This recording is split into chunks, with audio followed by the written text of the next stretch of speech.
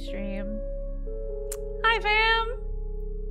Hello. Hello.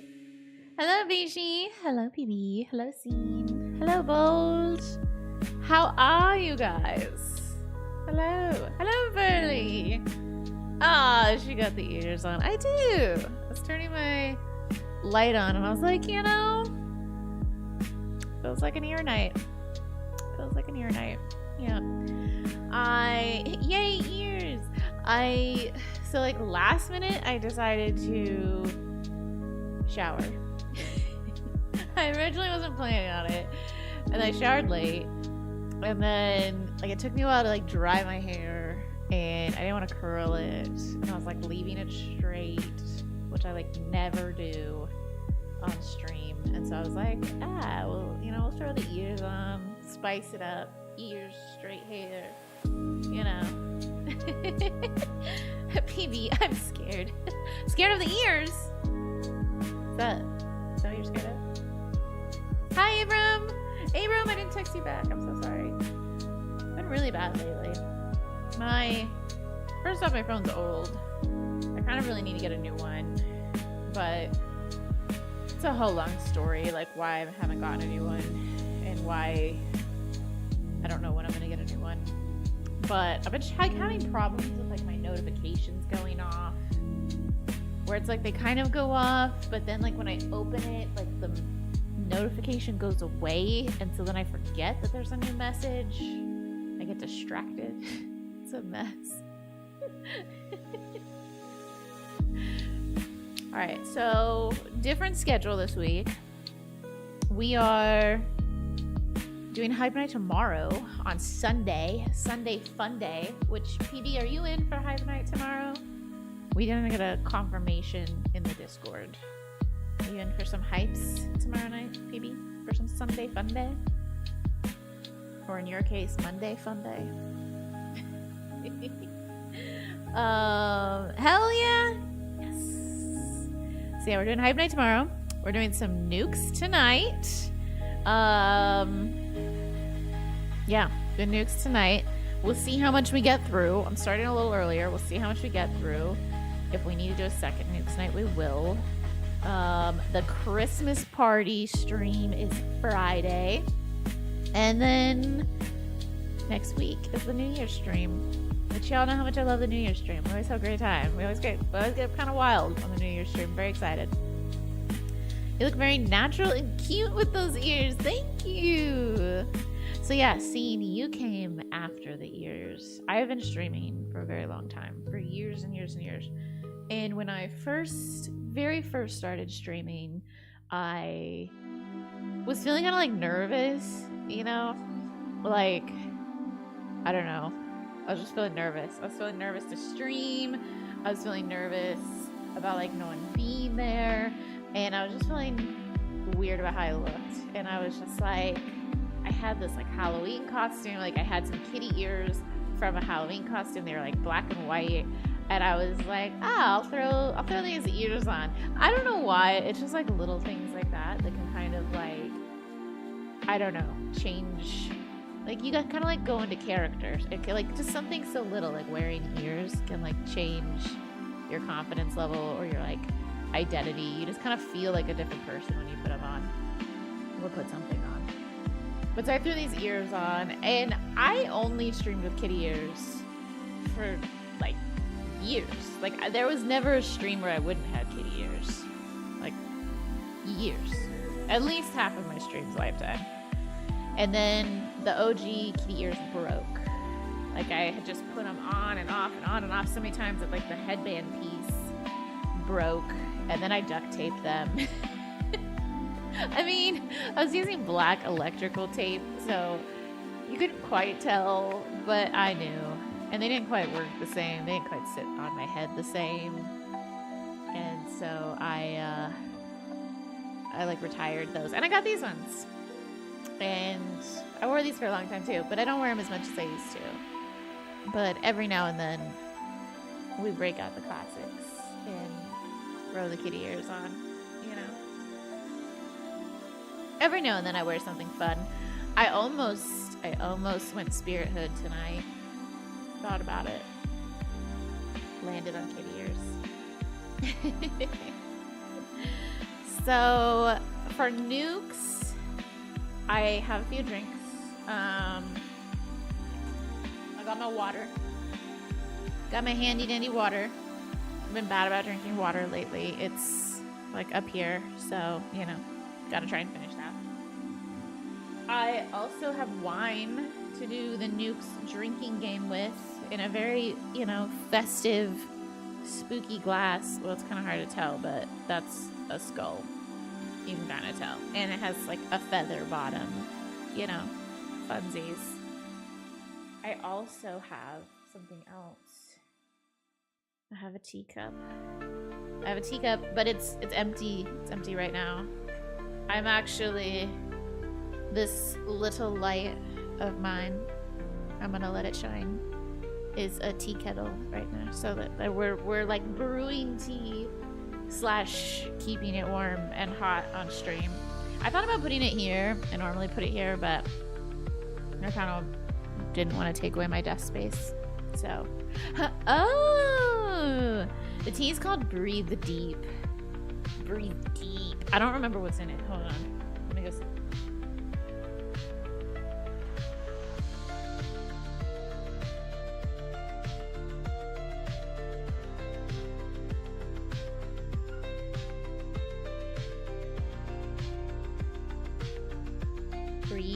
Breathe deep.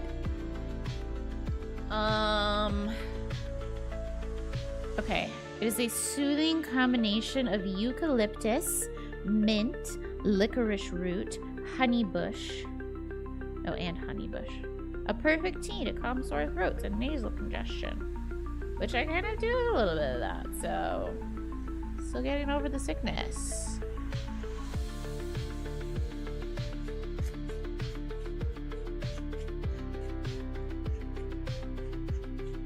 Song's kind of a banger. This is like one of my favorite like background music channels, and this is like a brand new video, just came out today. Love it. I won't be able to make the holiday stream. No. Request off. Tell them you can't work. I think you're getting sick. I think you're coming down with a sickness. Do you have any vacation days you need to use up before the year's over? Could always come to the New Year's stream. I forgot it's not a school night. I can drink with nukes. You can. It's a freaking weekend. It's a little mini hype night. I wasn't sure if you'd be able to because I know you partied hardy last night. All right, let's pour ourselves some tea and then we nukes.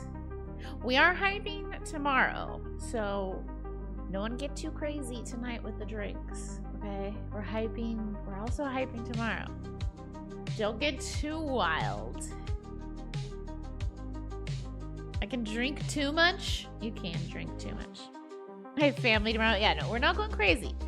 We have hype night tomorrow. It is not crazy on the drinks. I'm only gonna have wine, and I have this glass, and I have like a little tiny bit more, like probably like this much more in the fridge in the bottle if I get so inclined, if I want a little bit more. That's my limit tonight. And besides, like I got tea, I got water. We've got multiple beverages tonight.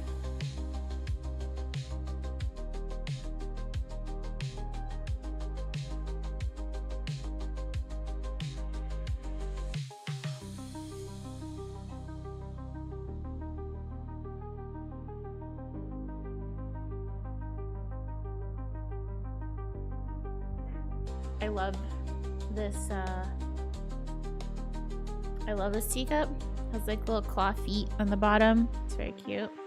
I really use it because it's like not big enough for a cup of tea, you know, to like do like with a tea bag and stuff. Like, I don't know, it's just pretty small to like waste a whole bag of tea on. But I always use it when I do my little like tea kettle, because then I can just, like when you use the tea kettle, you don't want to like overfill. You want to keep whatever you're not drinking in the kettle so it stays warm. So it's like perfect. You get to like pour out just like a little bit to drink with. And I get to use it. This one and another one were the only two that I use like with the kettle. Special teacups. All right, fam. Y'all ready? Ready for some nukes? Nukes top 5?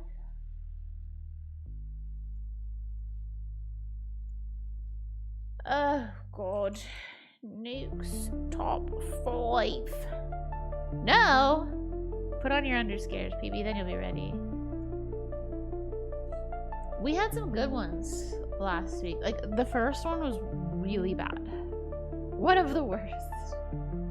But the other ones ended up being very good. They were very, very entertaining. So, where are we at? We're trying to watch these 3. 10 scary videos of ghosts. 10 scary ghost videos that will give you the creeps. And 10 scary videos of ghosts caught on camera. We'll see how fast we go. See how fast. I'm gonna go to like at least midnight. So we have 2 others if we're quick.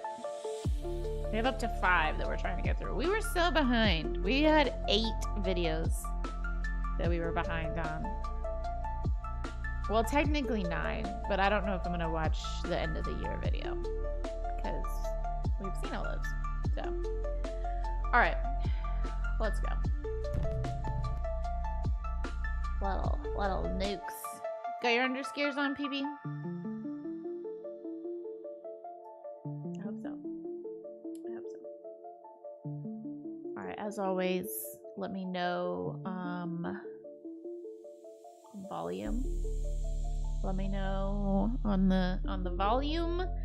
And as always, a reminder of the nukes rules, especially because it's a Saturday and people are cheersing.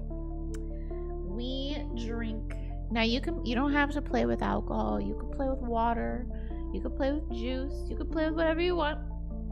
However you're playing the game. If you're playing the drinking game rule, we drink if the backstory involves human experiments or rituals.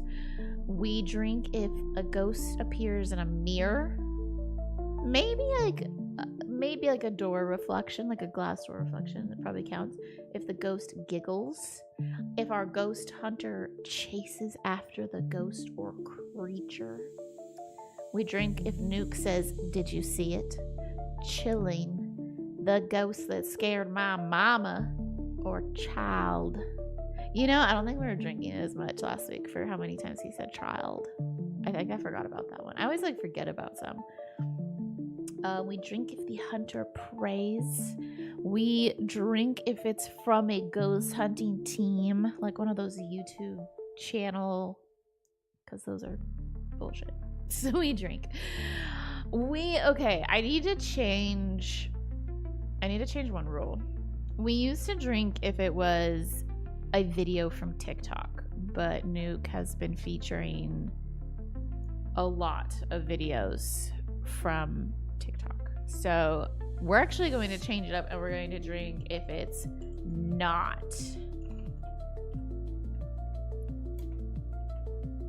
a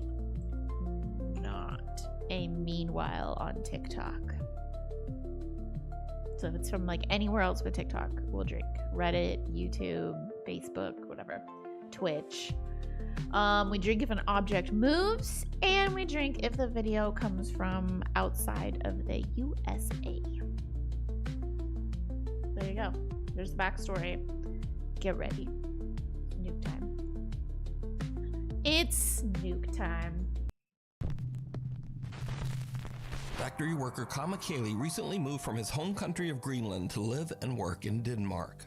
Okay, this one already says it's not from TikTok, so normally he announces it, so there we go. And wait, it was from Greenland? I already didn't pay attention. I think that's 2 drinks. Cheers. Factory worker Kamakeli recently moved from his home country of Greenland to live and work in Denmark. But Okay, I little have did 2 he know drinks. that the apartment he moved into had a horribly dark past.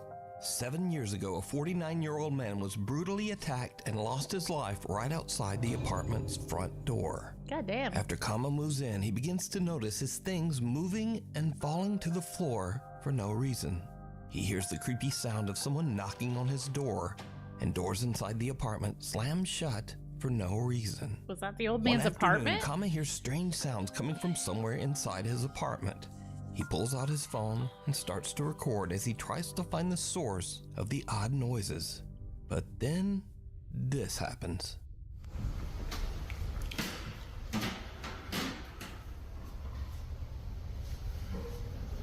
What happens?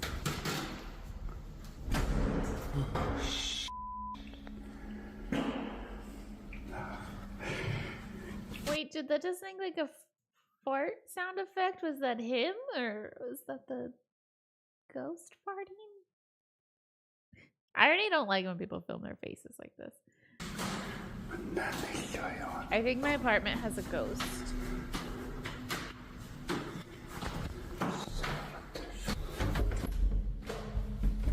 Slam door won't open. Would have been nice to have seen that door slam. Close up with a towel. Nice. It's a nice little apartment. I like the floors. I like those windows. What a nice view.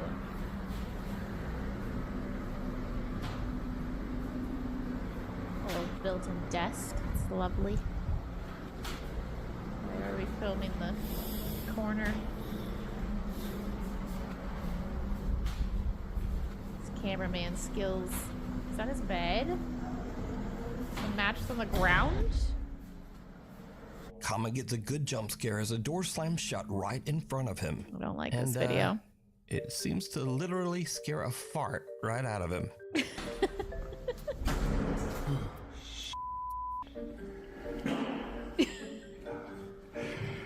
But now, this is where the fun ends and things start to get after that really dark. Because another day, not long after sunset, the eerie activity in the apartment starts up once again. Now, Kama is a bit...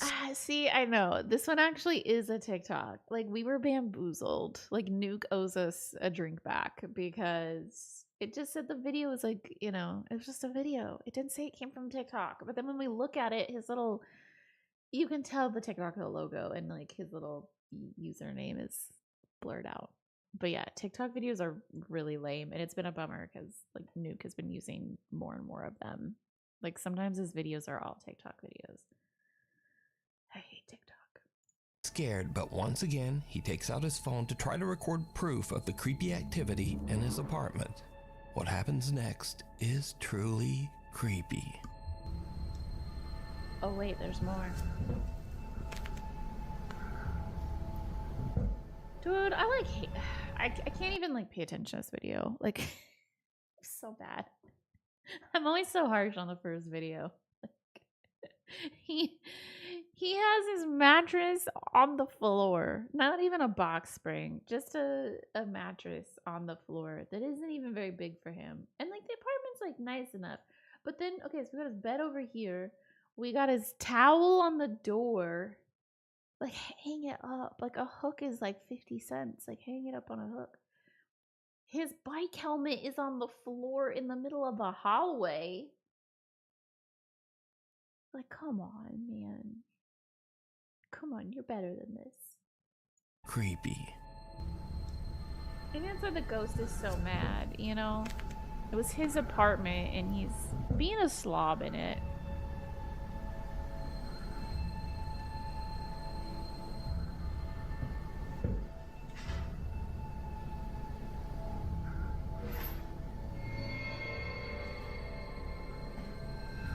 I was hoping someone would be in there. At first I thought there was an eyeball in there.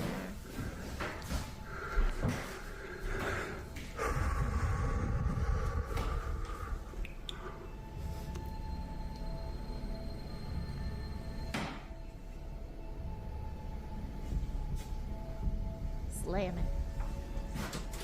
Slam it hard.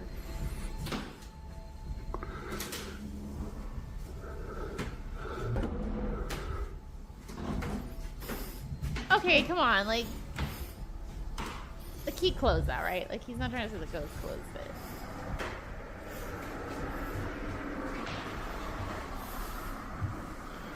Oh, the bike helmet. Most likely tied to a string.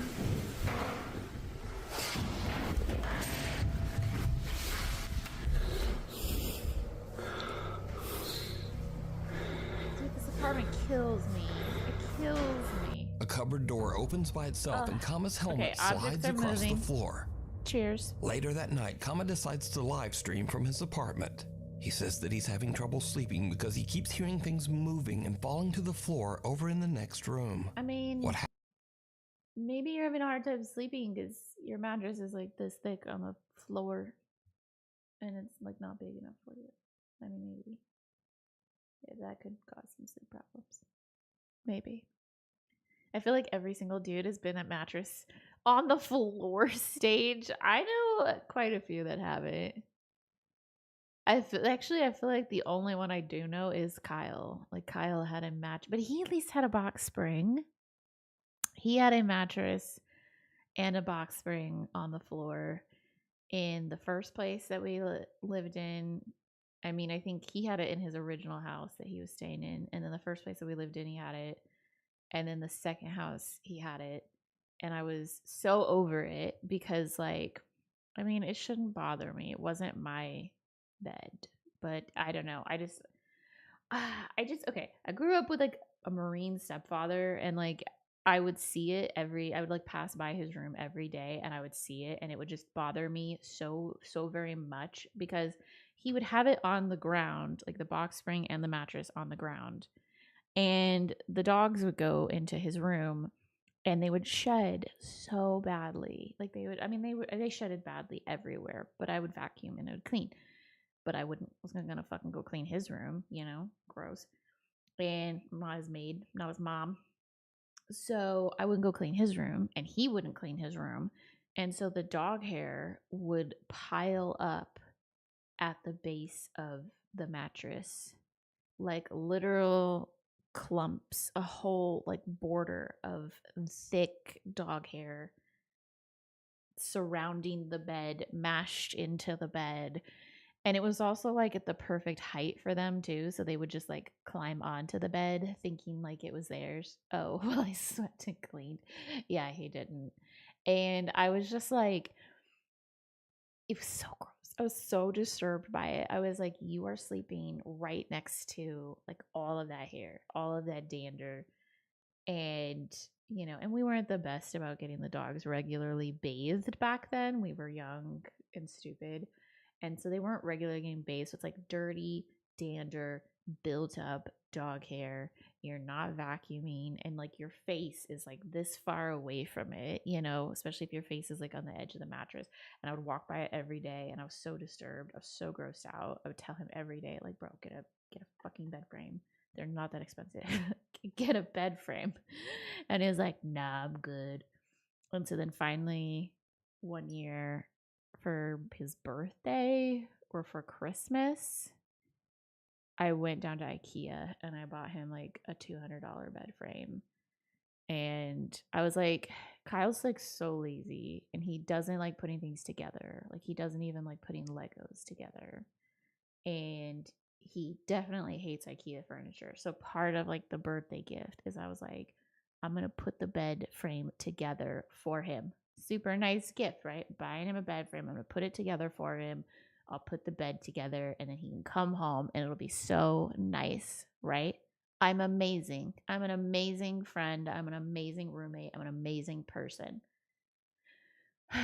Well, I got home. Now, IKEA was like an hour away. So I drove. Again, I'm amazing. Okay. I drove an hour away, got this bed, got it in my car, in my Mustang, by the way, by myself, got that shit in the Mustang, drove an hour back, started putting this together. And he had a twin mattress, or no, a double mattress. He had a double mattress. And I got a queen frame. And so I put the bed frame together for him and I went to go put the mattress on and it was just sitting like in the middle of the frame, not on the frame. And I was like, fuck. And like by that point I had like run out of time. Like there's no way I get all of that stuff taken apart, put back in the package, go back down, exchange it. So my surprise was completely ruined. So it was like a nice gift, but it was also kind of not the best gift because then he got home and I was like, so I did a thing. I have a story. I told him the whole thing. And I was like, you tell me what you want to do. Like, do you want to keep the bed frame? If you don't want to keep the bed frame, I will take it apart and I'll go return it and I'll do all the things. I'll still put it together for you. I was like, what do you want to do? And he was like, well, my mattress is extremely old and it was like a hand me down or something from his parents or a friend or somebody. And he's like, I do need a new mattress. So he's like, I'll just go buy a new queen mattress. And he did, which like mattresses are kind of expensive. So I feel kind of bad. Like my gift was like really nice, but he ended up I think it was his birthday. So instead for his birthday, he ended up having to buy himself a new mattress because of my gift. Oops. Listen, I was still amazing and my heart was still in the right place. But otherwise, every other guy I've known has never had a mattress on the floor stage. I'm not saying that the rest of the house was perfect. There was plenty of other guy bullshit and bachelor bullshit to go around. But I think Kyle's the only one I've ever known that has done the mattress on the floor. I did the same thing. I dealt with it for like a year before getting a new mattress. Bro. So wait, you just had the wrong size bed frame and the wrong size mattress and you dealt with it for a year? That is crazy. That was crazy. Welp. My heart was in the right place. All right, let's learn about why this guy thinks he's not sleeping well. But we know the real reason why he's not sleeping well. Happens next, live on camera, is downright chilling. Chilling. Cheers. It's hard to fall asleep. Very hard.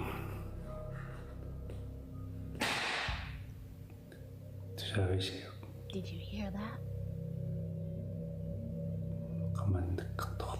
Something fell in the other room. Was it audible? Look, you can see that. Wait a minute. Jesus Christ. I'm scared. Something fell in the other room.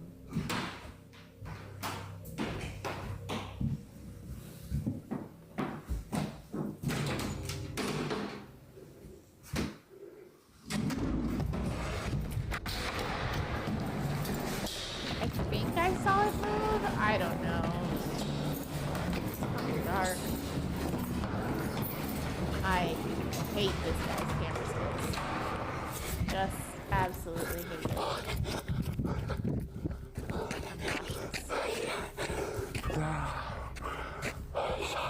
Is that supposed to be the ghost up there in the window? There's someone up there. Up there in my Caught apartment. live on stream, Kama hears the sounds of his belongings falling to the floor. Okay. Sorry I keep pausing on this one. Just annoyed by this video. I just hate the filming, right? Like it feels very TikTok scam, you know? Because we're just looking at his face the whole time. I'm not saying he needs a whole ghost hunter or multiple cameras in every room kind of setup, but like, you know, like at least film the other direction so that maybe we could try and capture something, right? Everything is dark. For all we know, there's a cat running around knocking shit off in the other room. Like, we don't know where those noises are coming from. It could be another person knocking stuff off in the other room. We don't know. And I mean, it probably is another person, right? Because we didn't see the rest of the house. And then he runs downstairs, and then we just see something pop up and go down. You know, it's just Amateur. Floor in the other room. Amateur. But when he goes to investigate, the drawers of a small cupboard slide open on their own. Oh, that's what it was supposed to be. Kama's had enough and runs down the stairs and out of the building. But when he looks up at his apartment window, he is shocked to see someone or something standing inside his apartment, seemingly looking right down at him. That's his friend. So with everything that has happened, could Kama's apartment actually be haunted by the restless ghost of the man whose life was taken there? Let me know what you think. It's his mom. Just a quick side note, but Greenlandic is only spoken by around 57,000 people in the entire world. Oh. So a huge thank you to That's Nuke's Top 5 viewer Wilhelm for translating. Thanks, Wilhelm. Nuke's Top 5 viewer videos. I didn't know that. Nuke's Top 5 Fucking viewer Brad. Natalie Hintz is taking a few iPhone Live photos of her sister-in-law and niece at a scenic lookout in Utah. Okay, so when wait, suddenly this she isn't notices TikTok, something right? very odd. Cheers. Somebody's bike. Wait, what?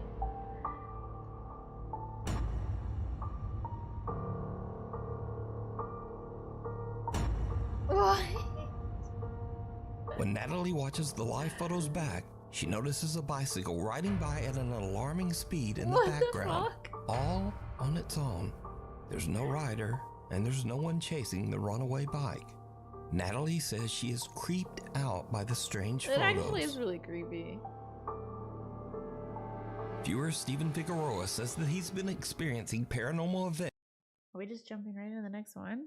That one's kind of creepy. What do you guys think of the bike? It's an e-bike that went haywire.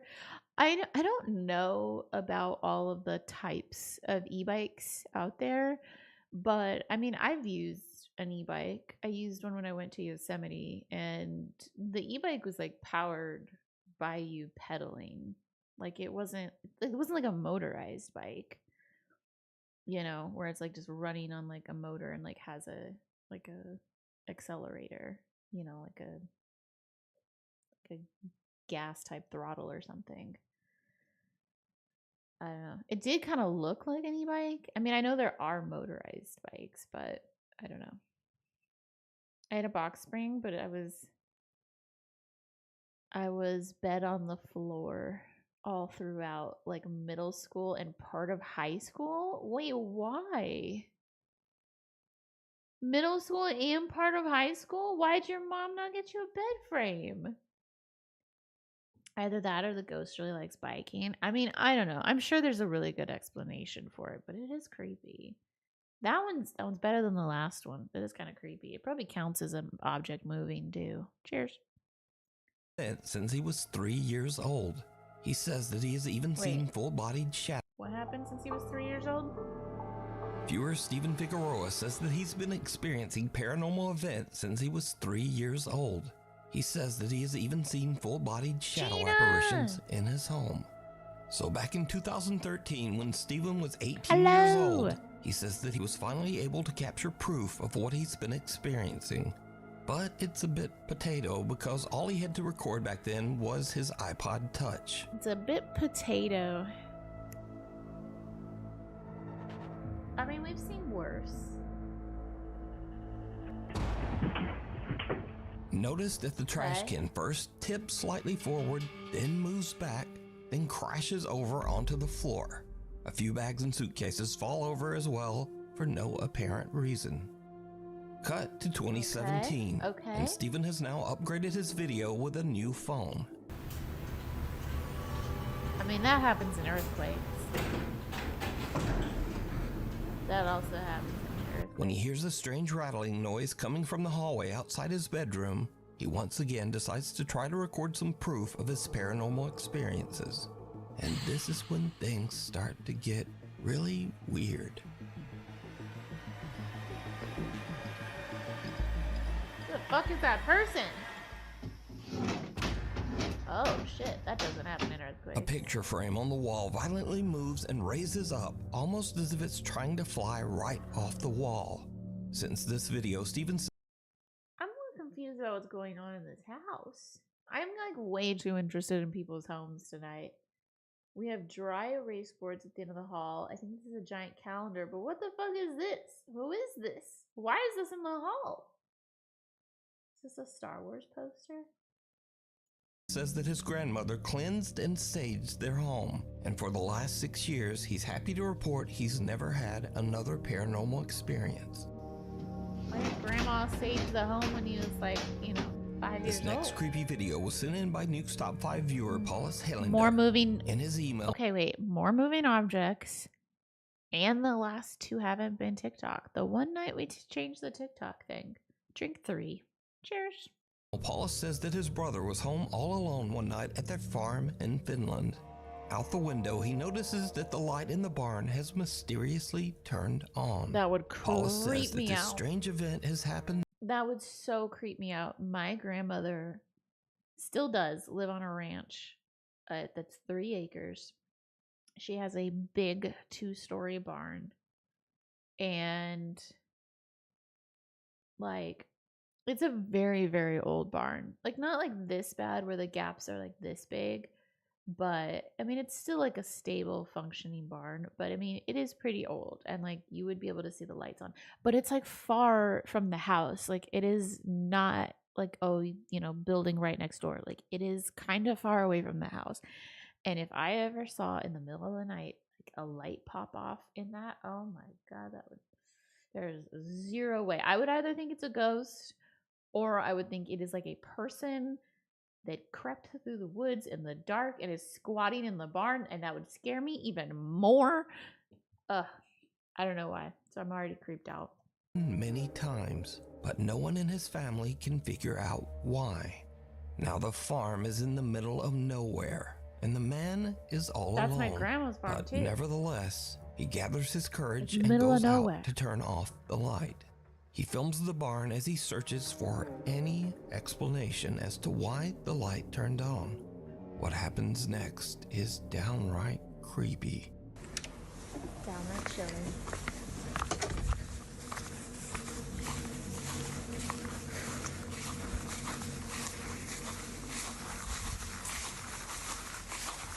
Oh, it's so creepy.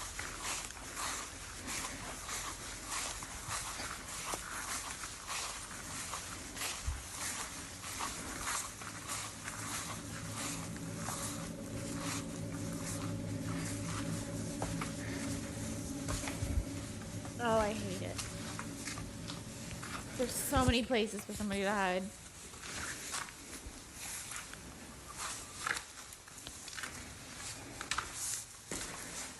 Oh my God, no. I saw it. I saw it, Nuke. I saw it. No.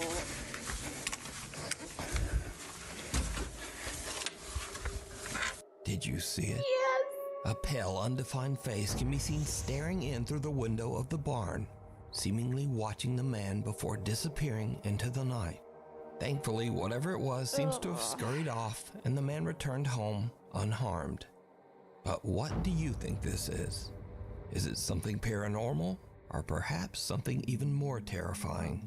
A real person stalking around the farm in the middle of nowhere in the dead of night. Oh, God.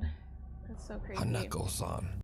Like, literally, either way, it's fucking scary. Either way, it's real. Either way, it's fucking scary. And most likely a person. And that's even more scary to me. I feel like that also should be a drinking thing. Like, drink when I think it's a real scary person. Or like a real human. A group of friends at a high school in Japan hear crying coming from the restroom during their Japan. lunch break. Cheers. Now in Japan, there is a famous legend of a girl named Hanako-san. This young girl's spirit is said to haunt restrooms in schools across Japan. The group moves in, all There's of a them have been restroom hesitant to ghost? investigate the source of the creepy sound. Haku's Needless the to restroom say, ghost? it did not go well. Why wouldn't they have ducked when the light was passing towards them? Maybe he didn't think his head was that exposed. I mean, it's almost maybe better to not duck, right? In that instance, because the guy clearly didn't like notice him. But if he would have ducked, then like he might have seen the movement faster. I don't know. Or maybe he didn't know that like the guy was turning. Maybe he didn't know the flashlight would reach him. It's like Japanese moaning myrtle. I don't think I've heard of moaning myrtle. I've heard of like Bloody Mary that you do in like the bathroom with like your friends. That was like a common like girls sleepover activity. But yeah, maybe I just feel like that would be natural reaction. But if it was a creature, maybe it's not a natural reaction. Or maybe if somebody was stoned or high or something, like they had slow reflexes. Oh, it's a bathroom ghost at Hogwarts. Oh, Burley even knew it better than I did that it was a Harry Potter thing. Okay, I don't know. Well, I'm gonna wait. I don't think this one's from TikTok. We'll wait and see the video after we were bamboozled on the first one.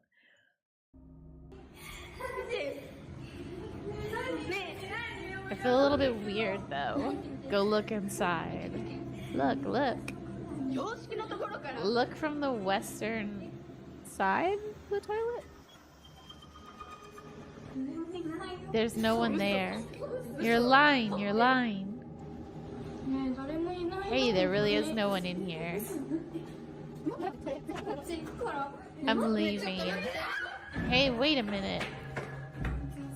Didn't you hear a voice even though there's no one in there? No way, the door's open now. It's open, let's go. Huh? Wait, there's no one in here. No one. Oh, shit. The girls are just about I to feel like leave that until was they our suddenly friend. hear a loud bang and go back for a look. The horrifying, distorted face of a young girl can be seen inside one of the restroom stalls. It's fucking The creepy. group runs in fear, and the video cuts. Now, unfortunately, there's That's no creepy. source to be found for this video. Alright, that wasn't It TikTok. appeared on the Cheers. internet as mysteriously as the Japanese legend. So did the girls capture evidence of Hanako-san? Or is it all just an elaborate hoax? Hanako-san. You decide. I mean, it's gotta just be a hoax, right? No one knows where it came from. Filters. I don't know. It's kind of creepy though. It's a decent jump scare. My brother is big into Harry Potter. I've absorbed some through osmosis.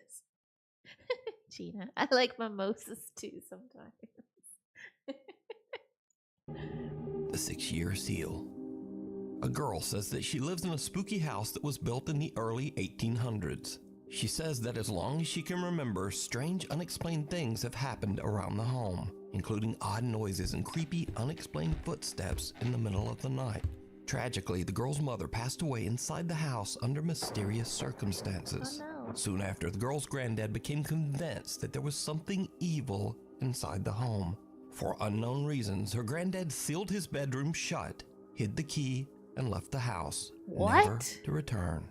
The old man's room remained locked off for the next 6 years. What? Then suddenly, one day the key to the room was found just lying in the open on the living room What? table, with no explanation as to how it got there.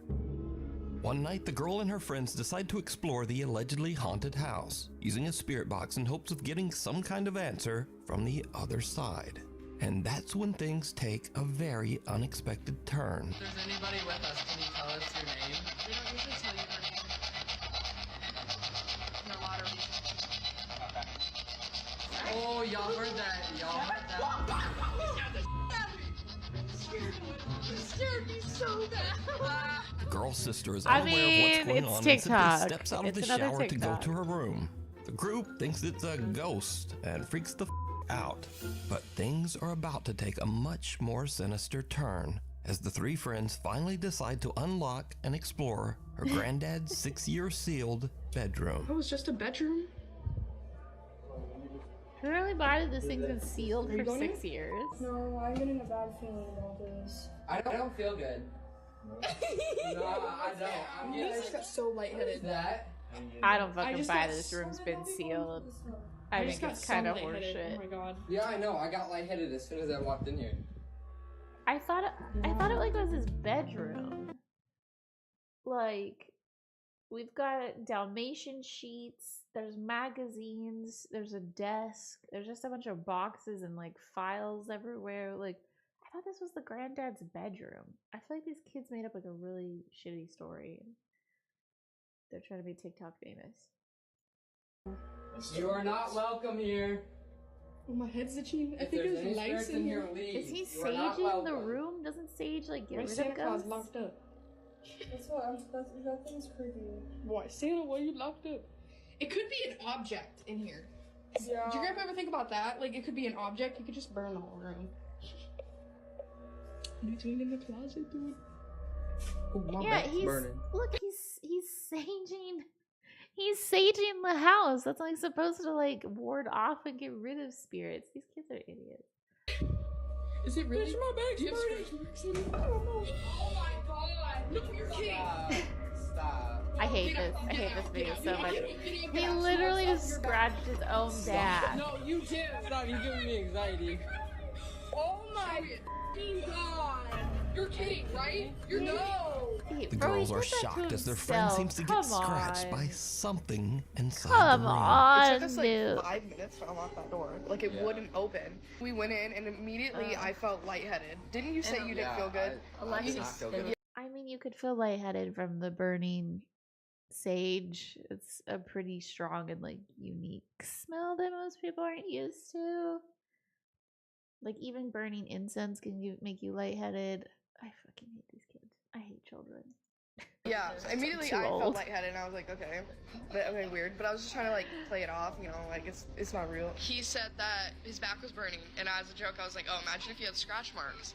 And then he had them, and in the video, you obviously can see there was no one near him. After this terrifying ordeal, the Bro. group believes something is very I hate this wrong video. inside that house. They say that they plan on just staying out of that bedroom. But what do you think is going on here? Could there be a dark entity linked to that bedroom? Or is it all just an elaborate hoax? You It's decide. not even an elaborate Lost hoax. soul. It's like the worst In hoax. Michoacan, Mexico, a photographer named Paco is waiting in his studio for his Paco. friend Eduardo to arrive Mexico. to work on a project. Cheers. Paco suddenly hears his friend Eduardo outside his open window, talking loudly to someone on the street. Paco checks his security camera to see what's going on. And, just watch.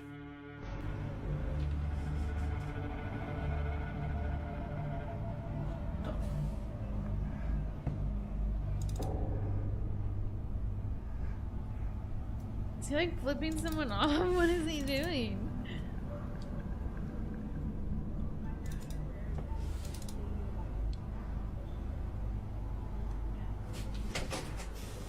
Güey, te juro por Dios, güey. Man, I Te lo swear to juro God, porque es que man. eso I es lo swear to que God, cada that man generación. asked me about Te lo juro La por Dios, Panera. güey. Don't say Un señor se me bullshit. acercó y A preguntó, man oiga, came to disculpe, me and ¿dónde said, es la excuse Pinera? me, Por where's eso le La explico, le Panera? digo que tenía que So I cruzar explained to him y you darle have más to para abajo, go güey, te lo across the juro. street. I swear to God. Te lo I juro, swear to no God, man. mames. No way. Eduardo swears that a man was asking him for directions, but the security footage shows no one there, just an odd white mist. So did Eduardo have a conversation with a ghost or a brief mental breakdown? Because he seems convinced. So let me know what you think. Alice Attic. Amateur paranormal investigator Phil Koch has been posting man. strange captures from his supernatural Paranormal explorations for 15 investigator. years on YouTube. Cheers.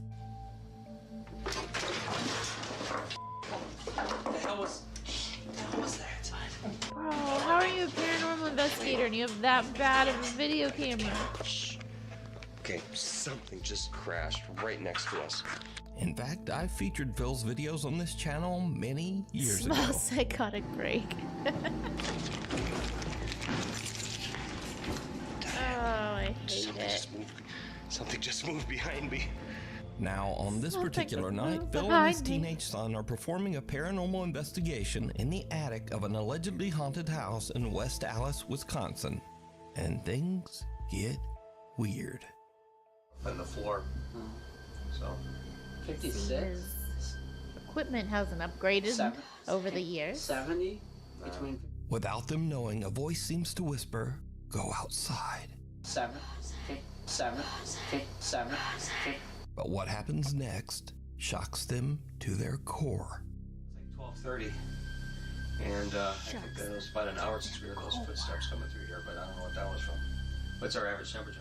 It's about 37, 38. That's why I'm cold. And I'm getting like a 0.2 all the way through the That's room. why I'm Like, it's going cold. to 45. There's 50. Oh, I got a 50. I got a reading here. Okay. Why do they always run away? You're literally there to capture the ghost activity. Why do you run away when you get it? I'm gonna start making videos of my ghost hunts so you can drink more. Here, I'll show the rules again. We drink more if you can capture a reflection of a ghost, if you get the ghost to giggle, if you chase after the ghost or creature. You need to throw in some praying when you're hunting. You need to, throw in some bismillahs. I mean, already you're a ghost hunting team, so there's that. We can drink for that. Don't post it to TikTok and we'll drink. Get some moving objects, which I guess we just had a chair move or something. Cheers. Bonus if you can get, a backstory that has rituals and stuff. I took a picture of the rules. I'll make sure to get all of them in the video. Okay. I mean, if with the sane ones, we gotta submit it to Nuke, and we need to see if we can get Nuke to say chilling. Or did you see it? Those are even more bonus points. If it was your video and Nuke accepted it, I would take a shot. And I would take a shot if he said things like chilling or child or did you see it in your video. We still none of us have ever had any paranormal activity that we could submit to Nuke. It'd be amazing to get somebody that we knew to submit a video to Nuke. You make it run to be more believable. Yeah, true. I guess when they're faking it, they gotta run and try and act scared. Ugh, God. These YouTubers are so silly. Got a reading here. It's gonna be like a game for you to get like to get a checklist Phil of and all his of our son drinking have had things. enough. They just run right out of the attic. But when Phil uploads the video, many viewers claim that they can actually see something sitting in the chair that slides out. But what do you think? I think it's dumb.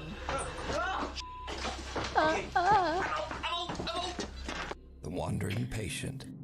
This next video takes place in an allegedly haunted hospital. Now the story goes that the spirit of a little girl who passed away still wanders the hospital halls, unable to move on. Down in the hospital Get ready, we might cafeteria, get some the staff childs. working the late night shift experience something that makes their blood run cold. Take a photo. Oh no, how scary, I want to cry. Take a photo. Photo. Oh, it's recording? It's recording. Ya deja de jugar, niña. Stop playing, girl. Oh no, now I'm scared. No way. Ya se fue para We're allá. playing, Se come abrieron here. las de allá. The door's open, both open. She's out, maybe? Ay, no. No, I never get scared, but now I'm really... Oh no, now that's scary. I never get scared, and now... Oh no, stop. There she is. What do you need, little girl? ¿Ocupas algo? No. Do you need something? Oh, I saw her move. Oh no, little girl. Did the light turn on? Now the hospital night staff all know the creepy story of the little ghost that supposedly wanders the hospital. So they watch in terror as the cafeteria gates and automatic door open and close on their own, That's creepy. almost as if someone is walking there. But as the doors close, a small dark figure can be seen walking by the doors on the other side. But whatever it is, it somehow just doesn't trigger the automatic doors. So could the stories be That's true? creepy. And is the hospital indeed haunted by the spirit of a little girl? I leave that up to you to decide. Child. The Madison Seminary. Two teams of paranormal investigators Oh, decide to man. explore the allegedly haunted Madison Seminary in Some more Madison, paranormal Ohio. investigator Madison teams. Seminary was Cheers. built in 1847, and over the years, the building has been used as a school, a hospital, a mental asylum, and even as housing for the grieving families of men who died in the Civil War. Two teams, With a two long, dark drinks. history like that, Okay. it's no surprise that many ghosts are Cheers. said to haunt its abandoned halls. So one spirit in particular is said to be that of a very unfriendly doctor who tries to frighten and physically attack anyone who visits Madison Seminary. We got a doctor. Now, the There's team a of chance paranormal of investigators has experiment. just started to explore the building when investigator Mandy notices something very odd. Investigator Mandy. What? Oh, yeah. Dude, he's super red. No, he's not. Look at that. Oh, sun just came through. Oh, it's a pain. Oh, what the? It almost looks like a thumb. That's weird. What? Oh, he's kind of red. It's a weird spot too. Yeah. Yeah, I don't even feel anything. Like it doesn't feel like anything right now. No, that's weird. That's weird. I guess It's a see if weird it does mark. Start to feel like something. It's weird. It's burning or something? I mean, it's so red. I know it doesn't feel like anything. It's weird. Ghost hunter Steve weird. is shocked to discover that a large red mark has suddenly appeared on the back of his neck, but he says he doesn't really feel a thing. So the group continues upstairs where the angry spirit of the doctor is said to sometimes appear. As they record, they capture something that is downright creepy. Do they capture anything weird?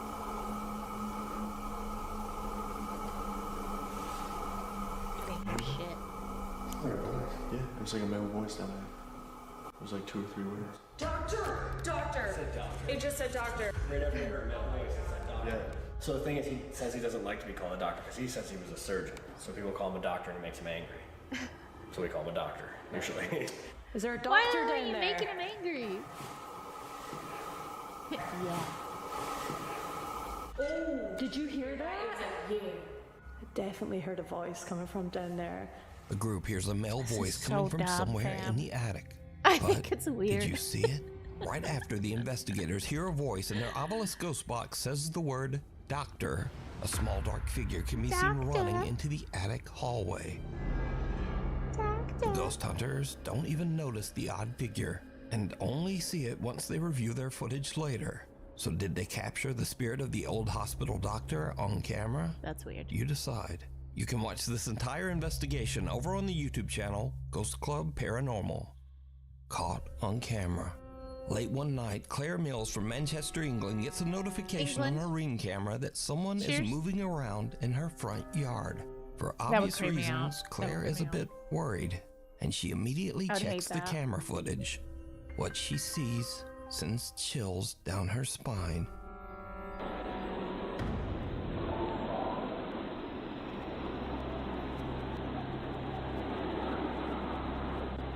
A strange white mist can be seen quickly darting down the driveway before disappearing That's pretty completely. creepy. Claire has no idea what Dude, I want to see something like that like on my cameras. Like I really do. Like I never see anything like that on my cameras. Whenever I see those things, I want to believe, right? It's from her Ring camera. I want to believe, but I just never trust people. I don't trust anyone. So it's like it could be real. Could be a glitch, or she could have faked it. I don't know. But I want to see it on my cameras so I know what I'm used to and all the bullshit I see. And we also have like clear as fuck cameras. And like I want to see it, you know? But I always check our cameras and I don't see anything. There's nothing on our cameras. Oh shit, I left my plant outside. My plant's on my camera. I had like a plant issue and I had to like clean it, and then it got like too much water in it. And the last few days I've been trying to dry it out during the day in the sun, but then it gets really cold at night, so I have to bring it in so it doesn't die. And I forgot it outside. It's okay for a little while, but I need to remember it. There's nothing on my cameras, man. I want something on my cameras. There's just my plant and the area where Presidio goes potty. So there's a lot of dog poop. A fucking ghost, didn't it? What do you guys think? Is this a real apparition on her Ring doorbell? Also, it wasn't TikTok. Cheers. What to make of this bizarre figure and wonders if she might have caught a ghost on camera. We need scary videos. The so if you ghost see that something scared scary my that you think would mama. be perfect for the top 5, Cheers. send it to me at nukestop5@gmail.com. Secret shopper. Security guard Yaramirez Rivera is working the night. Man, I always seem like a shiny bug making the light freak out and make like an artifact. Yeah, I don't know if that one's a bug, but I do always go to like Or disappearing. like reflections or something. Some kind of like weird light deal. Like I could almost see it like being some kind of like light reflection off the window, the camera, like a passing car or something. White mist In can be this seen case. quickly. Although there isn't a car going by, I guess. I don't know. I mean, could that be a bug? Probably. I always go to bug and dust.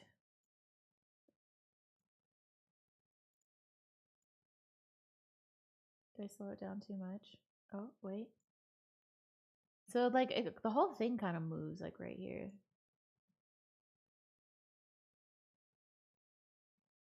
Might have slowed it down too much.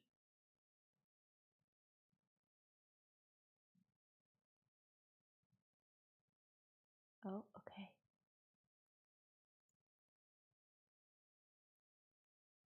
I don't think it's a bug, but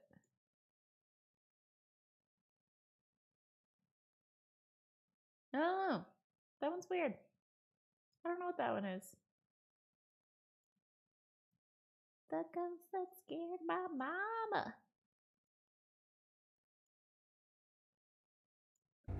Security guard Yaramirez Rivera is working the night shift on New Year's Eve at a Bodega Herrera store in Torreon, Mexico. The security guard is a little bit bored and records a video complaining about having to work all alone on New Year's Eve. No TikTok, Suddenly, cheers. something very strange happens. Año Nuevo, señores. Happy New Year, Feliz ladies and Año Nuevo gentlemen. aquí, Happy New Year encerrado. from here, locked up. Aquí dando el I'm rondín. here, making the rounds. Jales, jale. Work is work. Sin llorar. No crying about it. Ay, güey. Oh, man. Hijo de su pinche Son of a madre. bitch. Goddamn Buzz Lightyear. Negocio yo. What was that? Ni pedo, Is it vámonos. you, He-Man? Uy. Oi? A la chingada. What the hell? ¿Qué chingas trae ese What pinche? the hell? With that damn... No manches. No way. Shake Buzz, we'll get mad. No, no se oye con sensor. No, it doesn't have a valiendo sensor to make madre. the sounds. What the hell? Vámonos mejor. Oh God, let's Oi. get out of here. Uy, güey. Vámonos mejor. Let's get out of here. After this creepy occurrence, the security guard is a little freaked out, but just brushes it off. But then another night at 3:20 in the morning, Rivera thinks he keeps seeing someone walking behind him from the corner of his eye, even though he's the only person in the store. A little hate spooked, that. he decides to record himself as he walks through the store, hoping to catch a glimpse of any mysterious intruder that might be following him. What happens next is truly bizarre. Hola, ¿qué tal? Buenas madrugadas. Hello, how are you? Good evening. No, I'm, bueno, más well, bien, rather, ando I'm estoy nervous, nervioso, asustado. scared. Siempre traigo mi I always celular en la keep my mano. cell phone handy. Son las 3:20 de la It's mañana, me 3:20 tocó a.m. I'm on aquí a guardia night shift. nocturna. Bodega Herrera. If you Si se notice, fijan, I'm está all todo solo. alone. Pero But,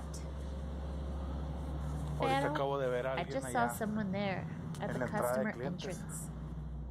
Se miró I looked around by the customer's entrance all the way back allá there. por la entrada de clientes, hasta allá hasta atrás. Y And no hay nadie. there is no one Yo fui a there. asomarme y I no, went to look out and no hay nadie. there's no one. Así lo voy a dejar So a I'm ver going si to leave it recording pues de to pura see if by any chance we can see chingadera it. se vuelve a ver, ¿no? Y lo vi clarito. And I saw it clarito. very clearly. Ya lo vi otra I vez. saw it again. A ver si, a ver si se Sometimes you alcanza a can ver. see No, it. me da miedo ir. I'm afraid to go there. A eso que se mira ahí. That thing you can see there. Eso That negro dark que se ve shadow ahí. you see there. Oh shit! Look, it's Ya se moving. movió. ¡Oh! Oh, that's Está creepy. caminando, It's de hecho está que walking no, fast. no manches. No way. No manches. No way. Y se sigue And moviendo. it keeps moving. Se sigue moviendo. It's still moving. Es una persona, claro está que es. Clearly a Miren, person. Look. miren. Look. No. Well, go check Vámonos. it. You're a security guard. Someone or something can be seen lurking behind the creeped out security guard. Now, we cut to a week later, and Rivera is back on another night shift when he. I mean, but what if it's his friend? We don't know. Like, go check so we can drink for you chasing after the ghost/creature. Different day, whole different outfit. Like 2 extra layers at least. Oh, scratch that. Still different shirt. Yeah, definitely just a person. I mean, it looked for sure like a person. It's just. All right. What else? What else does he got for us? He spots a little girl aimlessly wandering around outside the supermarket.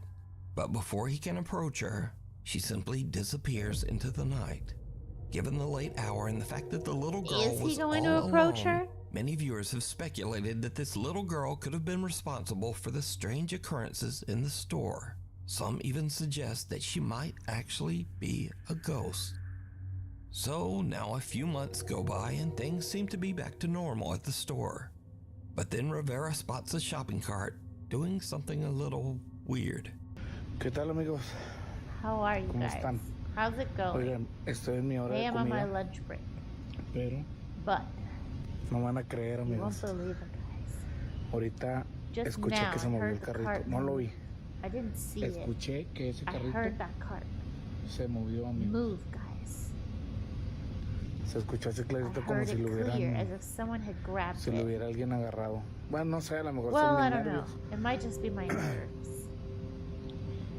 Miren, hasta no sé Look, si se fijan, even I don't estoy- know if you noticed. Estoy temblando. I'm shaking. Pero sí, But clarito, yes, clarito it was escuché very clear. que lo I heard it movieron, move, amigos. guys.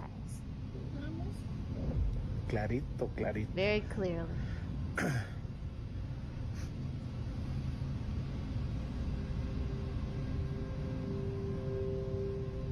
Si yo Well, I didn't get to record it, pues no alcancé a obviously. grabarlo, obviamente. Pero mire, But look, no manches. Mira, no way.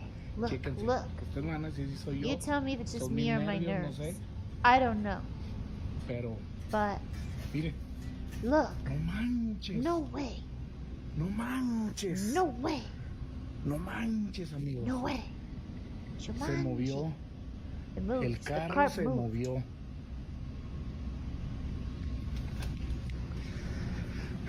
Moving Estoy seguro. object. Se I'm sure it movió, moved, amigos. guys. Cheers. Se movió. As It the moved. security guard attempts to capture evidence of the shopping cart moving, a soft voice can be heard saying, "Jugamos?" Which basically translates in English to, "Want to play?" Que Jugamos. lo movieron, amigos. I heard it move, guys.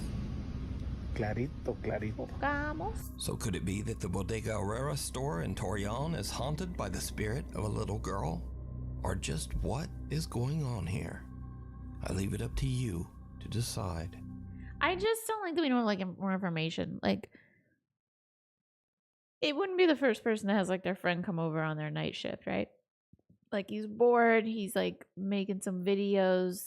Again, probably trying to be some kind of live streaming famous. He has his friend come over and they like see the like illusion of, you know, space, and somebody being like farther away is like smaller. And then like, what if that person like has a kid? Like, I can't tell you all the like weird places like my dad drugged me around, and I would wander around just like that. Like, it could just be somebody's kid, you know? Who cares if it's late at night? People drag their kids around all the time to places they shouldn't be at times they shouldn't be there. Like, I wish he would have gone after like the person at the front of the store. I wish he would have like gone after the little ghost girl. It's just the cart kind of spooky, but there's just not enough there for me. No person not haunted. Hi, Mousy. Yeah, it's weird that he's just standing there recording a kid. Yeah, like why is everyone like jumping to the fact that this is like a ghost kid, you know? We have no backstory at all. This was a rough video. This was a rough start. But maybe it's like, you know, last week. The first video wasn't as good, but the other two were bangers. The ghost that scared my mama. He always posted it. So funny. Alright, here's the Nuke video.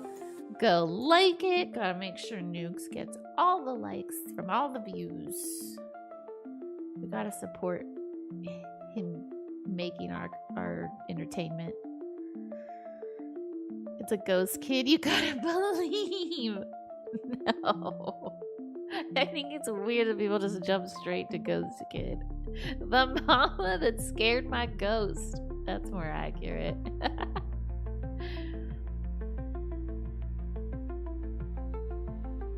Some people get the crap scared out of them. This guy only farted. He's a pro.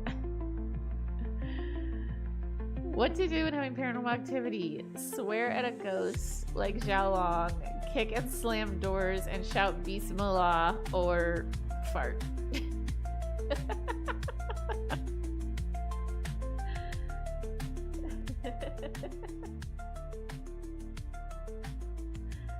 Oh yeah, Gina and Mousy missed the guy that farted when he got scared from the ghost. I appreciate that the hospital staff asked the little girl if she needed anything or any help, even though they were scared of whatever was happening. Oh, that's nice. What a horrible way to be a ghost, haunting restrooms all over Japan. Like countrywide moaning myrtle. There you go, Gina. There you go. Why is it that the Japanese have full-bodied apparitions and we get shadows and shit? That was pretty funny. With someone who grew up on a farm, I learned that you always leave a light on in the barns and barnyard, and you never, ever, ever go into a barn at night. Why not go at night? Why? Yeah, are you gonna answer us?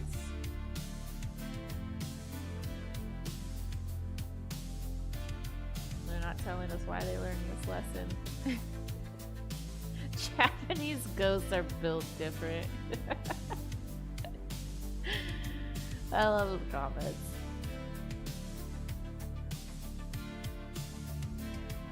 Alright, that was 10 scary videos of ghosts.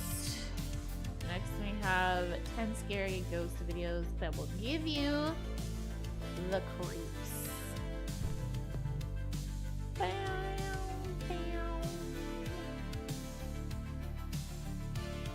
Alright, hold on 1 second.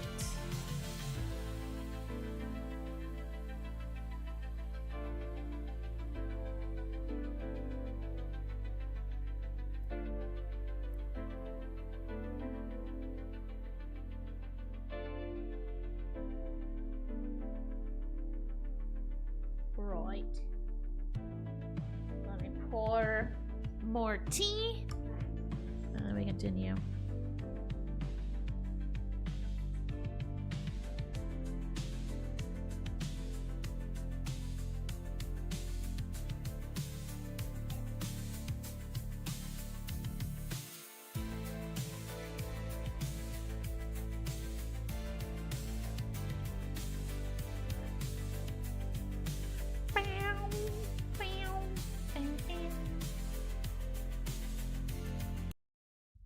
Alright. See what you got, Nuke. Need a better video. A few months ago, a woman named Rosanna bought an old apartment somewhere in France and moved in with her 2 very young children and her 13-year-old cat, Loli. Cheers. But almost immediately after moving into the new place, her cat begins to act very strangely. Is that cat growling? Yeah.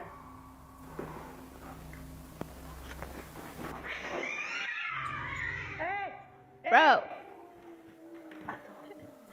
The fuck? like screamed. The cat, Loli, aggressively hisses and snarls at something that Rosanna can't see. Now, Rosanna says that the cat had never done anything like this before they moved. So as a single Kitty's mother, Rosanna pissed. shares custody of her children with their father. So one night when the children are away at their dad's house, something happens that makes Rosanna's that was blood another cat? run cold. Moi, c'est François Chaleur. Mommy.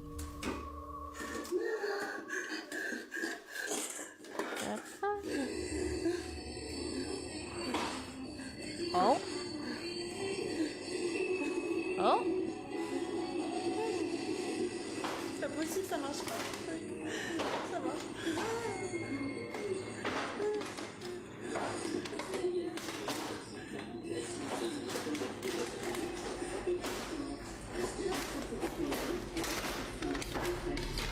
There's no batteries. Dude, the drones are funny.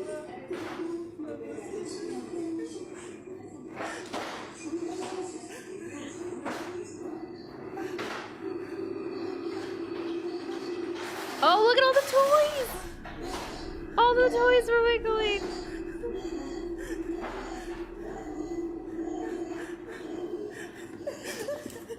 Even though Rosanna is completely alone, she hears That'd her be- young daughter's voice calling. I don't know. It all just seems far too made up and far too orchestrated. But if something was in my house going, mama, mama, mama, that'd be so fucking creepy. out to her from the children's bedroom. The voice repeats, Mama, over and over. But strangest of all, the voice seems to be coming from an old radio that doesn't even have batteries inside. After this absolutely terrifying experience, Rosanna decides to share her story online in search of advice. She also calls for help from a local priest. The scared mother is now desperate to try absolutely anything to get rid of the sinister entity that seems to be haunting her home.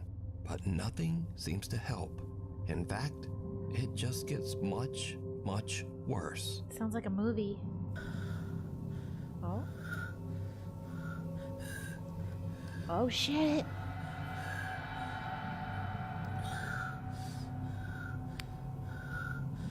Why is that in your house? What is that?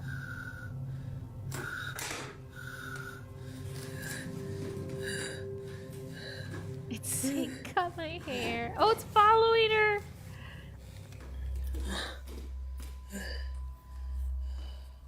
That is a very creepy toy or mannequin. What is that thing? Why is that in your house? Why is...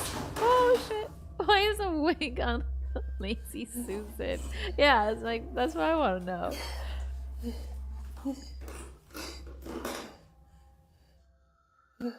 Arrête.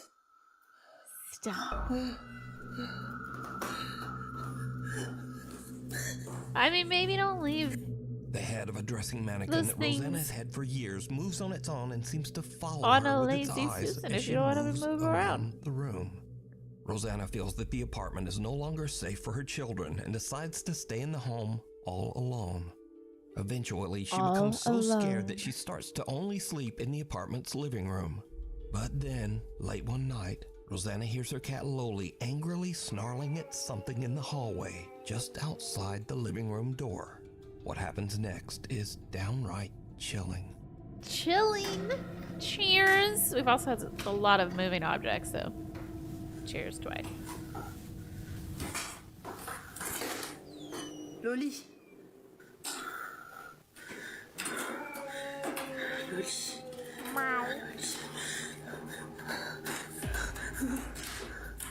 Oh, is there a person out there? Oh, they're still out there. Are they going towards it? Are we chasing the ghost? The fuck is that noise? Oh god.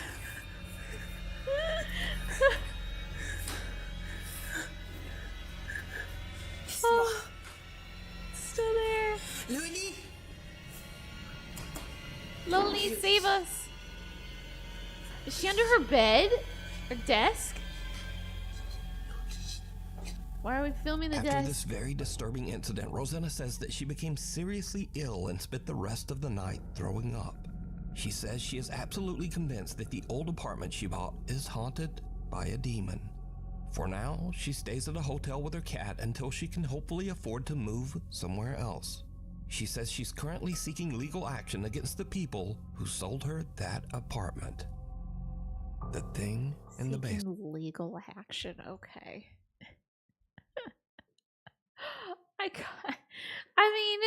It is very creepy, and it makes for a great film, but it all feels very staged. And if she really is seeking legal action, then it extra feels staged for her lawsuit. I think this person's a crazy person, and we just watched their video. They just always do that to each other. There was either another cat or it thought there was. Well, I was going to say though too, it was at night and like cats are like notoriously like pretty like ridiculous at night. It's like screaming, running around, making noise, knocking things over, like speed running things. I was actually just talking about cats like yesterday or something with Ruby. We were talking about like, one of the guys was like, I might want to get a cat, and I was like, you won't do any of the things you need to do to take care of it. And he's like, no, I will. He's like, I might want to get a cat. And I was like, the thing with cats though is they're like not like dogs. You can't train them. I mean, you kind of can, but not in the same way. And like some cats are so good. Some cats are so good. They're so sweet. They're so loving. They're so well behaved. But other cats are just absolute terrors. They just are. And there's just nothing you can really do about it. You can't like train it out of them. And I was like, you just really have to hope you get one of those nice, sweet, cute cats and not a terror. Because my grandmother's had a ton of cats in her life.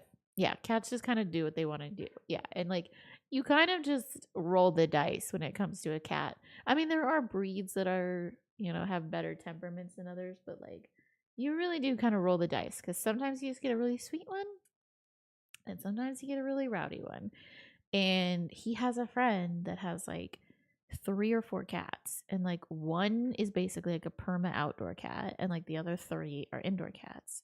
And he said like every night they sit outside his bedroom door, like literally every night outside his bedroom door, and what he calls screams. Like they don't meow, they're just like screaming at his door. And then he said he like lets them in and they get on the bed and scream. All my cats have been sweet, thank goodness. Majority of my grandmother's cats were sweet. I mean, she has a different kind of place though, where it's like when she's in the mountains, a lot of the animals are like outdoor cats and outdoor dogs. I mean, not like permanently, they all do come in like every night, but they have a lot of outdoor stimulation. So if they would have been like a bad city cat, they don't really end up that way at her house because like, you know what I'm saying? Like they go out and they do a lot of stuff. They do a lot of activities and they do a lot of hunting and stuff. But like her cats were always like really nice and sweet. But when I was growing up, there was one cat. I don't even think it was hers. I think it was like somebody else's that came to stay with us, or she was watching it for a while. But she had one cat that would like hide and it would attack people all the time. Like it purposely was hiding to attack you. It was hunting us. It could have gone out like the other cats and hunted the squirrels and the mice and the bunnies, but no, this cat hunted the people and it would hide around corners. I was a small lass, like 4, and this thing would like jump out and jump at your face and like try to claw your face. It was evil. It was a horrific cat. This cat was so awful. Like it traumatized my mom. And like when it came to me getting a kitten as a little girl, like because I was in 4-H and one of the groups I went to, their cat had kittens and I really wanted one. I was like, Mom, please, Mom, please, Mom, please.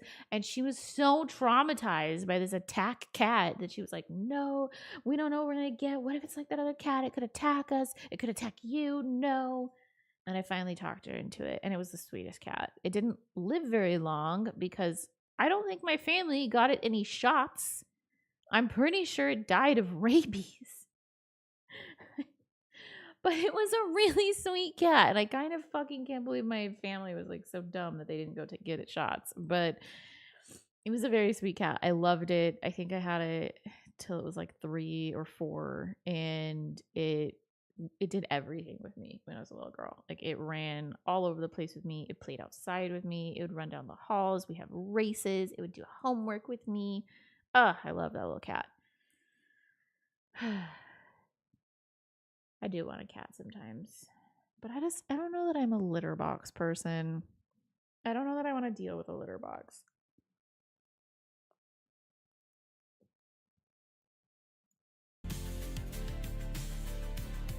Missy was sweet to me, was a hellion to others.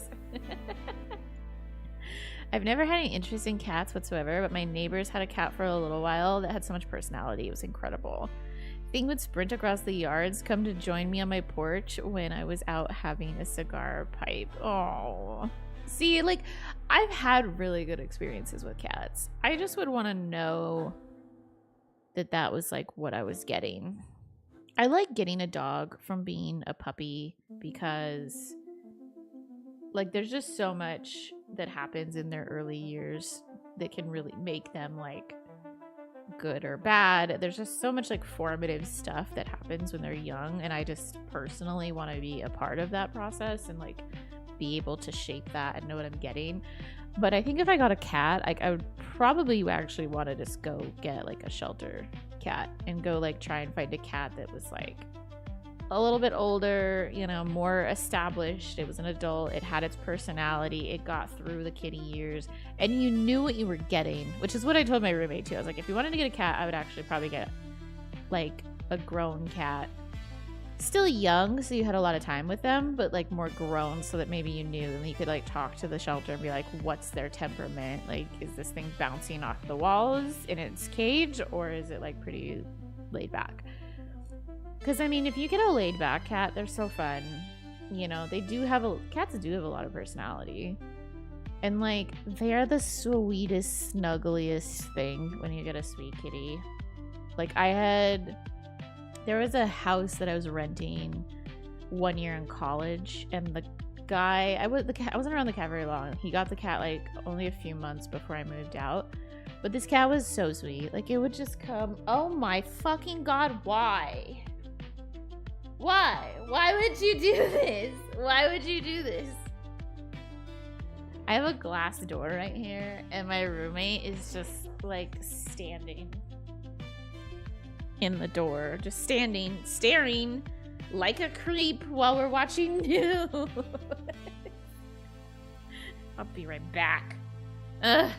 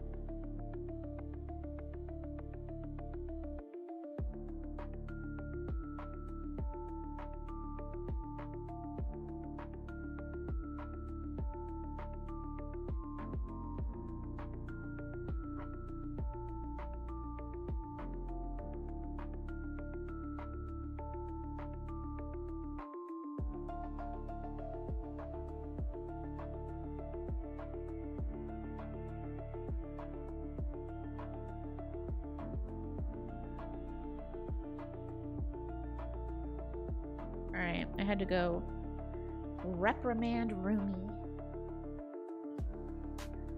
for scaring the crap out of me. You don't understand. Just in the fucking window, standing. I should have taken a picture and sent it to you guys. Fucking standing there staring at me like a creeper. I also needed to give him the Presidio poop report. Yeah, be jealous. The three of us have a group chat literally dedicated to Presidio's poop schedule. Oh, Presidio. Speaking of pets and the joys of pet ownership. When I lived at home, my family learned very quickly not to pull that kind of shit. I almost stabbed my brother once. Oh no. I wouldn't want to be in your house. I am a big scarer. Like I like to jump scare.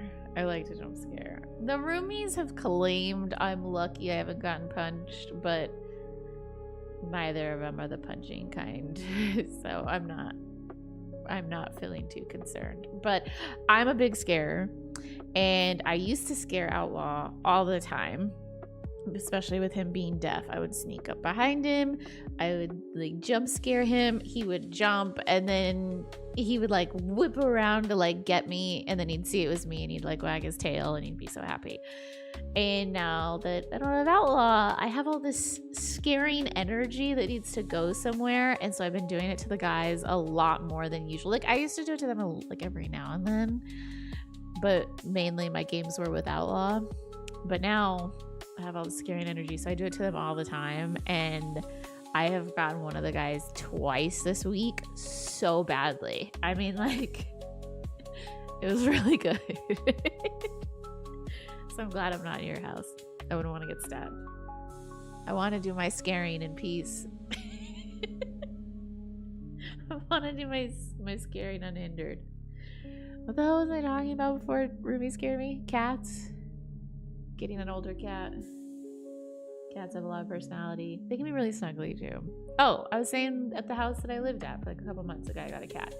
And like the cat was so cute. It would come and like curl up on your lap, and it was so sweet. And like in a cute, small little kitty way, the way like a dog, like a big dog can't, you know, like the big dogs that we have. It was just very cute. I wouldn't mind a cat. I'm just very afraid because like we have a nice house. I have a lot of knickknacks. I have a lot of plants. And we have a lot of nice furniture. And I'm just very scared that we would get a cat that would like knock everything over, eat the plants, poison itself, scratch the furniture to death. Like that would be a nightmare. I just would want a sweet cat that would just play with its toys, snuggle with me for movies, and I'm just so afraid that I wouldn't get that I don't even take the risk. But maybe one day. Maybe one day.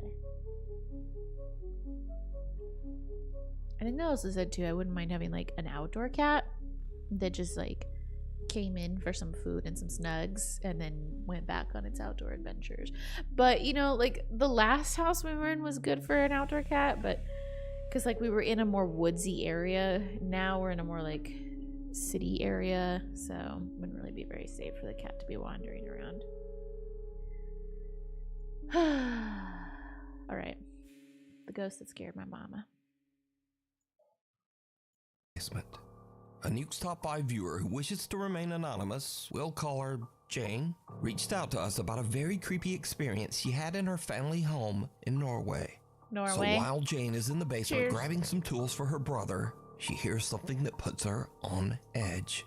She hits record on her phone as she investigates, and what happens next is truly bizarre. It's downright chilling. Okay, så ska jag hämta verktyg till bror min. So I'm gonna get my brother's tools because he's fixing a car. So weird noise. Kaffan. What the hell? Hallå? Hallå?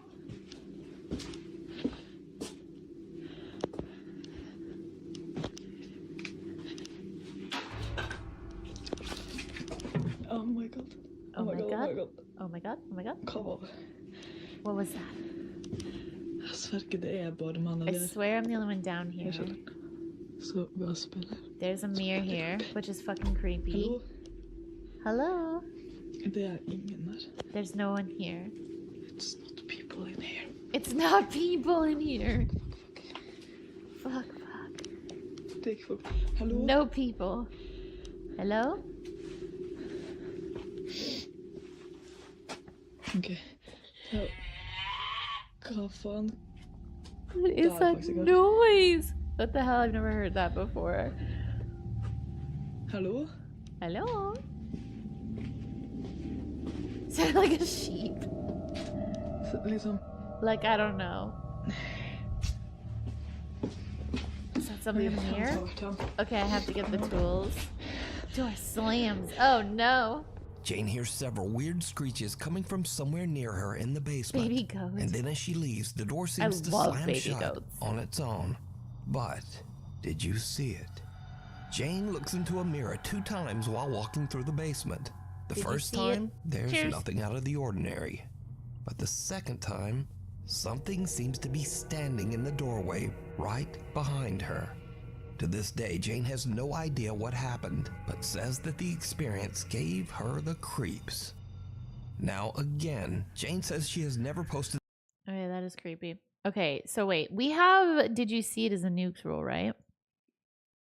Yeah. So, okay, we have that wasn't TikTok. Norway. Did you see it? Oh, ghost in a mirror. Did an object move that we saw? I don't know if we heard objects moving, but I don't know if we saw an object moving. I think we're at 4 for this video so far.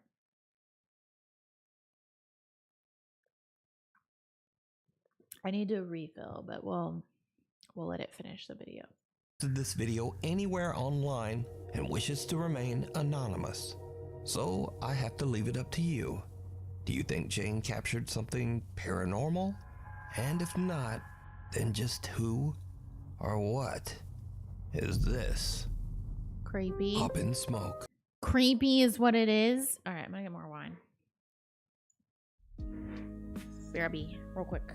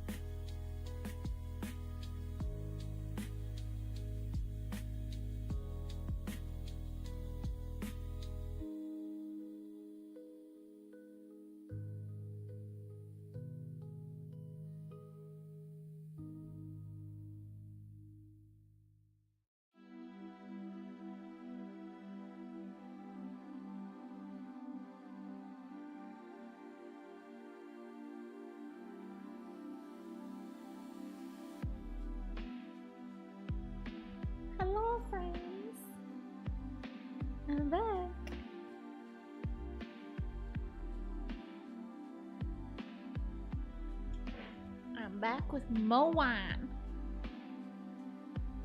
Hello, hello, hello. Oh, hello, Kenny. Over on YouTube. Hello. Twitch chat, say hello to Kenny on YouTube.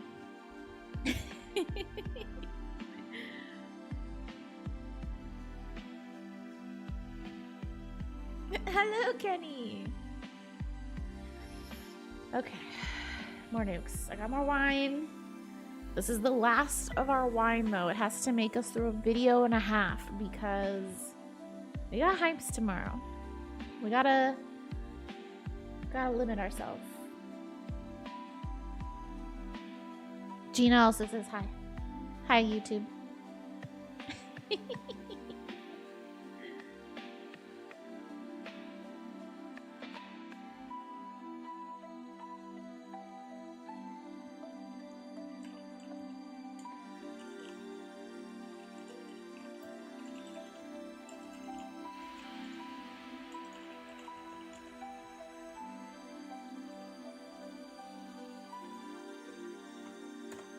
Alright, let's go.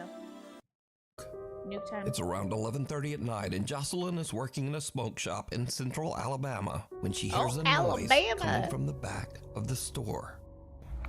Guys, I'm working by my f***ing self, and I hear f***ing noise in the back.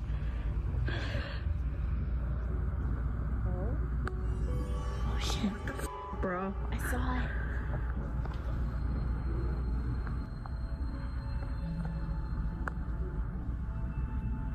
Look at that quality. Something can be seen moving around in the storage area in the back. Moving object. Cheers. After posting the video online, shocked viewers asked Jocelyn to check the security footage of the camera in the back. Now, whatever this is, it doesn't show up on camera. But about 4 hours later, in the middle of the night, when the store is closed and empty, this happens.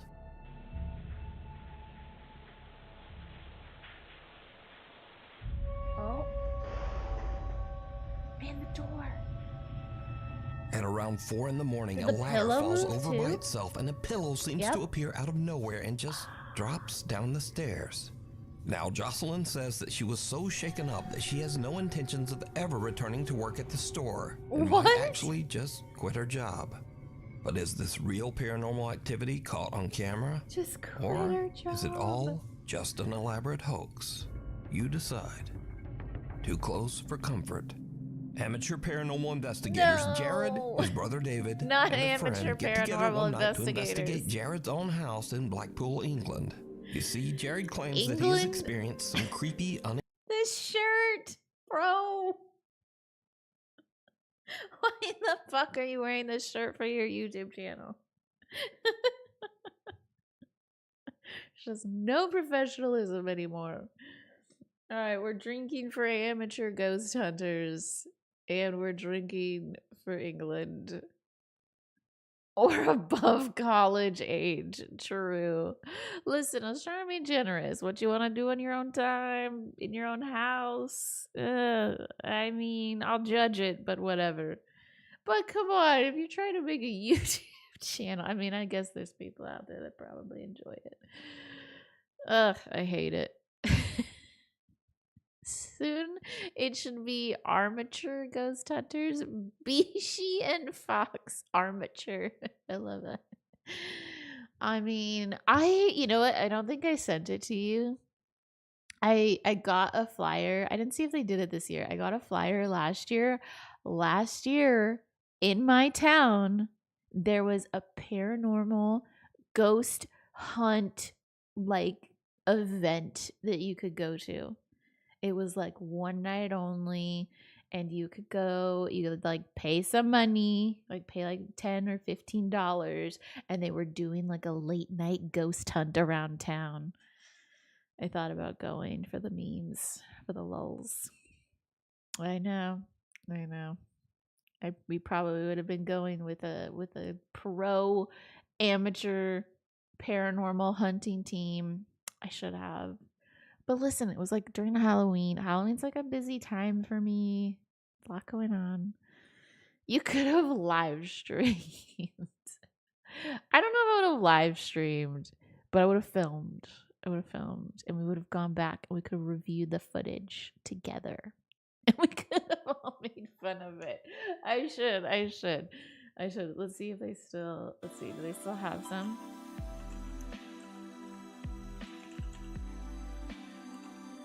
Oh shit. They have a ghost tour pub crawl in my home. What the fuck is that about?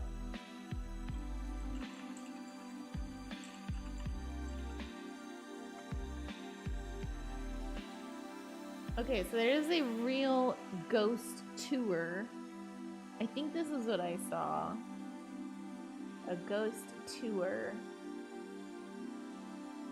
It is a hands-on ghost tour that provides chilling, immersive ghost hunting experiences in the historic old town of my beloved city, combining a mix of local lore, true crime histories, and ghostly interactions. We offer an unforgettable journey into the spectral past of this storied Wild West town. Accompanied by an experienced storyteller and ghost hunter, as featured on Ghost Adventures with Zach Baggins. Experience a real interactive paranormal investigation that reveals different types of hauntings. You'll uncover the truth of notorious haunted hotels, feel the uncanny energy radiating from the old granite jail, explore the site of a shocking shootout, and unearth timeless tales of Native American spirits. We'll conclude with a closing ceremony to honor the spirits encountered, ensuring a safe departure free from lingering ethereal entities. With the haunt, every moment is a spine-tingling encounter, an unforgettable excursion into the ghostly past of this storied town. There you go. Well, this isn't the pub crawl, this is the tour. A pup ghost crawl sounds fun, can't lie. I want a pup ghost crawl. Maybe Outlaw can be the pup ghost. Well, that just makes it fake. That was a different one. That came up when I was searching for the tour. I just read you guys the tour. Is the tour still happening? God, it has 900 5-star reviews. It's recommended by 98% of travelers. God damn. I have a highly rated ghost of activity in my town. It's a 1.5 hour event. It starts at 8 p.m. What's included? I get post-tour recommendations. I get a haunt sticker. And I also get an EMF meter. My very own EMF meter. What's not included? Gratuities for your guide. That's tacky.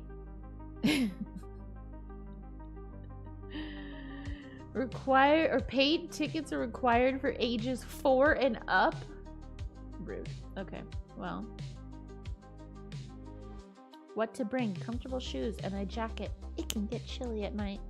Maybe it's getting chilly because of the ghosts. Highlights haunted 1800s wooden architecture. Seek out the paranormal using professional ghost hunting tools and gripping stories of documented hauntings and true crimes.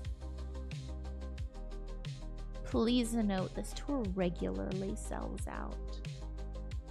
Is this still happening? Like, I don't know if this is still... Is this still a thing? Book now.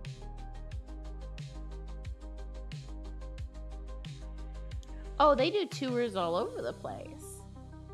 It looks like they're not in our area anymore. They've like moved on. They have a San Francisco one, 2 San Francisco ones, 2 Solvang ones, an LA one, another San Francisco, another Solvang. Oh wait, they've got some in my area.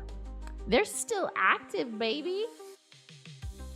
I could do one this today. Yeah, this Saturday. They had one tonight. The fuck? Okay, wait. There's one tomorrow. It looks like they do them like every day. No, not every day. Almost every day. It looks like they do them like 5 times a week or 4 times a week. A single ghost in your area. EMF meters are super cheap on Amazon. Maybe I should get my own. Maybe I don't trust the tacky tour handout one. Fam, I could go. I could go this Friday instead of our Christmas party. I could go on a ghost hunt. I could go on Saturday, 7 p.m. Book now. How expensive are these? God damn. Wait. Bro. What is...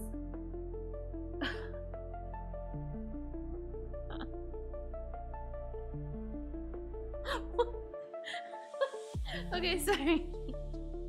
Okay. I can buy tickets.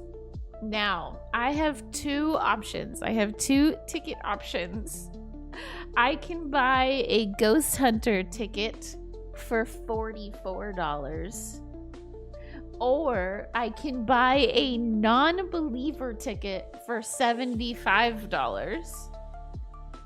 What is the difference? What is the non-believer ticket? It has a little info, don't worry. The non-believer ticket is, it pays to believe. Non-believers may book here, and the extra funds will ensure a safe passage through the dark spirits of the night. Okay, nothing special happens. You just pay more. Winky face. Bro. $44 to walk around my freaking old town that I walk around every week anyways? Bruh.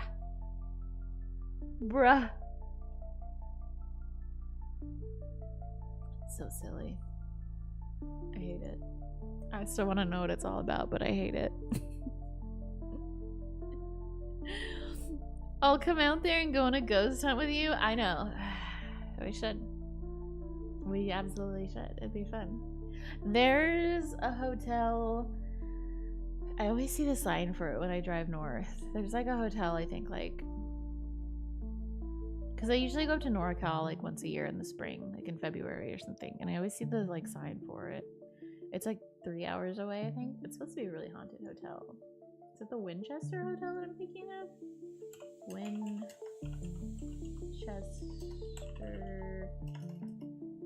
can't type. Winchester Hotel, California. Or House. The Winchester House.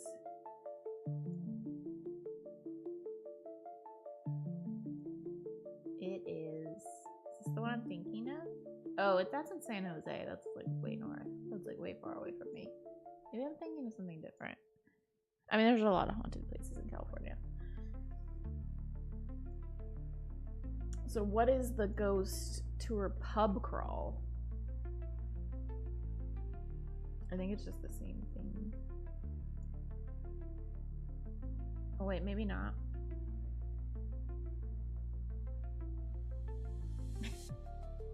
Okay, I feel like this one's like more our speed, alright? At Nightly Spirits are, I like the name. The name's cute. At Nightly Spirits, our Temecula, get my tab. Ghost tours are an experience that you won't soon forget. A combination of ghost tour and pub crawl.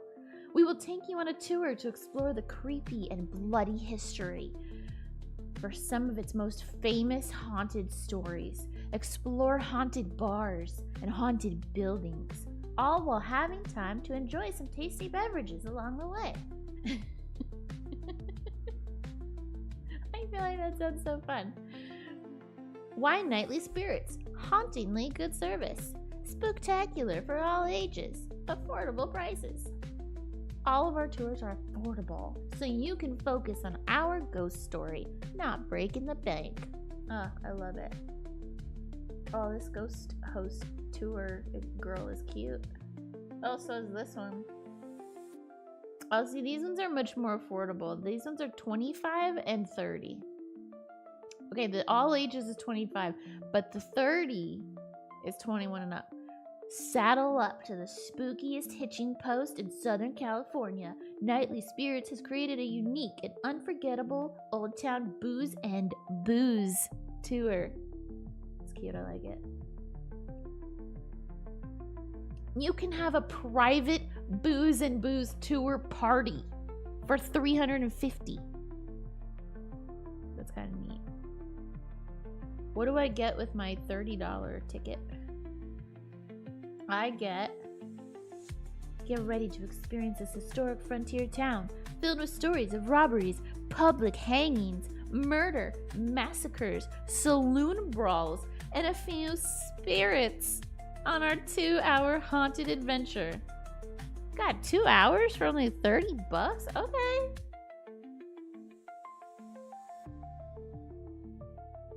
Maybe I could actually learn about my cool town too.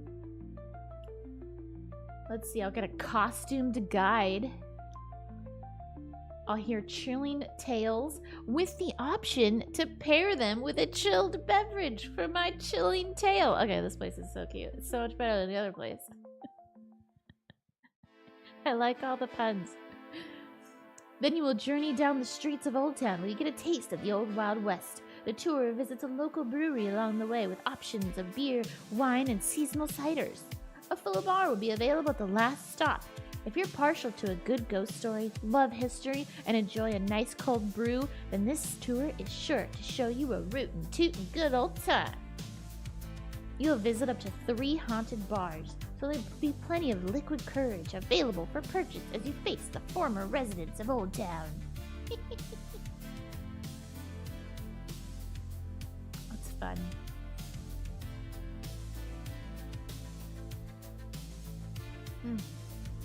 Tours run in all weather. I want to go on a rain tour. Rain, snow, or shine. Yeah, it rains like 5 days a year or so. Oh, I'm sorry. It includes a full-time ghost hunter. Anyways, I kind of got derailed, but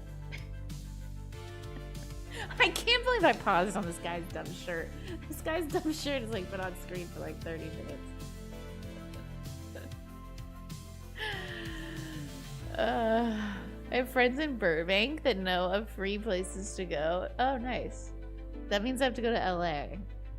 I hate LA. I used to fly out of Burbank all the time. When I lived in Santa Barbara, I used to take the train down to Burbank, and it would take forever, and I would fly out of Burbank. Yeah. Listen, Abram, come back to San Diego. We had so much fun when you came to San Diego.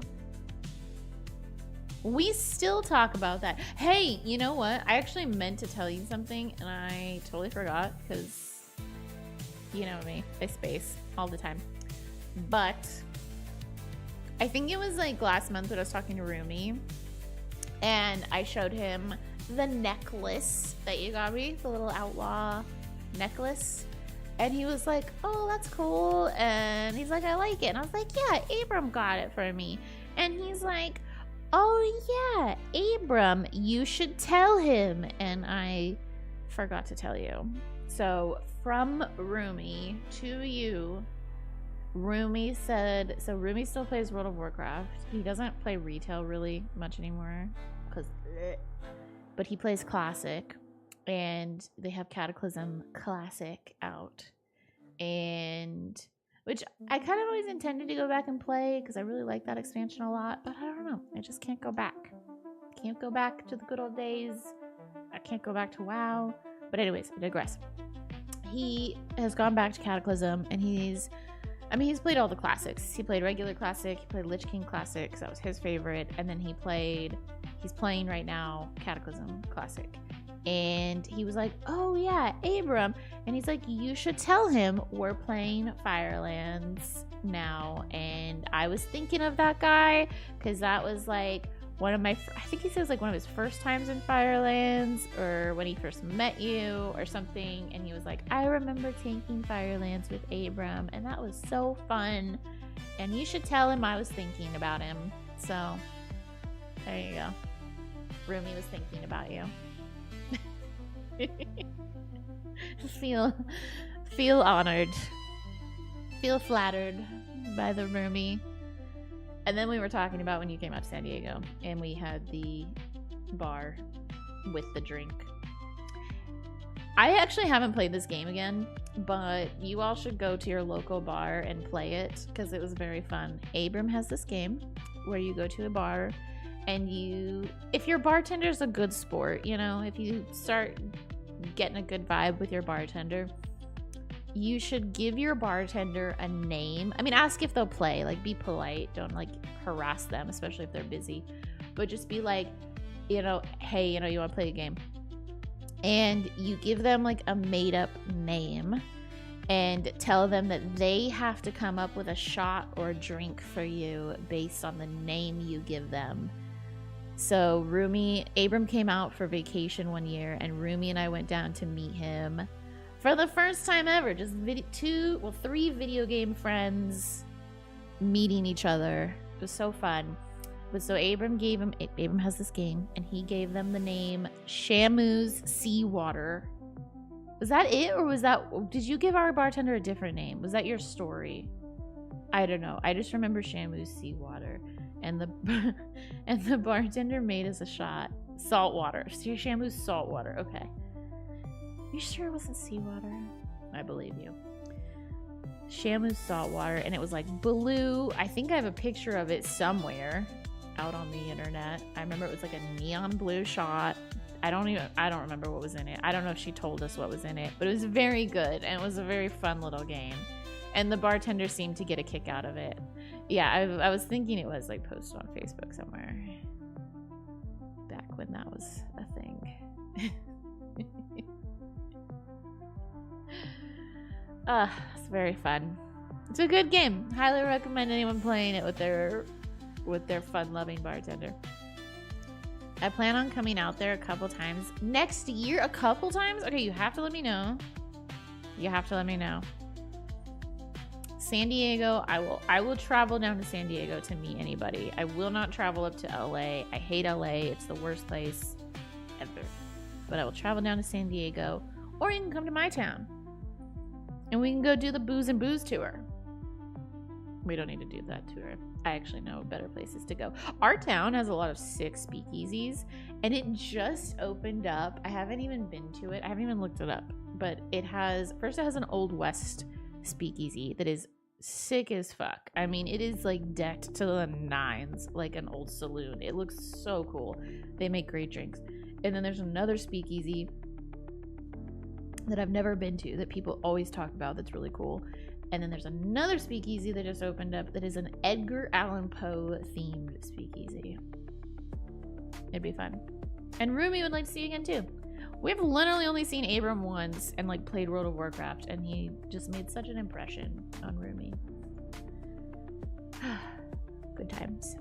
WoW brought a lot of us together. I'm so sorry I'm so chatty. I think it's the wine, or maybe it's because it's Saturday night and I feel like it should be hype night. I'm so sorry. I'm being a bad Nukes streamer tonight. Let's keep playing Nukes. Unexplained events in the house. Get back to the blow Jared's me for brother luck. David is holding an SLS camera with built-in night vision when he walks through the downstairs area to see if the camera maps out any strange figures. But then something happens that absolutely freaks out everyone. We're using the night vision camera on the SLS, so that's why they're still behind me, because we don't want to keep mapping them. Exactly. We want to see what we can map ourselves. See if we can map. Have a look around the room, Dave. You never know. We caught some orbs in there last time I was up here. Yeah, I'm hoping to see some orbs there. You never know. I wish the kitty would have scared him. Stuck on two of the K2 meter. K2, what was Yeah, that? I've got Jeff Dennis doing the K2 and he's got a couple of lights on it, you know, so we don't know. Dude, literally my phone has better night vision than this. What is this? Whoa! What the hell? What in the Did hell? I just see something or am I imagining that? Oh, I just seen something I did. a straight out of Peaky Blinders. I don't know. To me, it looked like a face. Dave? I just seen something I did. I saw something. That was really quick, but really spooky. As David pans around the living room, he captures what appears to be a bizarre pale face peeking out from behind the door to the hallway. Just get way past and say, whoa! What the hell? What The the hell? group looks through the house and even attempts to debunk what they just saw, but they can find no explanation as to what. Wait, there was just an this arm is. that came out from there, though. There was just an arm afterwards. Somebody was for sure there. It's like right here. Yeah, somebody's arm is right there. And even attempts to debunk what they just saw, but they can find no explanation. I guess he was trying to debunk it. Maybe that's what he was trying to say. As to what this is. I kind of just think it's a person, no? Like not a shirt? I don't know. Antoine's Restaurant. Isabel Riley recently told a very creepy story online and followed it up with one of the creepiest pictures you'll ever see. I need to tell you guys about the most insane evidence that I have ever seen of a ghost existing. Backstory. I was at a company get-together with my CEOs, my coworkers, and one of the owners of the company. We've all looked at us and was like, hey, do you guys want to see a ghost picture? Immediately, yes. He begins to tell us that he was in New Orleans at a restaurant called Antoine's. New Orleans, first of all, super haunted city. If you know, you know. And Antoine's is one of the oldest restaurants in the city, one of the oldest restaurants, I believe, in America. Oh, that's sick. It has a lot of history. It used to be a jail. It is a really well-established place, has been around forever. So he's dining at this restaurant and he is offered a tour of the wine cellar. The wine cellar is huge, has thousands of bottles of wine, probably worth millions of dollars. So he's taking a tour of the wine cellar, he's taking pictures. There's this guy in the wine cellar on a laptop who is apparently at auction buying more rare wine for the collection. My CEO takes pictures of this guy on his laptop, doesn't think anything of it, he doesn't see anything, leaves the restaurant, calls it a day. The next morning, he's looking through the photos and notices something. So this is the first picture that he showed me from the wine cellar. You can see this guy who is on his laptop at auction doing whatever. And here is the next picture that he took. Oh, shit. Looks like a lady. So we all see that. That is So a we all full-body see that. apparition. It looks like a woman in this like black Victorian dress. And when I was showed this, I genuinely had full-body chills.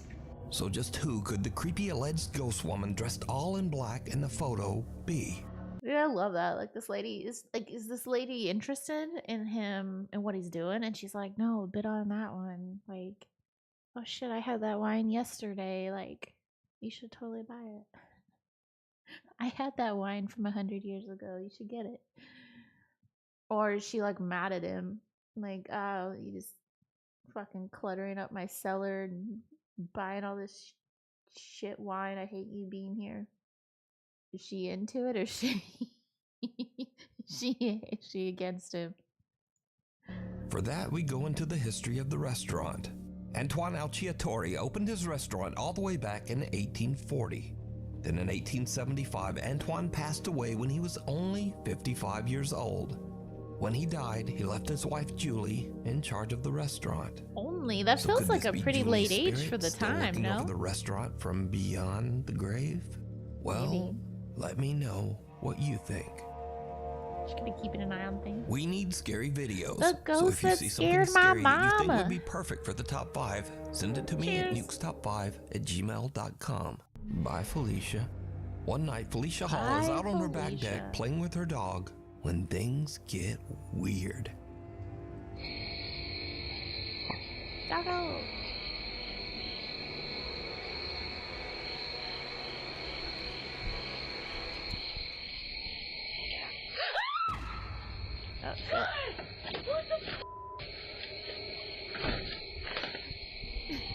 Doggo!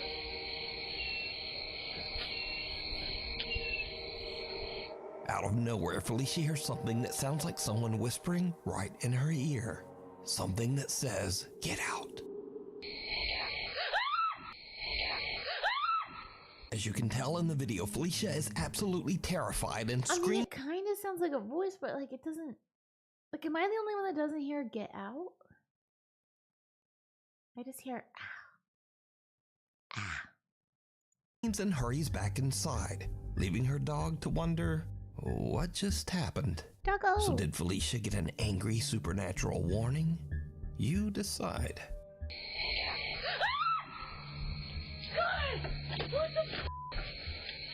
Revenants and renovations.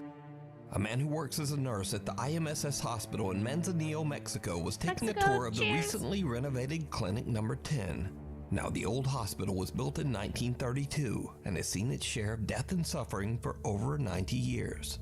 So the nurse is filming with his phone as he walks through the renovated clinic.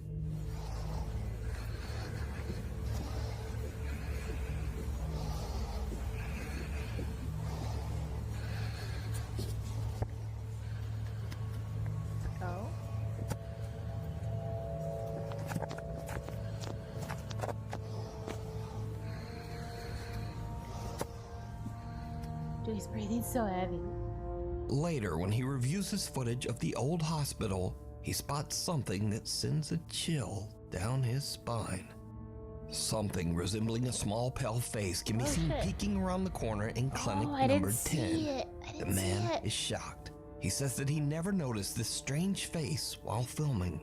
The man's aunt posted his video to the internet, and many viewers believe that he might have captured the spirit of a patient who passed away at the old hospital. That's so creepy. This next creepy story has been going viral and actually made international news. Oh shit. So, TikTok user Katie Santry from Columbus, Ohio woke up one morning to find that things in her home office seem to have been mysteriously moved around. I think my house is haunted and I'm freaking out. Like, I'm literally shaking. This is my sunroom. This is where I work. I sit here every day. There's a playroom here, doors here. This is the space. I worked in here last night until about 6:30. Everything was fine. Shut my laptop. We close these doors. The dogs don't come in here at night. No one is in this room. I'm down this morning to work. The screen shattered. This stuff down here. This hanging off. Here's the next bit of important information. So we're building a fence. And back here, we dug a hole. There is a rolled up carpet buried underground that we came across as we were digging this hole. Rolled up carpet. Who the and why the is there a rolled up carpet underground? Who the Katie fuck shares and her why the strange fuck? story online, and viewers What was suggest in that there the just rolled-up might be carpet? something more buried in the yard, inside that rug. How deep is that? Like at least 2 feet? Almost, Oh, right now. At the intense urging of thousands of video commenters, Katie decides to call the police to check out the rug, just in case. I mean, you 1000% should call a buried rug into the cops. It's like the end of the. Geez, I don't even know. That's when they start talking about calling homicide. To 6 feet long. Oh yeah, no, there's just something like weird. Then the nosy neighbor came over to see what was happening. Now, Katie says that she thinks the rug is a bit strange, but she doesn't really think it's anything suspicious. That is until Columbus detectives arrive at her house with cadaver-sniffing dogs. Shit! This is actually legit.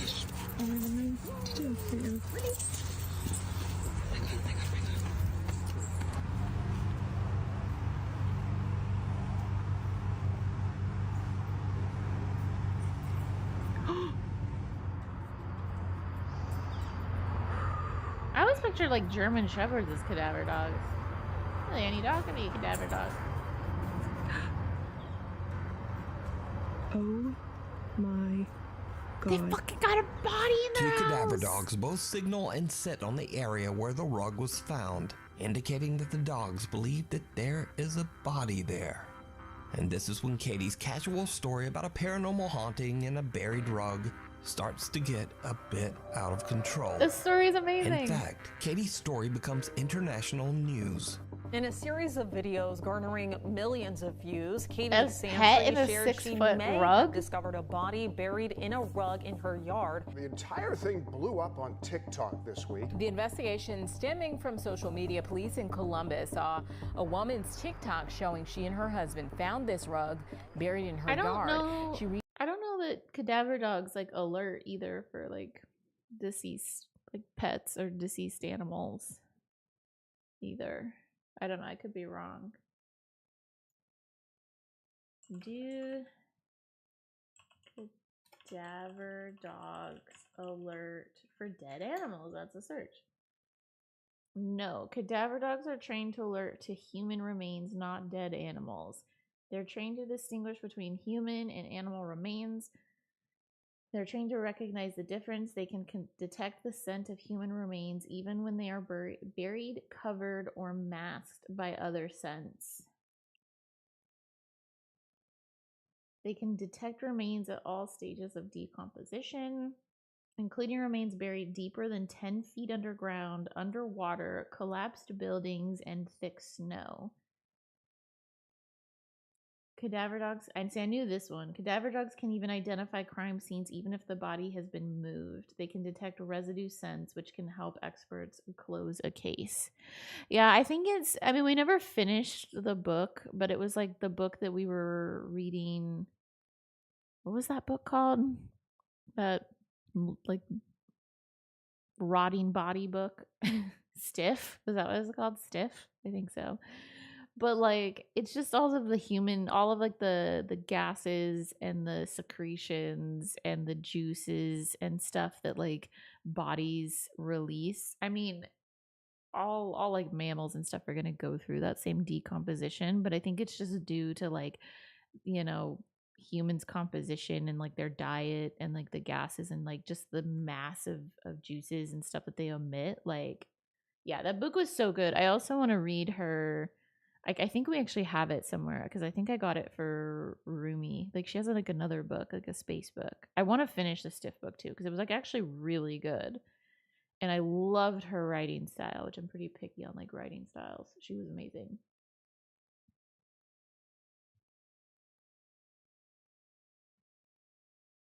When a cadaver dog detects a scent, it will alert its owner by sitting down with its nose above the area with the highest concentration of smell.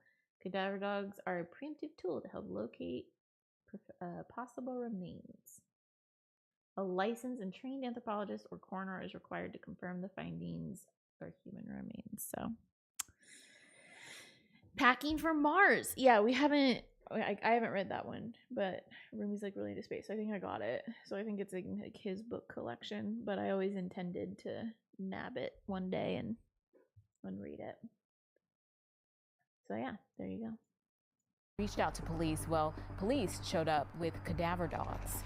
Even after the first dog sat, I really didn't think the second dog was going to do it too. I thought maybe it was just an accident. And when the second dog did it too, cadaver dogs work. I freaked out. I think it is absolutely crazy for something to happen like in our area like this. Understandably, Katie is completely overwhelmed as a homicide team arrives at her property to dig. That'd be wild. Okay. That'd be so wild. Okay. Wait and see what the interpretation of the girl. Okay. The girl is kind of like obnoxiously like overplaying it, but like that is pretty wild to have a homicide team at your house. Oh my God. So homicide is here and missing persons, and now CSI is bringing the shovels out. Goddamn! Got the tents out and everything. Let's go. And I can see a news camera set up over there. Okay, they're digging. They've been digging. And there's 6 of them. Some of them are in the hole. Katie's viewers watch and wait for hours as the homicide team carefully digs out and examines pieces of the stained carpet. You guys, they have recovered the hole, and this has been the most absurd, the drama, insane experience of my life. Girl, chill. What did they find? No, they didn't find a body. They found a mother effing rug with some rubber. The question remains of why did the dogs hit? I don't know. Both dogs, not just one, 2. I don't know. The other question remains is who broke my laptop? So, Katie is happy with the news that the Columbus homicide team has not found anything suspicious buried with the rug. But viewers that followed Katie's story and even some news reporters are just not completely convinced. Okay, Damn, so the now I update want a is they pizza, took the is one rug. of the comments. Okay. Police did. They did not find a body yet Yeah, what do you mean yet? because the dogs marked on the rug, so there has to have been a body at some point. I don't believe That's what I was gonna say. I mean, like the dogs wouldn't mark otherwise. Like a person could have been killed on the rug, and then maybe they dispose of the body in another way. But you know, there could have been like blood, or the person died on that rug. They haven't examined it yet. They don't know. We just got that there was no body, not that there was no blood or no death. I don't believe for a second they didn't find anything in that rug. I'm with you, girl. for a second they didn't find anything in that rug. Not for a single second. I think she was posting too much about it, so they decided not to tell her what they found. Or, because they took it away for forensics, it was a murder on the rug, no body. That's what I said. I don't believe for a second there was nothing on that rug. I'm with you. So even though police say the rug was fine, there's still some skepticism and some outright conspiracy theories about Okay, that is not conspiracy though. Those are completely reasonable. I watch literally true crime every day, which is maybe not great, but I watch enough of it to know that's not a fucking conspiracy theory. That's legit. No Illuminati, Gina. that rug. But That was what one of do the you best think? Nuke stories we've ever had. Love Hello? that. Matty Magarachi says that his house in Monroe Township, New Jersey is very haunted. In fact, name. Matty has been posting about the strange activity in his home Haven't had for any over water 4 yet. years. One night, Matty is home alone with his dogs when strange things start to happen. What's going on?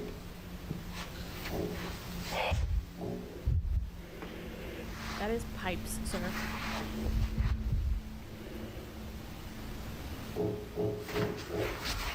Matty's parents are away on vacation, leaving him all alone in the house. All alone And with the something else ghost. happens that makes his blood run cold.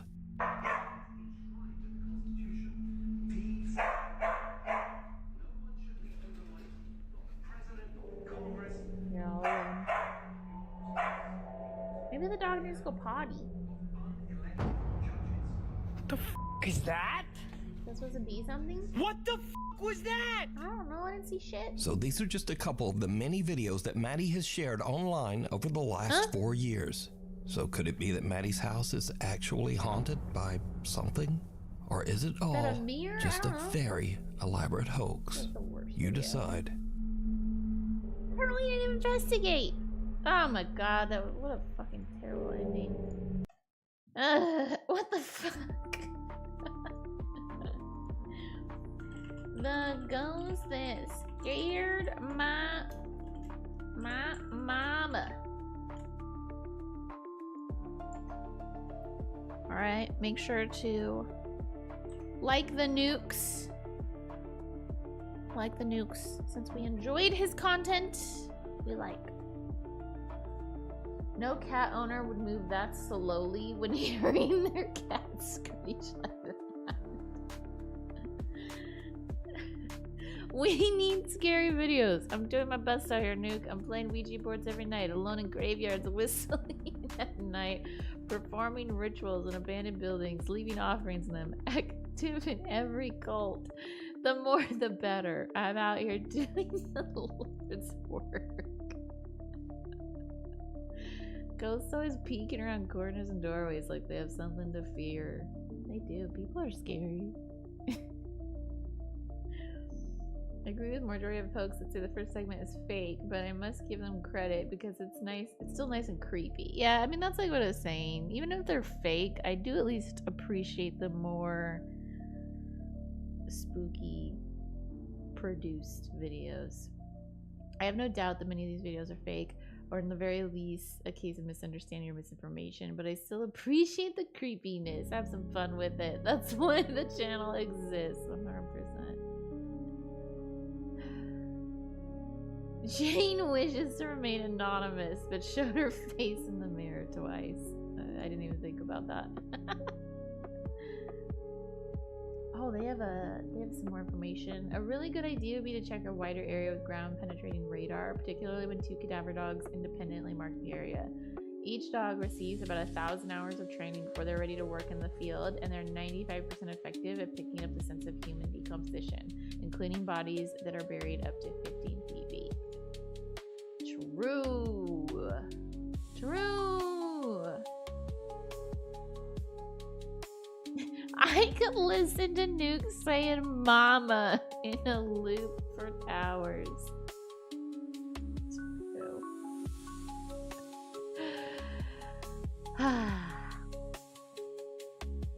Yay, Nukes. Alright, last video, fam. Well, we'll see how fast we get through it, I guess. 10 scary videos of ghosts caught on camera. Alright, we got some wine. Let me top off the tea. The ghost that scared my mama.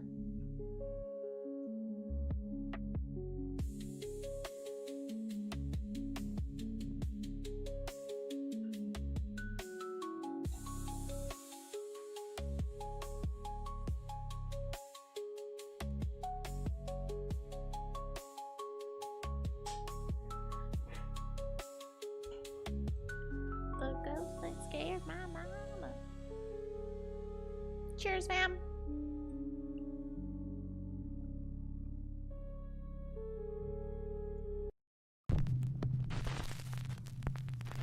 Shireen Louise, a single mother of a Cheers, 3-year-old fishy. daughter, has recently moved into an old Victorian house in Cardiff, England. Soon after moving in, Shireen's England. daughter, little Drink one. Ilea, begins to complain about a man with a, quote, Cheers, bad baby. head Cheers, and bad baby. eyes, who marches through the upstairs hallway. Cheers, Gina. What is it?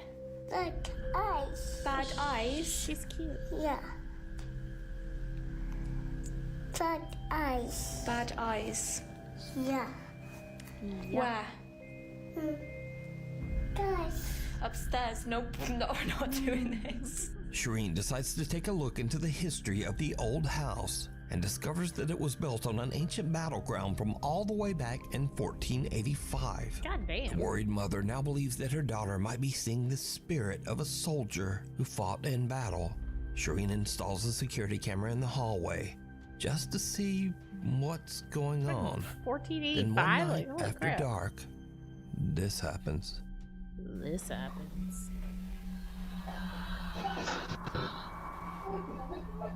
Spring breath.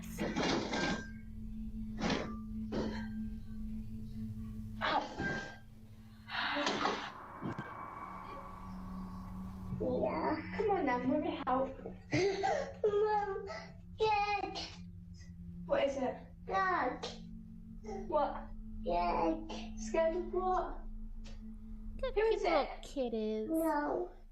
Is someone there? Yeah. Bad eyes. 2 eyes. That place is so creepy. Like, even if it's just a kid saying shit, like, that'd be so creepy at night. Like, I'm scared. No. Bad head. Eyes. I'd be like, oh god, who's here? Bad 2 eyes. Head. Kids are creepy. Eye. Hi. We're waving to the bad eyes now. Okay. Hiya. Are you doing anything? The mom, just say hi. Just say hi to the bad eyes. Is he doing anything? What's he doing? Right, see you later, Mr. Soldier Man. She does have all the stuffed animals she can carry. She's like, I need to save them all. What?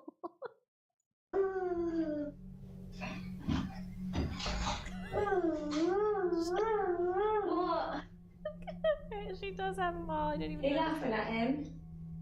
Is he being funny? Is he being funny? That's good, isn't it? It's like the mom's trying to convince herself more than You're still looking at her. someone. maximum protection stuffies. Oh my god. She's. What? No, please don't. No, stop. It's okay. It's okay. Sorry, you just scared mummy. Sorry, you just scared mummy. It's not scary. It's not scary. He's a funny friend, isn't he? She's so trying to convince herself. Yeah. Yeah. Two eerie breaths can be heard loud enough that they are picked up by the hallway security camera.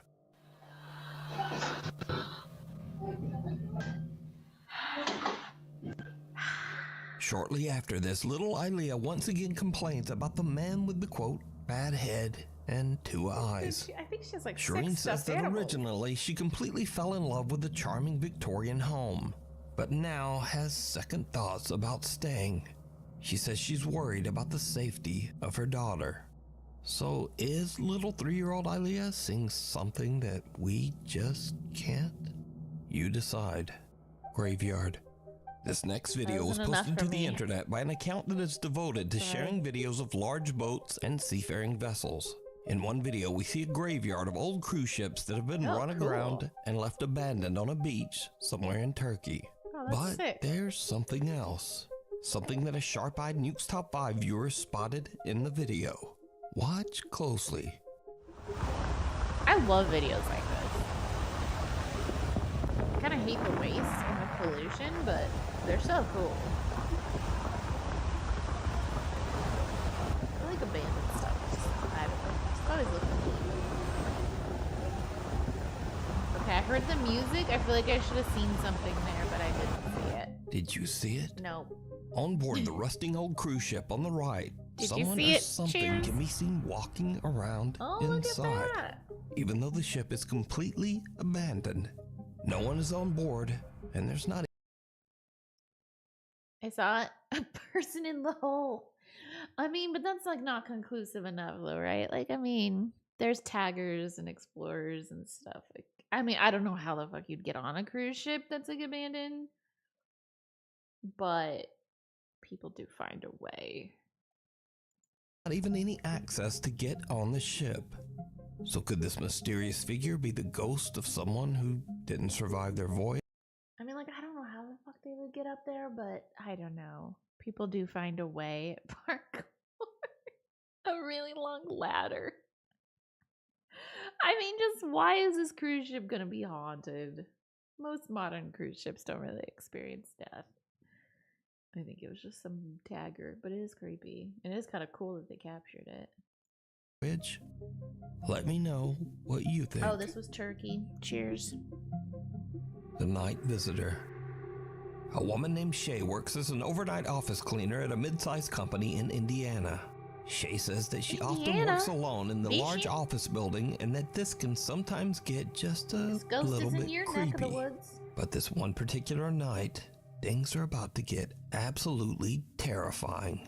Yo, okay, so tell me why I'm at work and It's a passenger that never got off and they forgot to check all the rooms and what they're just stranded there. Ooh, Indiana. yo, okay, so tell me why I'm at work and I was about to take out the trash and I just got a text from Stuck there for all time. the lady who works here, and she said, "Hey Shay, just want to let you know that everyone has left, so you can go vacuum the other side." I was like, "Okay, yes, ma'am." And she said, "Just me there?" No, I asked her, I said, "Just me there?" She's like, "Yes." Yo, I'm scared as because when I went outside, there are no cars out there besides my work van. Why do people always like film the carpet? So tell me why, if I'm the only one here, who the f is this? Who the fuck is this? Like, What is it? who the f is that? Like, y'all, I'm not tripping. That's That's somebody you, in the girl? front room and they just sitting there. That's your shadow, right? What the fuck is she talking about? That's your shadow. There's somebody else there? Who the f is that? Like, they just sitting there. Bro, I'm about to f***ing go because I'm like, how the f which, and I just called her. I said, hey, you sure I'm the only one here? She's like, yeah, look at the cameras. You're the only one there. I'm seeing my cars there. And I said, someone is in one of the booths. And she was like, in the booths? I was like, yeah, someone is in one of the booths. What the Am I like crazy? Did you all like see something? I only saw her shadow. Did I miss it? Y'all ain't no lock on this fucking door. Hey. Oh, there's no lock on this door. Well, like, put your hand against it. But you know I'm black, right? And I don't play that shit. Yeah, that's what I was saying. It looked like her reflection on the glass. Alright, I'm gonna tough it up and just open the door. Girl, stop going around on the job. Oh, God. Nope. Nope. Nope. Nope. Huh? Hell no, cuz. Nope. What are we noping? Shay is supposed to be all alone in the building. Ghost. But someone... Yeah, see, Ghost Hunting at Work Part 4. Browses content. This is silly, goofy content. or something... It's a clothes. It's reflection. seems to be sitting in a chair pressed right up against a glass door at the... No, they're not. It's her ass with her cell phone, and we just saw that TV behind her. Come on, Nuke. Bro, the bar is low. He is taking any and all submissions. We just need to go out and produce a semi-spooky fake, and we can... And we can be on Nukes. I have some cameras in my house. You guys y'all tell me how to check the cameras. If my cameras aren't going to give me anything, you guys just tell me how to fake it. I mean, I guess I could just do something with like a string and then just kind of like slide it across. The door is closed though, then it was open, so someone was there. I mean, are we sure it was a continuous video? I don't know. Listen, somebody could be there, but I'm confused on how someone is pressed against the glass, because that is 1000% her with her cell phone right here and the TV in the back. Okay, we'll keep giving it a chance. We'll give it a chance. The end of the hall. They're not moving, and they're not reacting. Shay hides in the closet, a chair pressed right up against... Am I missing something? Like a chair pressed right up against it. The glass door at the end of the hall. They're not moving, and...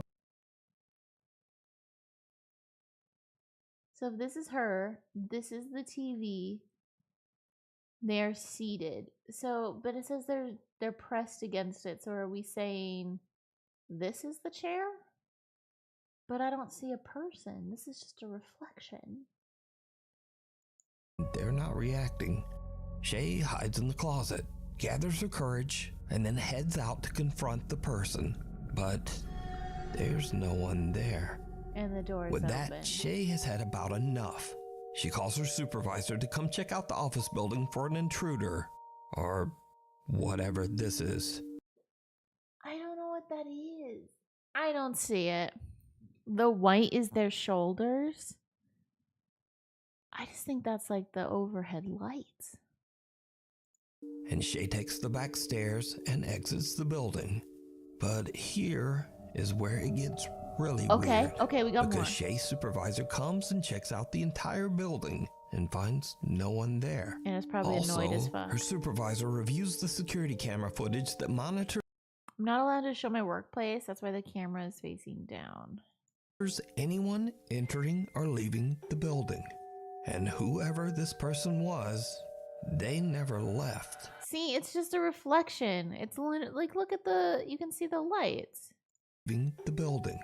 And whoever this person was. You can see these like square lights. It's just a reflection. It's an angle. Like all of it is just a reflection. I don't know why the door was open 1 minute and then closed the next. But this person sitting, all of that is 1000% reflections. I'll give you guys, even though there's no fucking ghost, I'll give you guys ghost in a mirror. Cheers. They never left. This person never showed up on any of the building's security cameras. Does look like my We need workplace, scary though. videos, so if Ooh, you see it's something early. scary that you think would be Those perfect for the ghosts that top scare 5, my send it to me mama. at nukestop5@gmail.com. Off the wall. I don't think Nuke has a ghost that scared my mama t-shirt. I would love to make a ghost that scared my mama t-shirt, but it's like Nuke's thing, so I don't think we can. But I wish I had a ghost that scared my mama t-shirt. I'm just saying. The carpet and doors and everything. We should ask him to make it. Last year he did Christmas merch. All right, on this comment, we'll do it. From now on, we'll do it. I don't know if watching these before bed. Girl, that last one was fake. It's okay. When we're here, we got you. PB's here. PB's got you. PB's wearing his underscares. It's okay, Mousy. Mousy, you coming to Hype Night tomorrow? It's on a Sunday.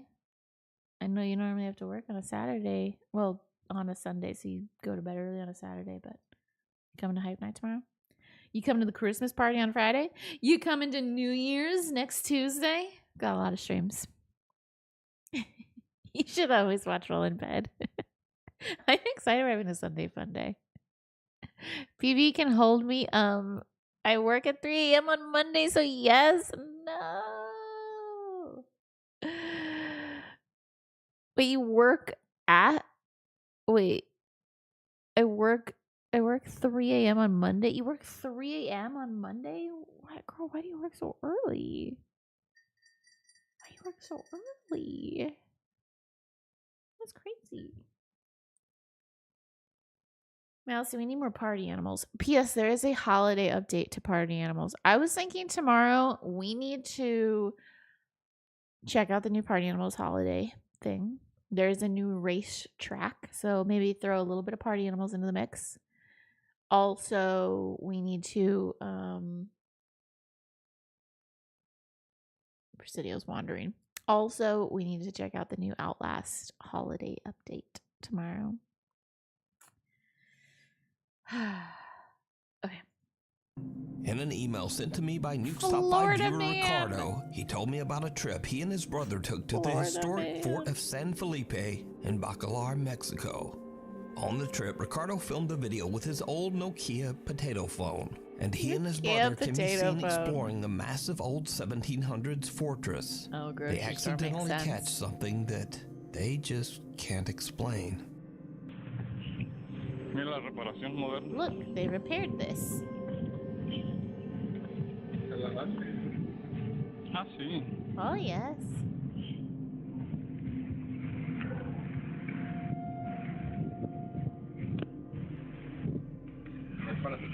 Wait.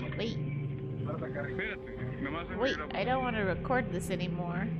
Why? Did you see it?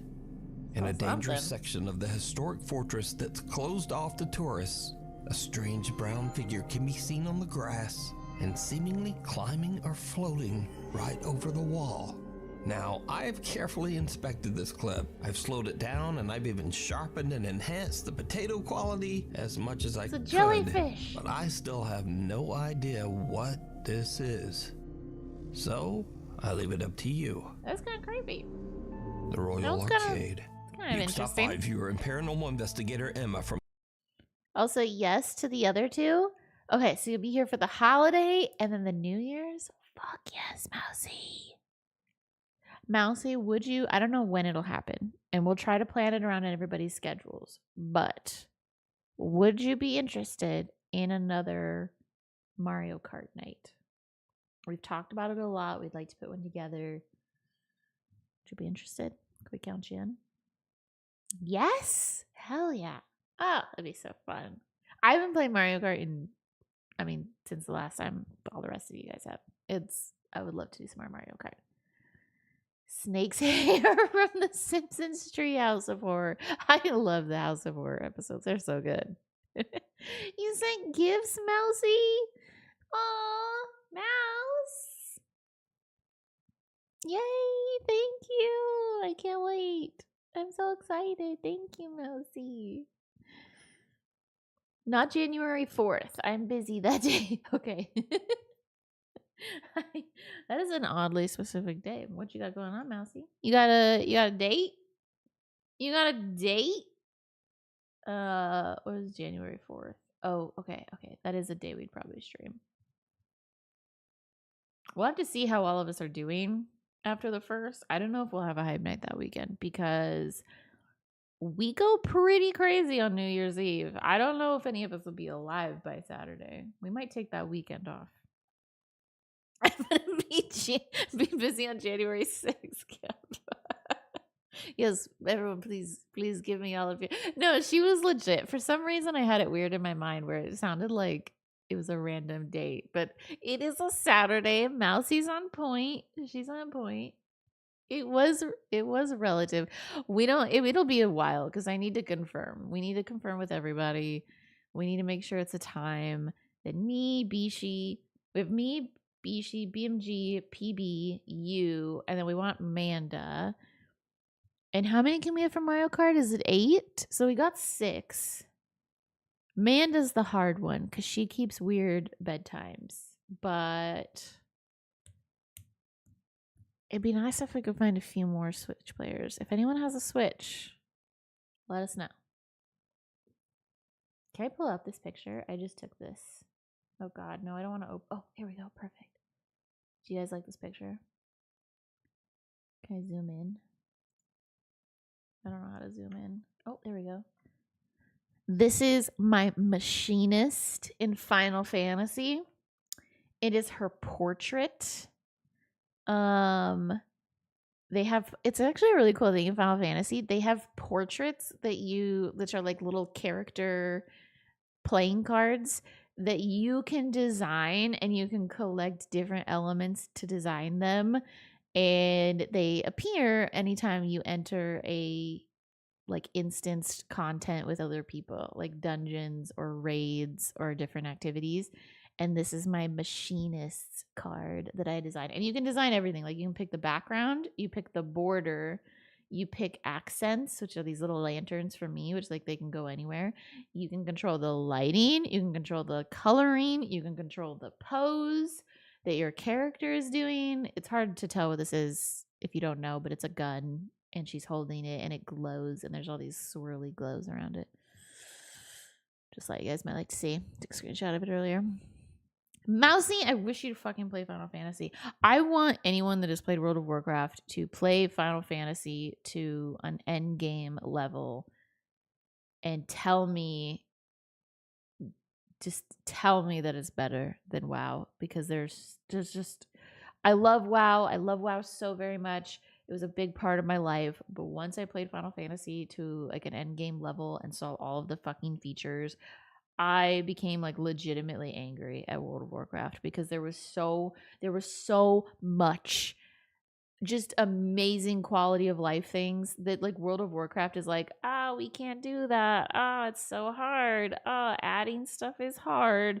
There's so much stuff that they give all of the players that makes life so fun and so easy and cool and fluid, and it's just so fun. And I just wish all World of Warcraft players that could experience this joy, because it's things you've wanted your whole WoW life, and then you can finally have them, and I just want you to have that. I'm going to buy Prosecco again this year. Didn't you get fucked up off of that last year, PB? Dude, last New Year's was really fun. How we all fucking played like Lego Fortnite, like all night into the new year. That was really fun. BMG, please don't. BMG was so ornery in a way that I have never seen. It was like a one-time only thing. I've never seen him this ornery before or since. He was so ornery and feisty and harassy last New Year's Eve, and he cursed himself and gave himself, especially because he did it to Neff. I think that was the last time Neff was ever at stream. So you scared him away.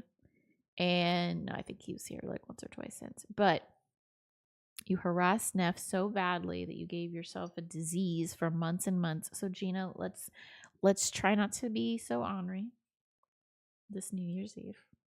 Let's try to not harass people. Especially if anyone's sick. Maybe steer clear if they're sick. I'm so excited. We need to figure out what our New Year's game is going to be, because anytime we have like a New Year's game, like when we played PUBG all night to ring in the New Year's, that was when the top clip happened. When we played Legos, that was so fun. Anytime we have like a main game to ring in the New Year, it's always the best hype night. It's always the best. It can't be like a traditional hype night.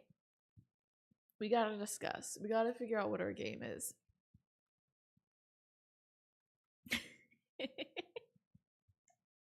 Wasn't this the girl from the other video? Like Investigator Mandy or something? I like how there's like an upside down cross on her boob. All right. I already know. We literally haven't even started this video. It like just flashed up.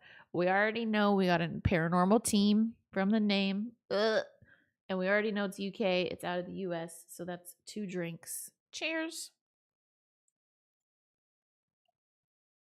Burley bedtime on a Saturday? Will you be here tomorrow night, Burley? Will you be here at Christmas? Will you be here at New Year's?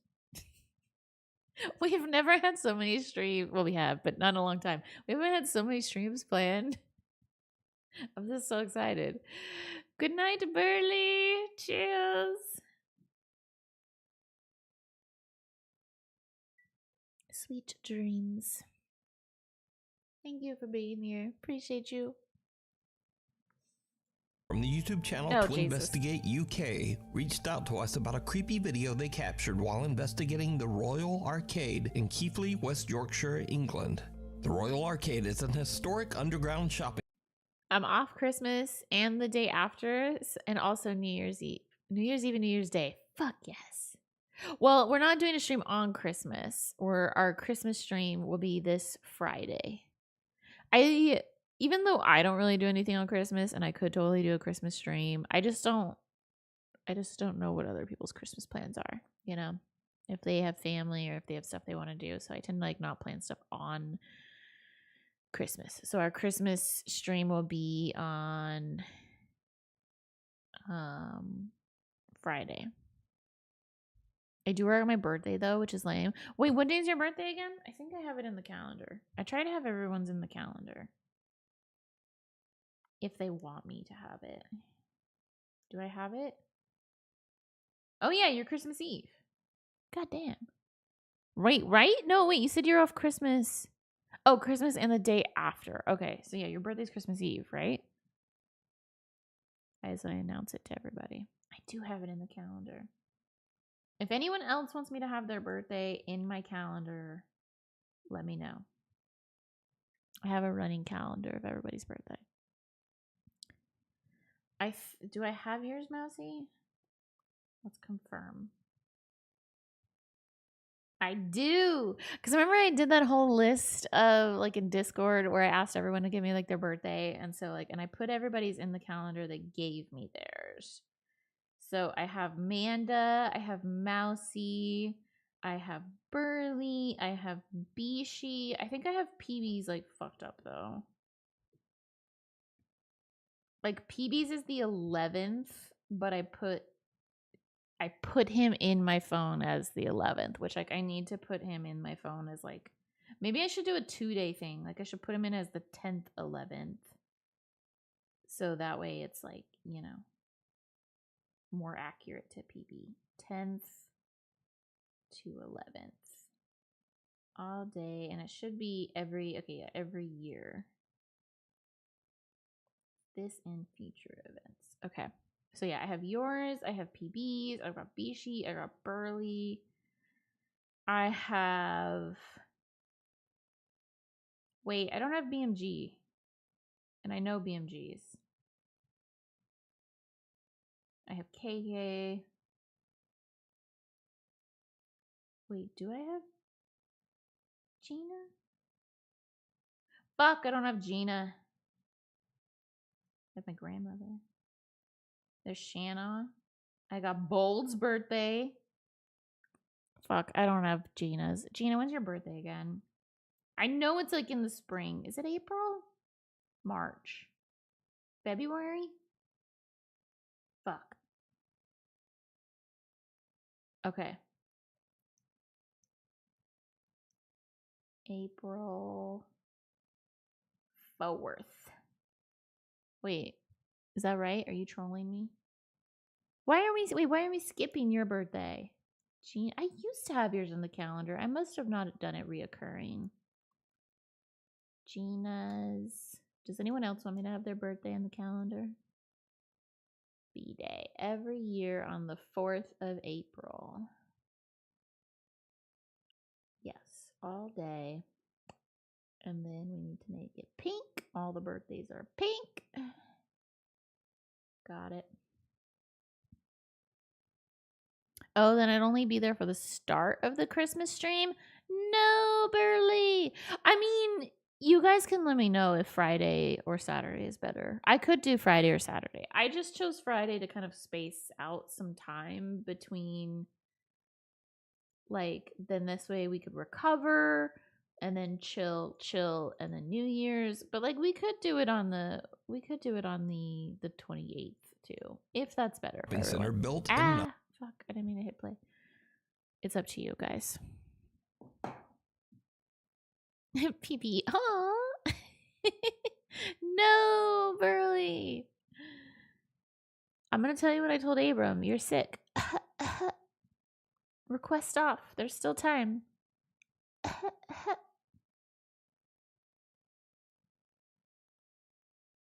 right. If anyone else wants me to have their birthday, let me know. Or you can DM me if you want it to, you know, be semi-private. But I will do an announcement on Discord on your birthday. So it won't stay private for long. Good night, Burley. Thank you for being here. I appreciate you. Good night. 1901. The Okay, upper floors of the Royal Underground video they captured while investigating investigating team, the drink Royal 2. Arcade They're in Keighley, UK. West Yorkshire, England. The Royal Arcade is an historic underground shopping center built in 1901. The upper floors of the Royal Arcade were eventually renovated. However, the dingy old underground stores and rooms were left untouched. Oh, arcade. These buildings with their dark history I've been to still an look old school almost arcade. exactly the same as they did They're fun. in the early 1900s. Emma says that she and her group were doing a spirit box session in what was once the shop of a horse saddler. In this area, the spirit of a grumpy old man named Billy is said to wander around. A grumpy old man named Billy. Is truly creepy. They are wearing pink. Make that bang again. So. Make that bang again. Why do you want us to stop? Because you're annoying as fuck. They're dead. They thought it would end. Tired of people. Emma and her group are shocked to see what looks like a figure moving through a lens flare caught on their phone. The investigators try to recreate. I talk about this all the time. Like, it's always a Billy. I talk about this all the time. Like, what do you mean? They're freaking humans. And if it's all real, they're humans, they're dead, and they're like, fucking finally, like, give my tormented soul some peace. At least, you know, I'm tormented. I couldn't move on. At least let me wander my halls in peace. But no, you got these, like, it's not like you just have any old people coming to say hi. You know, you don't have some nice, sweet person coming to say hi that's like, oh, hey, Billy, how you doing? How you been? How's your afterlife? What's going on? No, you have these people coming in like, oh, you mad, bro? Oh, you mad? Do something. Do something.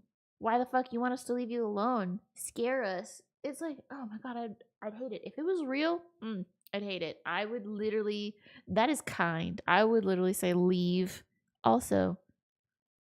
Except I would do more than that. I would I don't know. It's like weird because you want to do something, like you want to like pull their hair to get them to leave, but also you don't want to give them the satisfaction.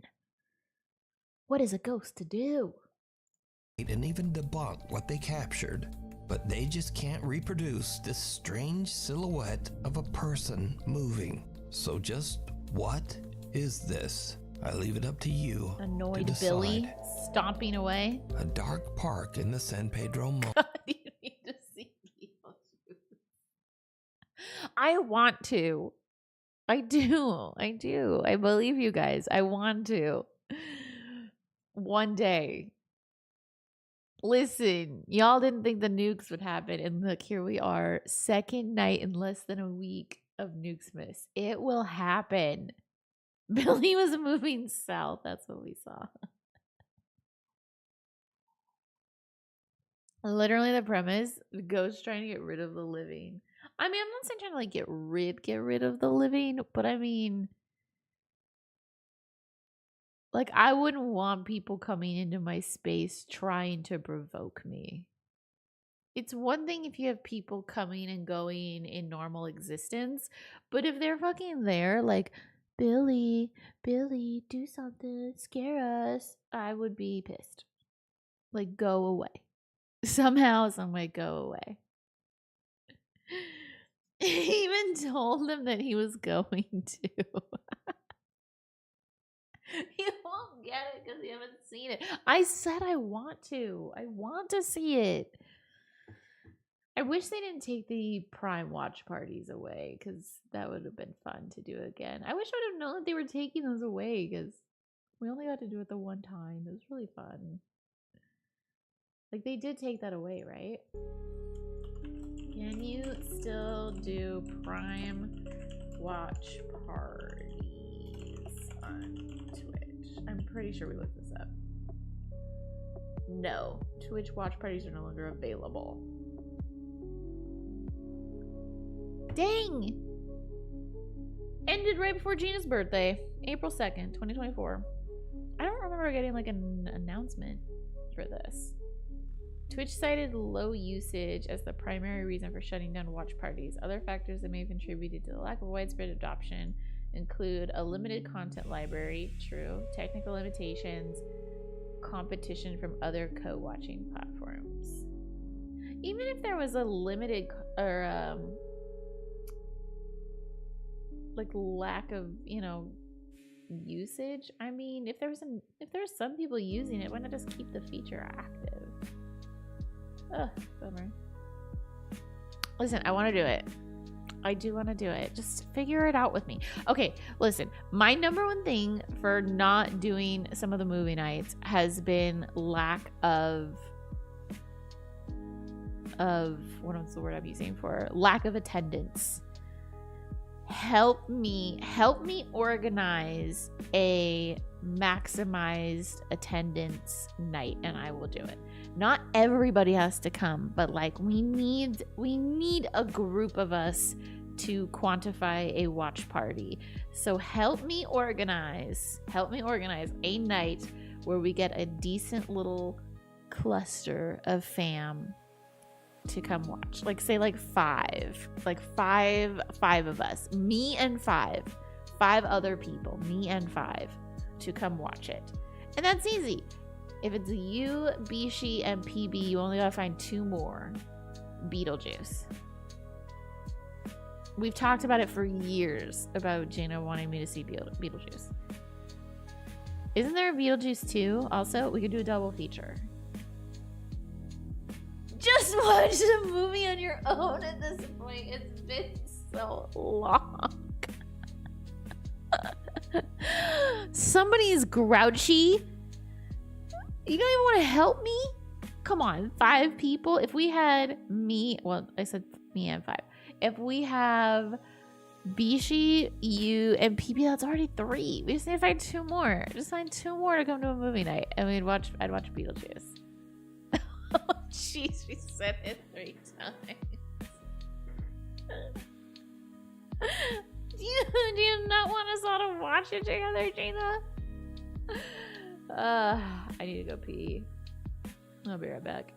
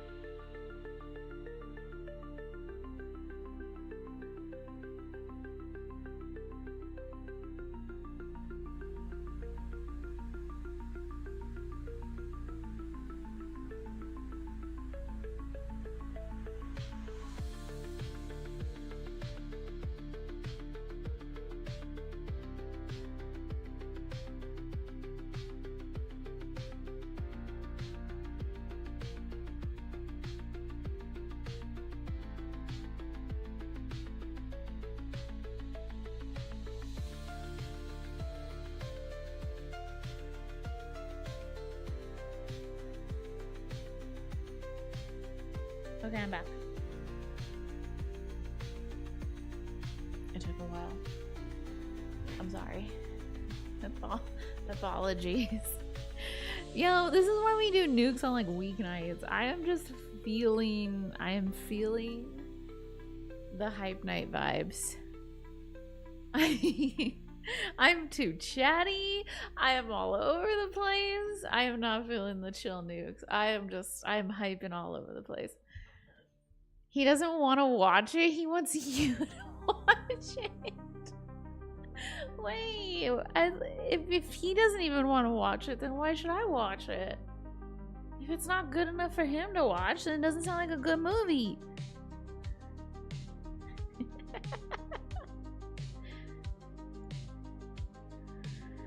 All right, nukes. We can do this. I can do this. You guys are doing this. I need to do this. Believe. Mall. Security guard Johan Zimmel is working the night shift at the San Pedro Mall in San Jose, Costa Rica, when he spots something truly Cheers. chilling. Chilling! Drink two. Oh, I have only one. I'm out of drink. Gerardo, fíjate detrás tuyo. Look behind you. Hi, Scene. Are you looking at the screen? Something came out of there. Correcto. Right. Something strange came out. Y véngate mejor. You better come. All day, man. All day. A security camera pointed at the mall's parking structure captures the moment a dark, shifty silhouette of a person can be seen approaching an unsuspecting man. The man turns around as if he hears or feels something, but no one's there. And the weird figure seems to have just disappeared into thin air.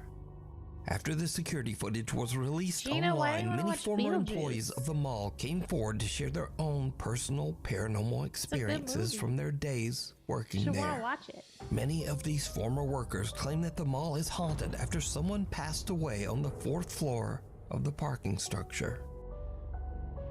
Okay, hold on. What do you guys think of this? I always like the security camera stuff. It's like one of my favorites. But it also is, it almost kind of feels like it looks like him and is moving like him. Now it could be a ghost like kind of like mimicking it, right? But it also kind of just looked like maybe it was like some kind of like weird dual image of the guy. What do you think? Ghost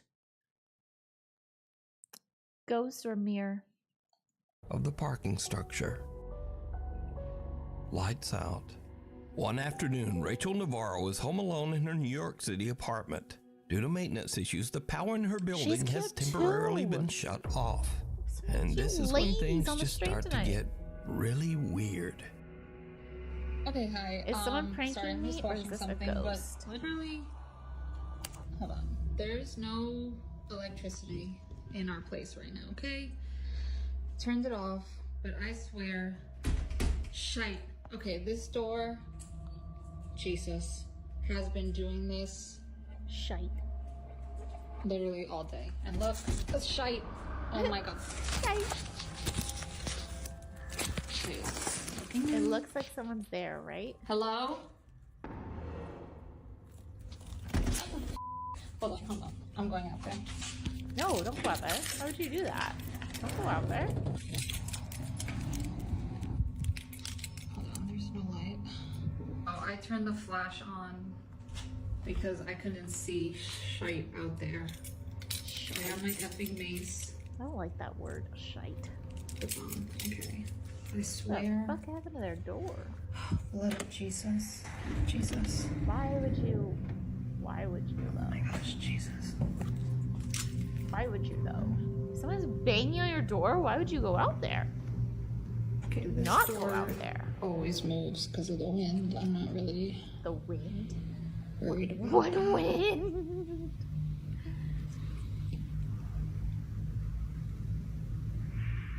Hello? I didn't want to trim the video, but listen close. Oh, I didn't want to Okay, I do want to turn the video to listen closer. It's just like mad dark if I don't.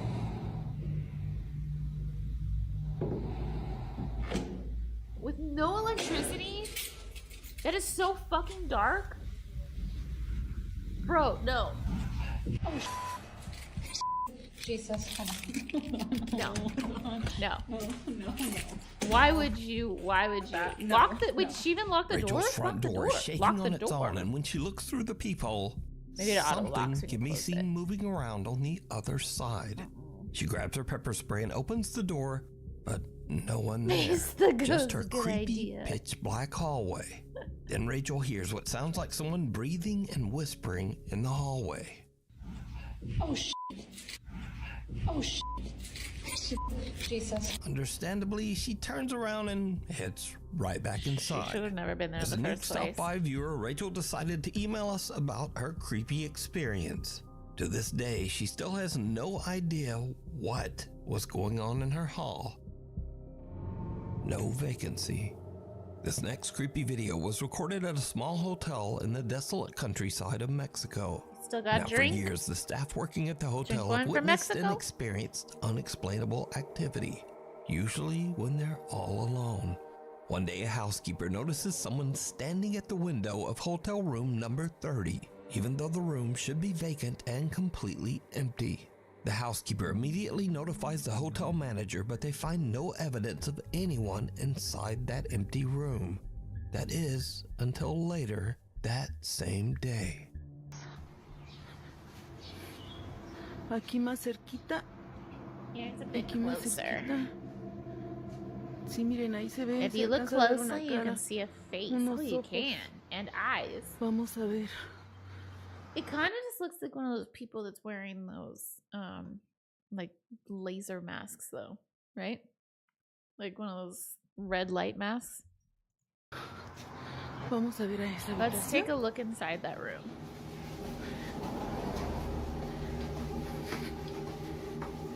Estamos subiendo las escaleras porque We're going up the estas stairs áreas de because áreas that's donde where we're estábamos seeing viendo it from. que se veía. Aquí ya no se ve nada. We can't see A lo mejor anything por el from reflejo de la here. luz. Y vamos a ver en la habitación. Let's go inside the room. It's almost like a Aquí está la cat. cama porque esta es una Here's the habitación bed pequeña. because this is a small room. Aquí pues no se ve nada. Nothing in there. Y aquí está la tele. donde And here's está- the donde TV estábamos. where it was. Donde se supone que se veía, pero no That's se ve where it nada. was, but I don't see No entiendo anything. qué. I don't understand ¿Por qué se why. ve? But ah! As the manager approaches the hotel room, See, okay, when it's like right there, you know what I'm talking about, right? Like it's a weird beauty thing. I don't think it's real. I don't think it works. But what is it? Red light mask. Images. Okay, look. Like these are like red light masks. Okay? Like I think it's just somebody wearing one of those. It's like just her friend. Like she somehow got her hands on a red light mask. And she's just wearing one of these creepy masks up there. These things are so creepy. Supposedly, you put like some creams on your face and then you sit and you wear these masks. And I don't know what it's supposed to do. Get rid of wrinkles or something. I don't buy it. I think it's just another goofy thing that Big Corpa managed to sell to the gullible little buyers. But I don't know. Maybe it's supposed to work. Oh yeah, I've seen those before. I never would have guessed that. I see them from time to time on some of like the content creators. Like either they're running some kind of promotion for one, or because I watch more girl content, or there's like one girl that she basically like talks shit about like beauty influencers. Not exclusively beauty influencers, but in that genre, kind of. She talks about people that like scam in like the beauty and retail spaces, basically. Like not like good content creators, but like people that scam in those spaces. And so sometimes these things come up. It's like cyberpunk Leatherface. Yeah, they're so weird and they're so creepy. And it to me it just feels like another like bullshit like status symbol because I think they're like really expensive. I mean, I think they're coming down, but I think initially they were pretty expensive. Like 150, 350, 80 for like a knockoff on Amazon, 300, 400, 100, 400, 100, 500 for that guy. Must really work because it's $500.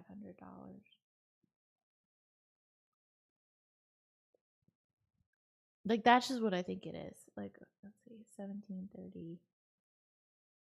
Okay, like look again.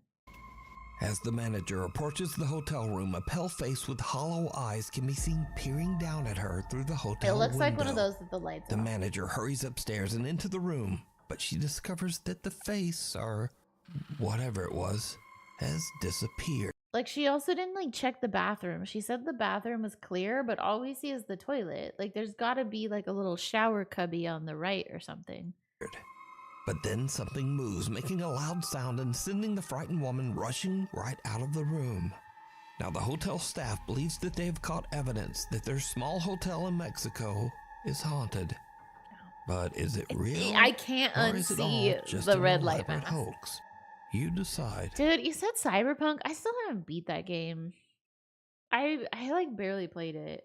I actually because like I played it when it first came out and there was like all the bugs and stuff, but it'd be really fun to mod that and go back and play it. I know Bishi played a decent amount of it. Has anyone like beat Cyberpunk here in chat?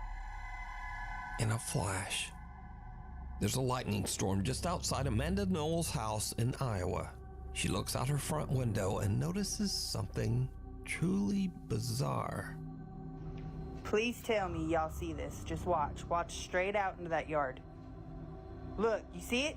Look. Oh, should I see it? I saw it. And it happens again. Look. Look. See? See? Oh, I see it. And I'm telling you right now, ignore my dogs. Ignore my dogs. Man, I think it's time to move. I think it's time to move. A strange white figure can be seen standing in the grass across the street Oh, from that's where creepy. I Amanda see it. lives. But whoever or whatever this is, it appears and then just disappears as the storm rages on. Some viewers of Amanda's That's creepy creepy. video wonder if the electrical energy in the air Kinda could creepy. have somehow helped make a paranormal presence visible. But whatever this is, Amanda says she is spooked. I love how she saw that little thing and she's like, I think it's time to move, y'all. She's ready. She wasn't messing around. I want to do the DLC one day. Wait, so you didn't answer the question. Did you beat it? Like, have you actually beat the game? Or do you just want to do the DLC? Because I remember the DLC was received very well. Oh, no. Okay, that helps. Because, yeah, I do remember the DLC was received really well. I mean, I think the whole game is, like, received really well. Like, didn't it win an award, like, 2 years after it came out or something? Because they, like, fixed a ton of shit. You did beat it, Bishi? Is it worth playing? Like, is it worth me going back and playing? Yes? Okay. I've tried to go back, I think, and play it twice. And I struggle with the beginning. I do. I feel like once I got into a groove with it, I would be okay. But like I struggle with the beginning. I think it feels a little slow to start for me. Like a little slow to like grab my attention and get like a hook. But I mean, I've heard great things. I do know there are mods. I would obviously I would 1000% mod it. I would just like to do some nice like graphical mods and then also like some quality of life mods, anything that could help like speed up gameplay and stuff since it's like a bigger game. Wait, there's a talking gun in the game? I think every time I've played, I've like gotten as far as the car and I get the car and I drive around. I know the first time I played, we did like the reconnaissance kind of like mission where you're like infiltrating the building or like the hotel and there's like all the gunfights and stuff. Like your very first reconnaissance gunfighting segment, but up the rails and I had my own ventures and did a bunch of side quests. Okay, well, the first time we played, I remember my girl was sick. We did, like I said, the very first kind of big like building where you meet the Johnny guy, and there's the helicopter, and you do like some reconnaissance, you like shoot a bunch of guys, you have like a shootout. It goes kind of wrong. We shoot a bunch of people, got the car, I got some money, I went and bought myself some cute clothes, I unlocked photo mode, I took some sick photos, and then I think I stopped playing. Yeah, it is on my list. I do really want to do I was about to do it and I put it off. I really want to do Witcher 3. But I was like, I put it off because they were doing like a graphical update, and those always like break my modded playthroughs, and it's just devastating when my modded playthroughs get broken and then I don't play the game. So I was waiting for that to happen, and I don't think I never came back to that. I think that happened a while ago. So I really want to play Witcher 3. And do we at BMG, do you know the target for Witcher 4 to come out? I know we saw the teaser, but we still gotta probably have some time, right? Because I really want to be prepared for when Witcher 4 comes out. Like, I want to play Witcher 3. I really want to read that whole series of books that Abram got me. I am wildly excited to read that whole Witcher series of books. Even if I don't play the game, I really want to read the books. I just want more knowledge and investment to the Witcher series. So I really, really want to read all of those books before that comes out. But I do want to do like a modded Witcher 3, and I do want to do like a Cyberpunk. No, but if I was going to bet money, we won't see it before 2027, 2028. Okay, I got time for the game and the books then. I just got to get on it. My goal is, I'll have the whole series read through 2025. By this time next year, I'll have the whole Witcher series read. All I really have planned to read before then is A City of Ruin and Onyx Wing. And there's some other stuff I'd kind of like to read, but I'm pretty sure that I just have those 2 books ahead of it. And then I want to read the whole Witcher series.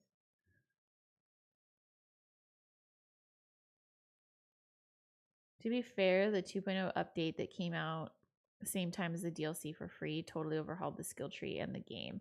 Yeah, I don't think I played it when the DLC came out, but I think I started one like shortly before. It's not the skill tree that's the issue for me. It's literally just the intro hook. I just don't get hooked, like, that feeling when you play a game and you're like, fuck, I can't wait to play more. Like, I felt that. I've been feeling that with Path of Exile too, where I'm just like once you get that hook, you have that like itch under your skin where you're like, fuck, I can't wait to play. I want to play more. I'm so into it. I'm so invested. That hook like never came for me in Cyberpunk. And I know it's there because if that many people say it's good and if they like it and like they get really into it, obviously it's there. I just haven't hit it yet. And I just haven't played long enough to get that like hook, But I want to. The books are more of a prequel to the games from my understanding anyway. Never read them. There's like 8 of them. It could be both. It could be like prequel and let's see.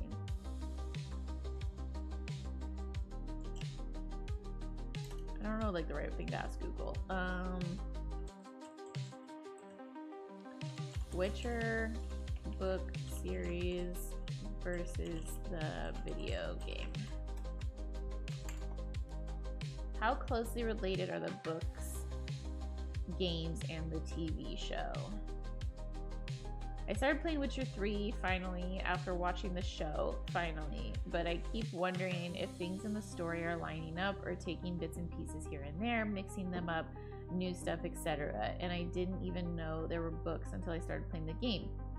So I was just curious. That's kind of how I was. So I was just curious how close each media relates to each of the others. Are they congruent, or do they each have their own different story? I'm okay with spoilers, but hide it or announce it for others. They're not. Games are more or less a faithful continuation of the story, as the story starts several years after the books. Okay, so you're right. After the books ended, with some of the changes, of course, but they are faithful to the canon, and more significantly, also faithful to everything that is Slavic. CDPR did the studio or whatever have gone out of their way to represent our culture from every single Slavic country to the minute detail, such as small ornaments on tombstones. Netflix, on the other hand, yeah, fuck Netflix. I already know that they're gross. It sounds like Netflix. Okay. So, all right, yeah, so you're right. That's neat. They updated the graphics, AI, and a bunch of stuff. The tutorial, I don't think changed much though. That's like 4 hours. Yeah, so see, like, I don't think I ever really got through like the main bulk of the tutorial. Like, I don't. Maybe there might be some mods that might, because I mean, I know that's like a thing in Skyrim mods where it like shortens like some of the tutorials, or you could start like in different places, start in different areas. So maybe I'll just find like a mod that gives me a different start. Because I don't like the start of Cyberpunk. I didn't like it in general the first time. I really don't like it because I think I've come back to it and I've tried it like 4 times and I'm just so tired of it, and I know it, and it didn't work for me the first 4 times. So maybe you just gotta power through it, honestly. No, but like there's different start mods in Skyrim. So I think if I just find like a different place to start the story, which I've already done that intro so many times. Like, I think if I just find a different way to start the story, like a different starting point where I can jump into some action more, I might get more into it if I don't have to run through that same like errand list. Because I know it's there. I just got to get through that beginning part where I kind of get into the depth of it. I've redone it a bunch of times, so I just blitz the Jackie and V storyline. I guarantee you there's a mod that gives me a different start. Okay, so I'm back to The Witcher though. I'm glad to know that the books are prequels. So I will prioritize reading the series first. My Onyx Wing book arrives in January. That is like my like ride or die, like obsessive franchise that I'm into right now. So like the day that comes, I am reading it. I will probably read that book within a week, and that comes in January. So I'll finish City of Ruin. Onyx Wing will come in. I'll read that, and then probably in like end of January I'll start Witcher, and I will read all of the Witcher books. Be honest, because like Witcher is a really long series. Be honest, is that something you guys would want to watch me play or nah? Because that's like Skyrim level long. Be honest.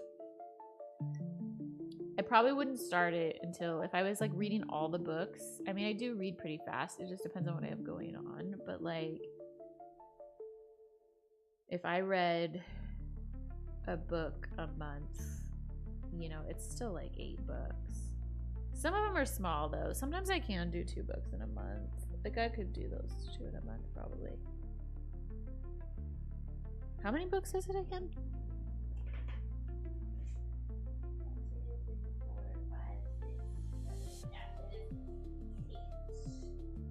Okay, it is 8 books. But maybe I could do it in... Like, maybe I could start, like, Witcher in, like, June or July. And then I would be ready. I would know for sure that I was ready.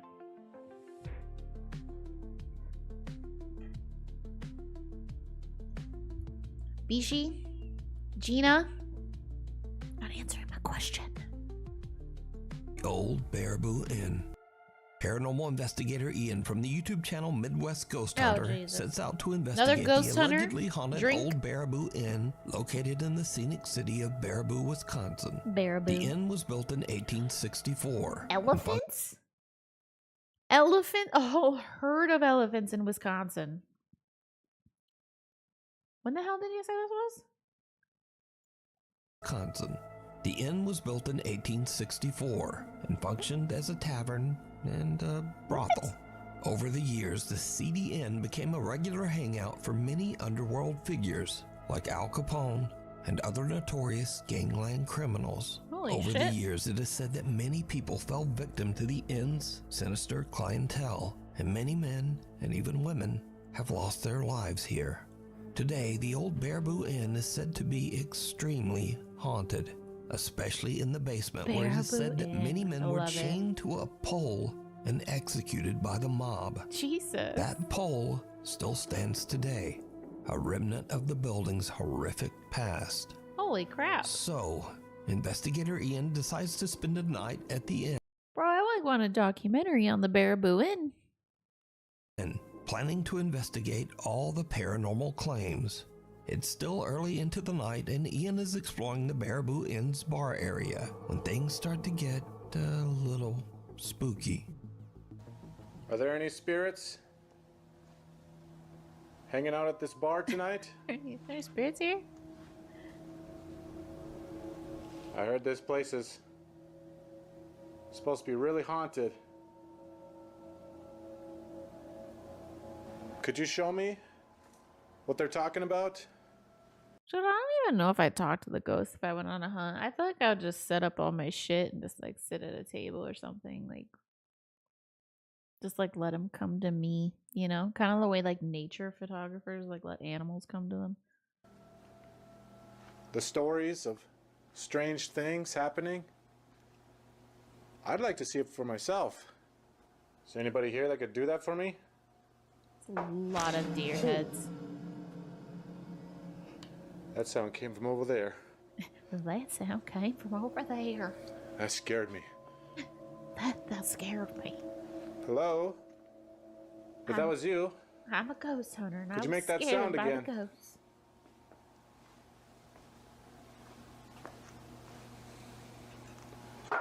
Oh, jeez. Okay, I'm hearing all kinds of weird sounds in here. Ian continues his investigation kind and of heads into precious. the inn's kitchen. He's kind But of what adorable. happens next is truly bizarre. If there's anyone in here, could you show yourself? Well, we're getting some pictures too. I love it. What the f was that?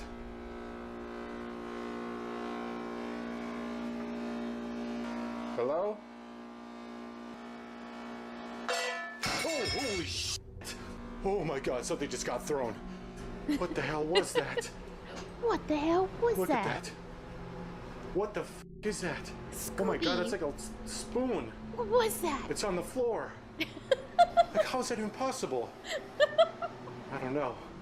I don't know how to explain any of this. I don't know. Everything that is happening to me right I now don't know. is far beyond what I was expecting from this place. Ian is freaked out as I love kitchen this utensils guy. can be heard moving on their own, and a ladle is thrown onto the floor. But the worst is still yet to come, because next Ian heads down into the basement, Even if the it most is the actively worst, I haunted can't help area it. It's just so of the adorable. old Baraboo Inn. This is the room. Oh god, there it is. You see that? That is the He failed community college acting classes. Well, I mean, I think it's just that, you know, he's just a Wisconsin boy, you know, he's just a cornbread fed, just all American Wisconsin boy. You know, he's just innocent, you know. Witcher 3 is amazing. I think so. Okay, so Gino would like to see he thinks he would like to see a Witcher 3 playthrough. Bishi couldn't get into Witcher 3. So is that a no to me playing it, or just you couldn't play it? PB, are your dots to the Witcher playthrough, or are they to our sweet Wisconsin sweet baby child? You couldn't play it. Well, so I couldn't get into it the first time that I played it either. But I think I had like no connection to it. I was really confused. I didn't really know what was going on. And I had like no connection with like the story and the books, and Like, I just didn't really know, you know? I was just like so naive to all of it. But then I didn't watch the Netflix. Has the Netflix season come out with the new Witcher? Because I haven't watched that one, and I don't ever plan on watching that one with like Liam or whatever. But I like Henry Cavill, love him, love everything's in, and I thought he was like the perfect Witcher. I love how he's like a gamer nerd, like all of us, and so I watched his seasons of Netflix. And even for what it was, I thought it was like good. Like I thought he did a really good job. I thought he looked fucking badass. And it like really annoyed me like with all of his frustrations with what Netflix did with the story. And you know, it was just disappointing to see, I guess. Like, and it was obvious. Even as somebody that had never played the games or read the books, it was obvious how they were ruining it as they went along. But like what it did do at least was it gave me enough of like a taste to be interested. You know, like it was a very intro, like baby level intro to the whole series and the story. And like I liked the ideas of it all. Like I liked the ideas of like the Witcher and like Geralt and the organization and the magic and like, you know, and it's like all the stuff that I normally do really like. And I like kind of like loved like the monsters and that you kind of had this like little traveling like hired sellsword that like takes down these monsters. Like I loved the idea of it and it made me really interested in the story, which is why I put the books on my wish list. Thank you, Abram. I'm very, very excited to read them because it's all the stuff that I love. Like it's already the type of stuff I read all the time anyways. And I've heard nothing but good things for the books. And that they're just so much more detailed and that they have really cool story arcs. So I'm really excited to read those. And I think like with my with the little shitty knowledge that Netflix gave and then plus the books, I think once I go into Witcher 3, because I've never tried to play that one twice. I've tried to play Cyberpunk a few times, but I've never tried to play Witcher like even a second time. I always wanted to go back and give it another chance. And I think if I read it and I have like all of that backstory, I think I'll just have a lot more natural connection, which goes a long way sometimes when you're playing a game. You know, when you have that natural connection to like Geralt and the character and the world, and you're just kind of more invested on like what will happen next. And I saw the trailer for Witcher 4 and that looked amazing, which that also only wants me to like made me want to read the books more and play Witcher 3 more and just like know the story more too. Like Witcher is like it's a story I really want to know. There for what? There for what the wait, what is that guy? As goofy as the Wisconsin boy is to us, I can't even imagine for PB the Australian. What was that? Guys, that's a spoon. I can't even explain it. Pole. The execution pole. Oh, the execution If the mobsters took you in this room, you knew you were done for. Just imagine what would be going through those victims' minds as they're being dragged into this room. Oh, shucks, and placed here. You knew you were done for, buddy. And if you look closely here, you can see all the different bullet holes. You see that? There's a bullet hole right there. Right there. Right there. They're just all over this pole. And those are blood stains seeping through the paint. Those are blood stains. It's super tense in here. It's the eyes.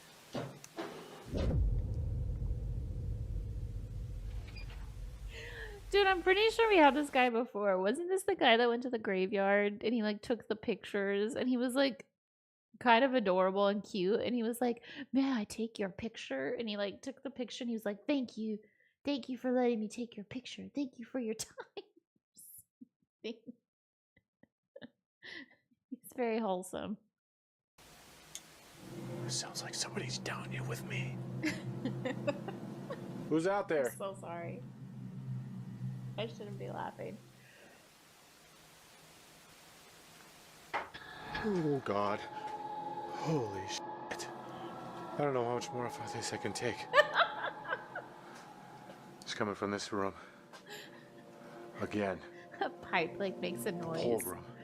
I don't know how much more of this I can take. Gee willikers. I can hear you over there. I know you're down here.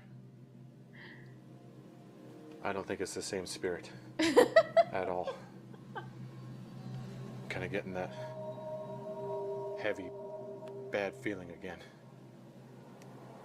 If you're one of the mobsters, make another sound. Oh, God. Oh, golly. Jeez.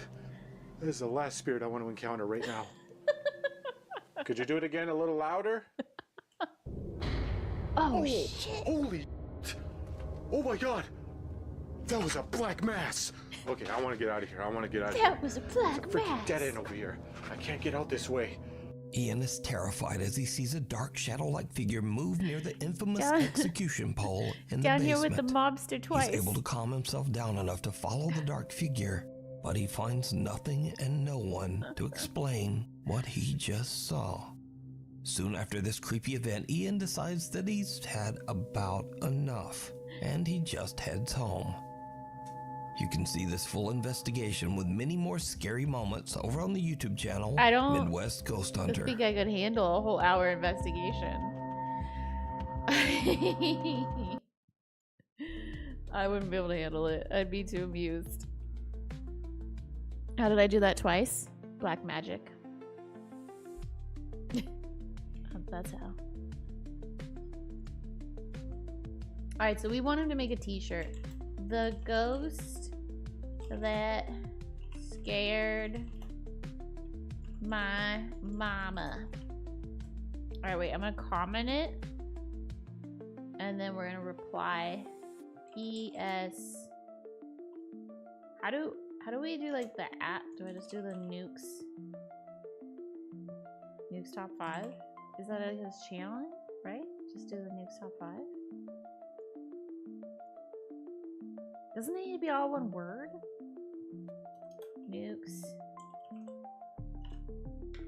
Can you make us a t-shirt that says the ghost that scared my mama?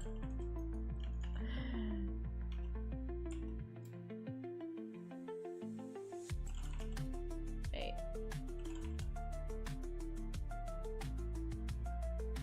Is that how we tag him? Such a YouTube noob. Even says so on my Instagram profile that I haven't updated in like 12 years.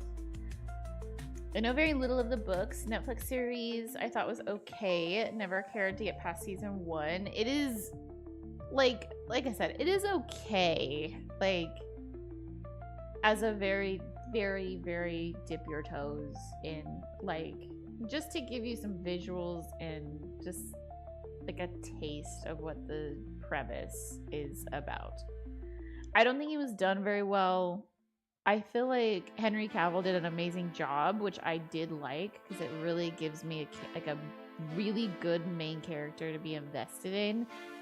And he is probably how I would picture Geralt when I was like reading the books and like playing the game. Like they even made it where you could mod his version into the game.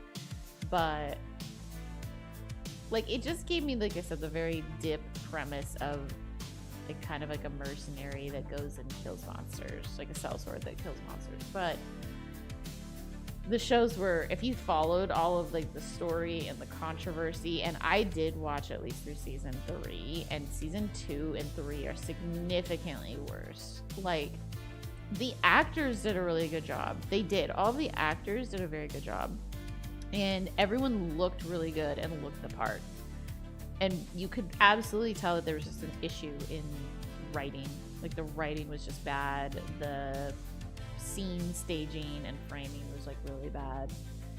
Which is how I knew I'd want the books. Because I was like, okay, there's all the elements here. The books have really high reviews. Like all the good stuff is here. It's just Netflix is doing it in a shit job.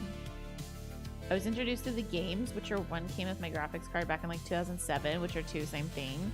NVIDIA promo. By 3, I was a CDPR fan.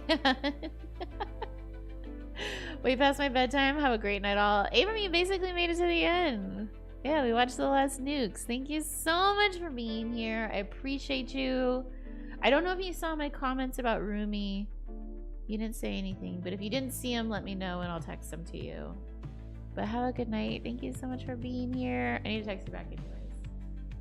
But have a lovely evening and we'll see you again real soon. I appreciate you. Good night. Is this how we tag people? I think so. I'm just doing it. Nuke's top 5. Does it tell me if I got in here? Oh yeah, so it's just Nuke's top 5. Maybe I need to capitalize. Nuke's top 5. Can you make us a t-shirt that says the ghost that scared my mama?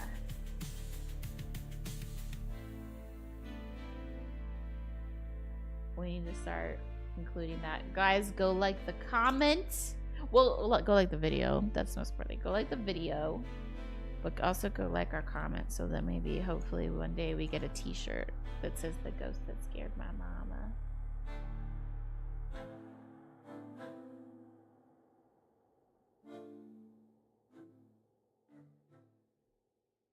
I used to work as a janitor for 10 years. I will tell you that I've seen some crazy paranormal things. I had things thrown at me and heard conversations between people who weren't there, but I am more scared of people than ghosts. True. It's like a spoon on the floor. I don't know why, but that line got me. That one just got me too. Just as a reminder, kids, if the electricity is out and you're home alone, no matter how much pepper spray you have, do not open your front door. Call the police. Even with someone is banging on my door, I'm afraid. And alone, it'll be treated 100% serious and you won't get in trouble, especially with a video of the banging. There's something scarier than demons and ghosts, dogs. Namely humans, and those trying to break into apartments won't give two hoots about park defense tools. 1000%. Agreed.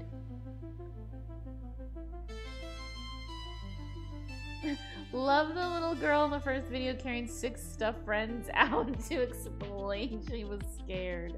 Not one teddy. I need all of my friends to help with this. It was so cute. Yay, Gina! A spoon on the floor? How's that possible? Okay, that was great. The second one is really easy to explain. Those cruise ships weren't abandoned, but they were actually beached and in the process of being scrapped. Most likely, it was just a scrap man walking around the ship. Yeah, that's what we all thought. And even if they were abandoned, people would find their way onto them.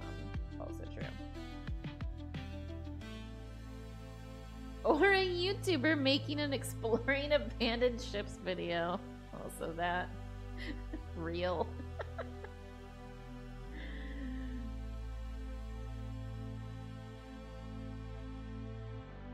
And the location will be in Aliga in Turkey, unless the videos of these ships getting beached are actually examples of real-life ghost pirate tries to sink a cruise ship.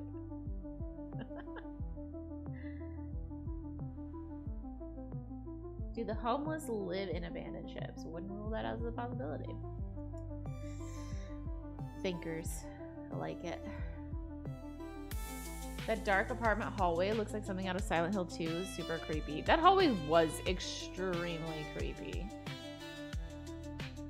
Dude, I told you guys that like literally before I went to Mexico, I stayed at a hotel like the night before I went to Mexico and I almost got stuck in an elevator. Like the power went out like 5 minutes after I got off the elevator and in my room. And like I 1000% stayed in my room.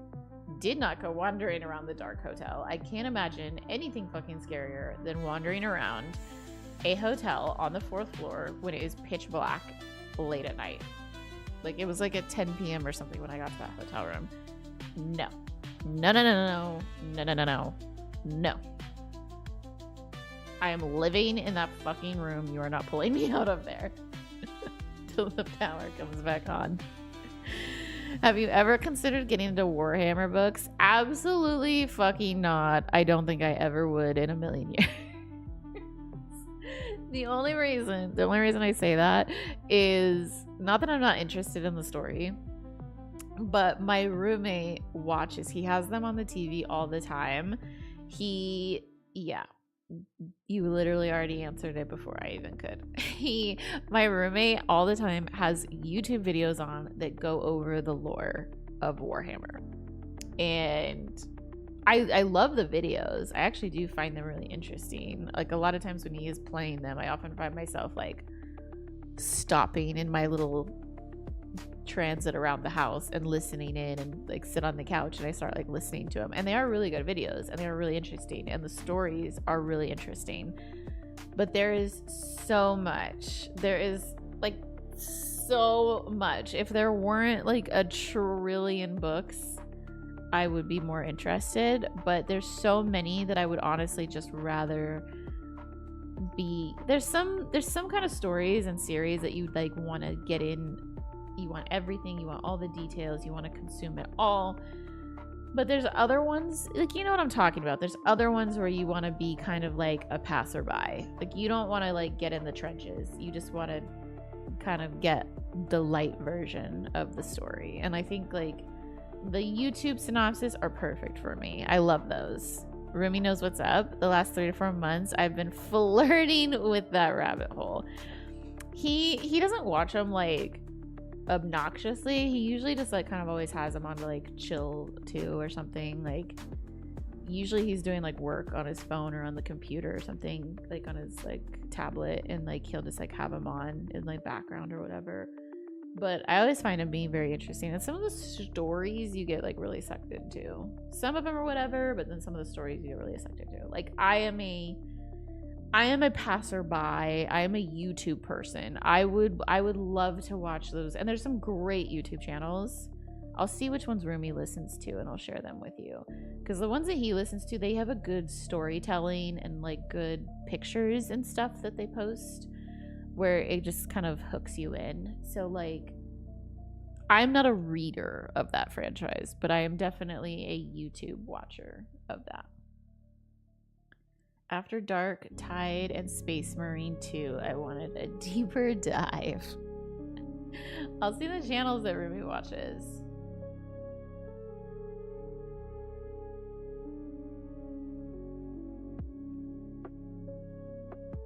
Because yeah.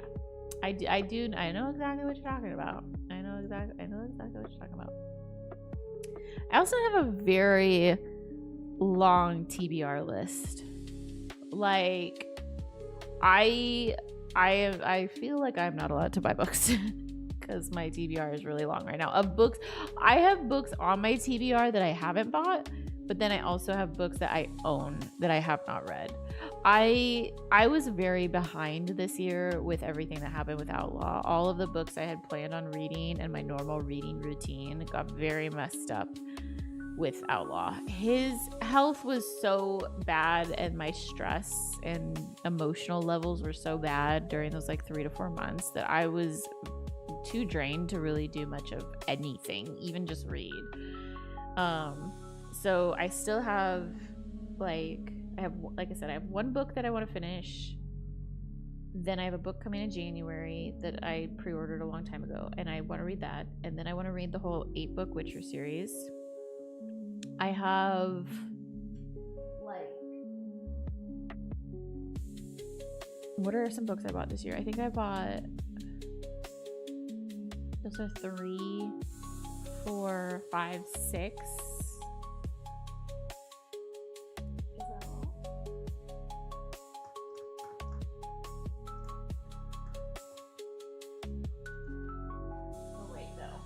Another pre-order. I have 1, 2, 3, 4, 5, 6, 7.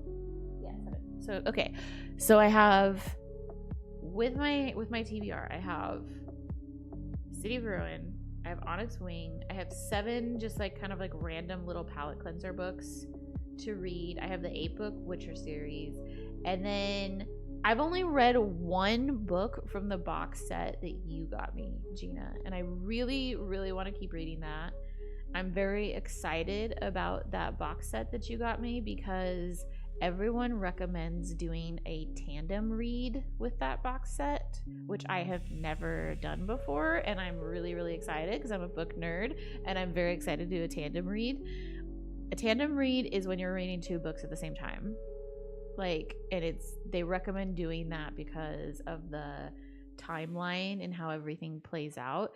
That, like, basically you have like some books that are happening as like a linear storyline, but then one book happens and it's like happening on this part of the world, and another book is happening at the exact same time on this part of the world. So they recommend you reading them at the exact same time, so that way you're kind of experiencing the whole timeline in real time with the 2 books. You're not like reading through one timeline and then going back and reading through it again. You know what I'm saying? Does that make sense? So I'm very excited. So yeah, I have to do that. So I have a lot of reading to do, which is also why I don't even want to think about 40K. I'll be consuming some of that on the side while I'm gaming or something. Yeah. But that is the only series that I have or that I know of that recommends you doing that. So I'm very excited. So yeah. Lots of good stuff. Lots of good reading. We'll see. My goal is, like, this year to get back to my reading, because 2023 I read so much, and I loved putting together that end of the year book video that I did on Instagram, and I just loved all of the books I read. I was like really proud of it. I was really excited, and I had every intention of doing that in 2024, and then a lot of stuff happened. I mean, I did read in 2024. I only read a couple books compared to like the stack that I read the year before, and so it's definitely is like a 2025 goal of mine. 2025, I have a lot of goals. Normally with the new year, I don't have a lot of, resolutions or goals or anything, but 2025, I feel like I have a lot. I want to finish my kitchen. I want to do there's like a section of my stairs. Our stairs were redone when we moved in, but there was like a section that wasn't. So like I want to redo that section of stairs. I want to redo my doors, my front doors. We're getting the puppy. I want to like do all kinds of training with the puppy, and just I love everything I did with Outlaw, and Outlaw was an amazing dog. Everyone said so. Everyone loved him. I'm really proud of what I accomplished with Outlaw, but like I was young too, and there's a lot of things that I think I could have done a lot better for myself, for him, and just through the whole process. So like I'm really excited for when the puppy comes to like just do a lot of things differently, and do some different training styles and work with the puppy and get some really cool routines going. So it's like those are my house project goals. I got puppy goals, finishing the kitchen, finishing the backyard so it's ready for the puppy, which like the puppy doesn't come till May, and we're getting back to the backyard in January, even though we're only like halfway done with the kitchen. Very stressful. And then I want to keep working on my therapy. I don't know if I told you guys, but like I saw my first therapist shortly after Outlaw, and it went really, really badly. Like I almost feel like I should report it to somebody, or I don't know. I don't really know what you do in this situation, but it was really bad, and it was really detrimental, and it was like it really set me back a lot. But like I would like some therapy. Like I'd like to get through some things from some trauma from like my past, from losing Outlaw. I also think I have ADHD, so it'd be nice to like have some options, or at least some tools in handling that. So I want to get some therapy going. What else are my other goals? Oh, I really want like a side job. Like I was working on it before Outlaw got sick. Like I love photography, editing. I love it so much. And I was in the process of working on like rebuilding my editing website before Outlaw got sick. And I was just going to kind of like apply to like little side editing gigs with that website, but I never got a chance to do it. So that's also my goal in 2025. A lot of goals for the new year, Hopefully I do At least some of them. 40K is attractive to me because it has a lot of one-off / standalone stories. It does. It has some like really good ones. I'm going to spend some Audible credits on a couple horror or mystery books in the 40K universe. There's horror or mystery? Speaking my language. That'd be sick. But wait, don't you like... Isn't like Audible free if you have Prime or something? Am I wrong on that? Maybe it's only some books. Limited or something. Hey, therapy really does help. I know it really does help. And I was really excited when I had that first appointment because therapy was something I'd wanted for a very long time. Like I had really, really wanted it to deal with so much trauma from my childhood and stuff that I was struggling with. I have always wanted it, but it's one of those things to figure out, and to, especially if you have ADHD, it's one of those things that's really hard to figure out, like navigate with insurance and like where to go and who to go to and how to get it started. Just getting that ball rolling is a massive mountain. And I was so excited when I had that first appointment. I was very, very, very excited, and it went so badly. I would like to tell you guys about it. I don't even know. I've only told one person of outside. Like one person went with me, so they know what happened and they can corroborate what happened. And I've only told one person outside of that. And it's just, it was so horrifically bad. The guy was so unprofessional, and it was really bad in general, and I think anybody would have a really hard time with it because therapy is like really vulnerable and you're like opening up like really private parts of yourself. So it would have been bad for anybody, but I went like I had a really bad meltdown after Outlaw, a really bad meltdown, and like I was really struggling, and I went to him shortly after that because I was like, I need help so badly. I can't do this. Like I need somebody. It is bubbling over. And that was like what really motivated me to like get somebody. And I went, and it went so bad that it is really set me back in general. Like in a way, it was so awful that I kind of did better afterwards because I was like, fuck, I'm alone. I really need to figure this out by myself. So it allowed me to at least figure out enough on my own so that I could keep going, because I was like, I can't rely on therapy. I can't rely on anybody. There is no help. It's just me. So it was at least so horribly bad that it was motivating enough for me to figure out a way to at least carry on my own. But it still doesn't solve all the greater issues, all the issues like why I wanted therapy in the first place. And it's left me in a very weird place because I've always been pretty open about what I've gone through in my struggle. I just don't really know how to not overshare. So when I went, it was very easy for me to just spill my heart out, and I said so many things, and then it went so bad. Like I said, he was so maybe we'll have a story time. I don't mean to keep dancing around it. It's just all this stuff that happened, there was so much, you know. I don't like it when people like dance around and they don't tell you what actually happened, but there was so much that actually happened, and there was so much that he did, and there was so much that he said. It feels like too big of a story and too much to get into like right now. It would like easily be like an hour story to say like all of the things that he said and did and how bad it was and how awful it was. So it's like, that's why I'm kind of dancing around it, because I just don't. The long and short is he said objectively very unprofessional things. You know, they were like not, and like I said, if I told you guys, you'd probably like no, but it was just, I shared so much and it went so bad that afterwards I felt really embarrassed, and I felt like I was so vulnerable, and I shared so much with this person that I thought was a professional and I thought I should be open with and I thought could help me.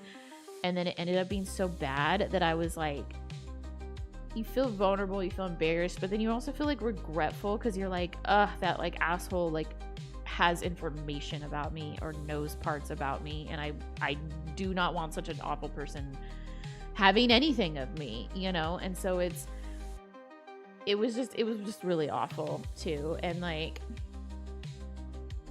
I don't even want to get into that part of it. It was just so bad. And so like now I think where I'm struggling is like, I still really do want therapy. I know I need it. I know I want it. I know all the good things about it, but I don't know. Now I have this like weird roadblock in my mind that I never had before. Cause like, even if I find the most perfect therapist, I feel like now, when I used to be an oversharer, now there is this like roadblock where it's like, maybe I should be guarded. Maybe I should keep it close to the vest until I trust them.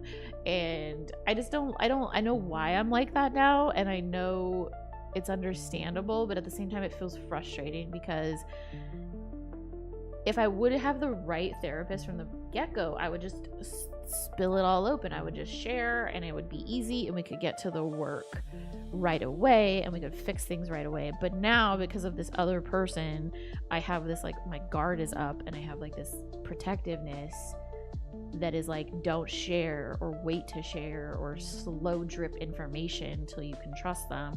And that only hurts me in the long run, because I mean, I don't know, if it's another bad person, it protects me, right? But if it's a good person, then that hurts me in the long run, because I'm only making the process take longer, you know? And that's just frustrating. It's just frustrating that I'm now having to deal with those questions because of like a bad person. So all I will say is they were bad enough where, like, I'm not a Karen. I don't write reviews on anyone. Even when people like make me really mad, or I think businesses are annoying or bad or not operating the best, like, I just don't have the energy or the time or the commitment, like, or literally the long time care to like follow through on like any of it. But this person was so bad that like I almost feel like I have some kind of like obligation, like I should have reported it to somebody, to some kind of board, medical board, like not even just like Yelp. Like I feel like I should have almost reported it to somebody because it was so bad that it leaves a really bad feeling in my stomach, where it's like, I don't think this person should be treating people, like anybody, you know? It's not just my bad experience. It's like I almost feel like I'm a bad person for not doing anything and allowing this person to like inflict themselves upon somebody else. I don't know. I've never really been faced with something like that before. And it's something that still sits with me, you know, because there's like plenty of people where it's like they're bad to you, or it's a bad business or something, and you're like, whatever, you know, maybe they're having a bad day, or maybe we just didn't get along or something. I should just move on, right? But I don't know, there's just like, this was so bad, and it's such a bad person where you're like, I just have a really bad feeling in the pit of my stomach where it's like, that person shouldn't be allowed to be interacting with very vulnerable people. So anyway, I think I forgot to mention that, because by the time I came back to streaming, like that was a whole process and thing on its own. But finding a therapist is like trying on shoes. You got to find the right fit. Well, and like I was ready for that, you know, like I was cautiously optimistic, hopefully cautious, or hopefully aware. I don't know. Like I was thinking about that, where I was like, you know, this person might not be right, but I thought the worst that could happen would just be like, I didn't jive with them, you know? Because like, I know KK had, without sharing any of her like information, I know that she like sought out a therapist, and she didn't find the one till she jived with to like the third one. And like her first ones, nothing bad happened. Nothing really happened at all. She was just like, you know, I don't really, whatever, you know, like they just weren't it for me, which that's what I thought the worst thing. I was ready for that. I thought it would, like, the worst thing would just be, I don't know, like I don't want to talk to them, or I'm just not jiving, or I don't feel close with them or something. I didn't expect what I got, and what I got was like really, really, really bad. And it was also really bad too, because like it didn't come until the end of the appointment. So like he had heard so much about me, and as a professional hearing about what I have been through and like my parents and the type of parents, and then having him speaking to me the way he did, and then the reactions, he like one of the things he did was like he had a very it already was a guy, and like I had abusive parents, including an abusive father, and this was a man who got very angry with me for a very stupid reason, got very angry with me, raised his voice, and was very hostile and like yelling. And it's like, that's not even like, in my opinion, that's not even the worst of what he did, but like that's already really bad to do with somebody that's like, yeah, I was a girl with an abusive father. How about you be a man that yells at me in my therapy session? Like it's just really, really not good, and it's like really unprofessional stuff. And like it really kind of fucked me up, and especially how he did it too. He positioned himself where his chair was blocking the door to exit, and you would sit in the back corner of the office on the opposite side.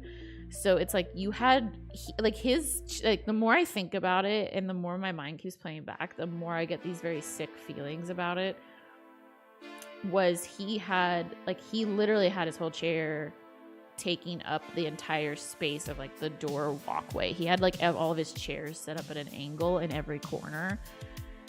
And like there's no way you could get to the door without having to go immediately like brushing shoulders past him. And like I had a friend there with me just for the first appointment to like just settle into the first appointment, and like it literally makes me sick to think if I would have been there by myself. It was so volatile, and like never in a million years did I think a therapy session would go that way. Like I said, I just thought it would be maybe trial and error. I didn't think I would be going through something like that. So yeah. it was really bad, and like I said, that's like not even the worst of what happened. It was so bad. It was so bad. And that's like where I'm saying, like it was that level of bad where I feel like I should have like reported it. But I get really afraid to do stuff like that. Like even though I feel like I should report it, like I just get afraid. Like I don't know. Like he really freaked me out. Like what if he does something? I don't know. People are weird and people are scary and crazy. Like what if he does something or harasses me or targets me or... And honestly, I wouldn't put it past this creep, so I don't know. It's like on one hand, I want to report it because I feel obligated to other people that might go to him, and it feels unsafe and scary, and I wish somebody else would have reported it before I got to him. But also at the same time, like, I just don't want to be anywhere near that person or near his radar, right? Because to me, he felt like a dangerous person. Anyways, I'm not trying to bring in a heavy story time, but it was just the story time. So, and it was just a lot. It was a lot dealing with all of that, with like Outlaw and the meltdown I had like a few days prior. And I put on a very happy face because I am a bubbly person and I do like having fun, and I love stream, and I love all of the fun. I love all of the fun that stream brings. Like I love all of the hype nights, and a lot of times I really need that like injection of happiness and fun and goofiness and silliness and bubbliness. And like it was really hard for me to come back to stream, but me slowly coming back and those like hype nights we had was amazing to have that, just like I said, injection of kind of bubbliness, because at those times I was really having to work to be happy, and I was really having to like, even on stream I was just like really having to force it. But it makes it so easy. Like just everyone on stream is so nice and so kind, and just we all have such a good fun vibe together, and like just such a good chemistry together that it was like it's hard to not be happy. And so it was really nice.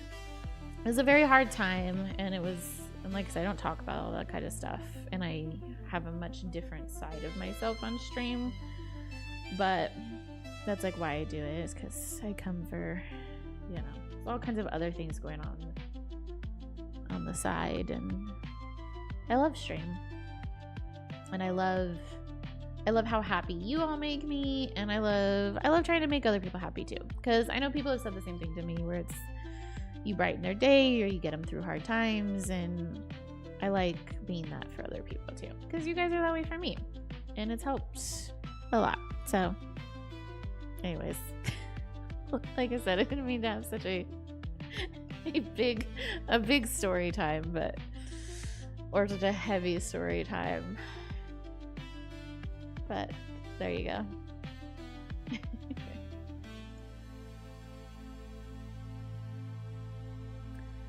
All right, fam. Unless we have anything else. Thank you for the nukes. Sorry, I was very chatty tonight. I was very chatty. And I was feeling the hypes tonight. But I will end here. Thank you so much for the nukes. The nukes must, we still have 2 more videos to watch. I will figure out when we can watch those. I'm hoping maybe sometime this week, but I know it's the holidays. So we'll see when we can figure out how to do it. We do have stream tomorrow night. We do have a regular hype night scheduled for tomorrow. I'll figure out when we do nukes, but hype night is tomorrow, 8 p.m. Pacific. And it should be really fun. I know we're gonna check out Party Animals. I know we're gonna check out Outlast. And we'll see what else. Probably PUBG. And after that, it's wherever the drinks take us. I got a new drink for tomorrow night, so no more mom water. I mean, I do still have mom water I need to get through, but I needed a break from my mom water. So I have another drink tomorrow that I'm very excited about. Our Christmas party will be this Friday, the 27th. If you still do want to get a gift, please check out the Amazon wish list. That's on the command, or it is. But I'm updating the commands. I don't know if our oh, I could do it from here. Oh, I still need to update so many commands. Hopefully I'll have more commands updated by tomorrow. But anyways, wish list, there you go. If you want gifts to get here by Friday. Hype night tomorrow, Christmas holiday party on Friday, and then New Year's, rockin' New Year's Eve next Tuesday. But yeah, I can't wait to see you guys. Thank you so much for nukes. Thank you for listening to all my rambling. Hopefully you guys didn't hate it too much. Yeah, good night and sweet dreams, and I'll see you guys tomorrow. Bye, fam.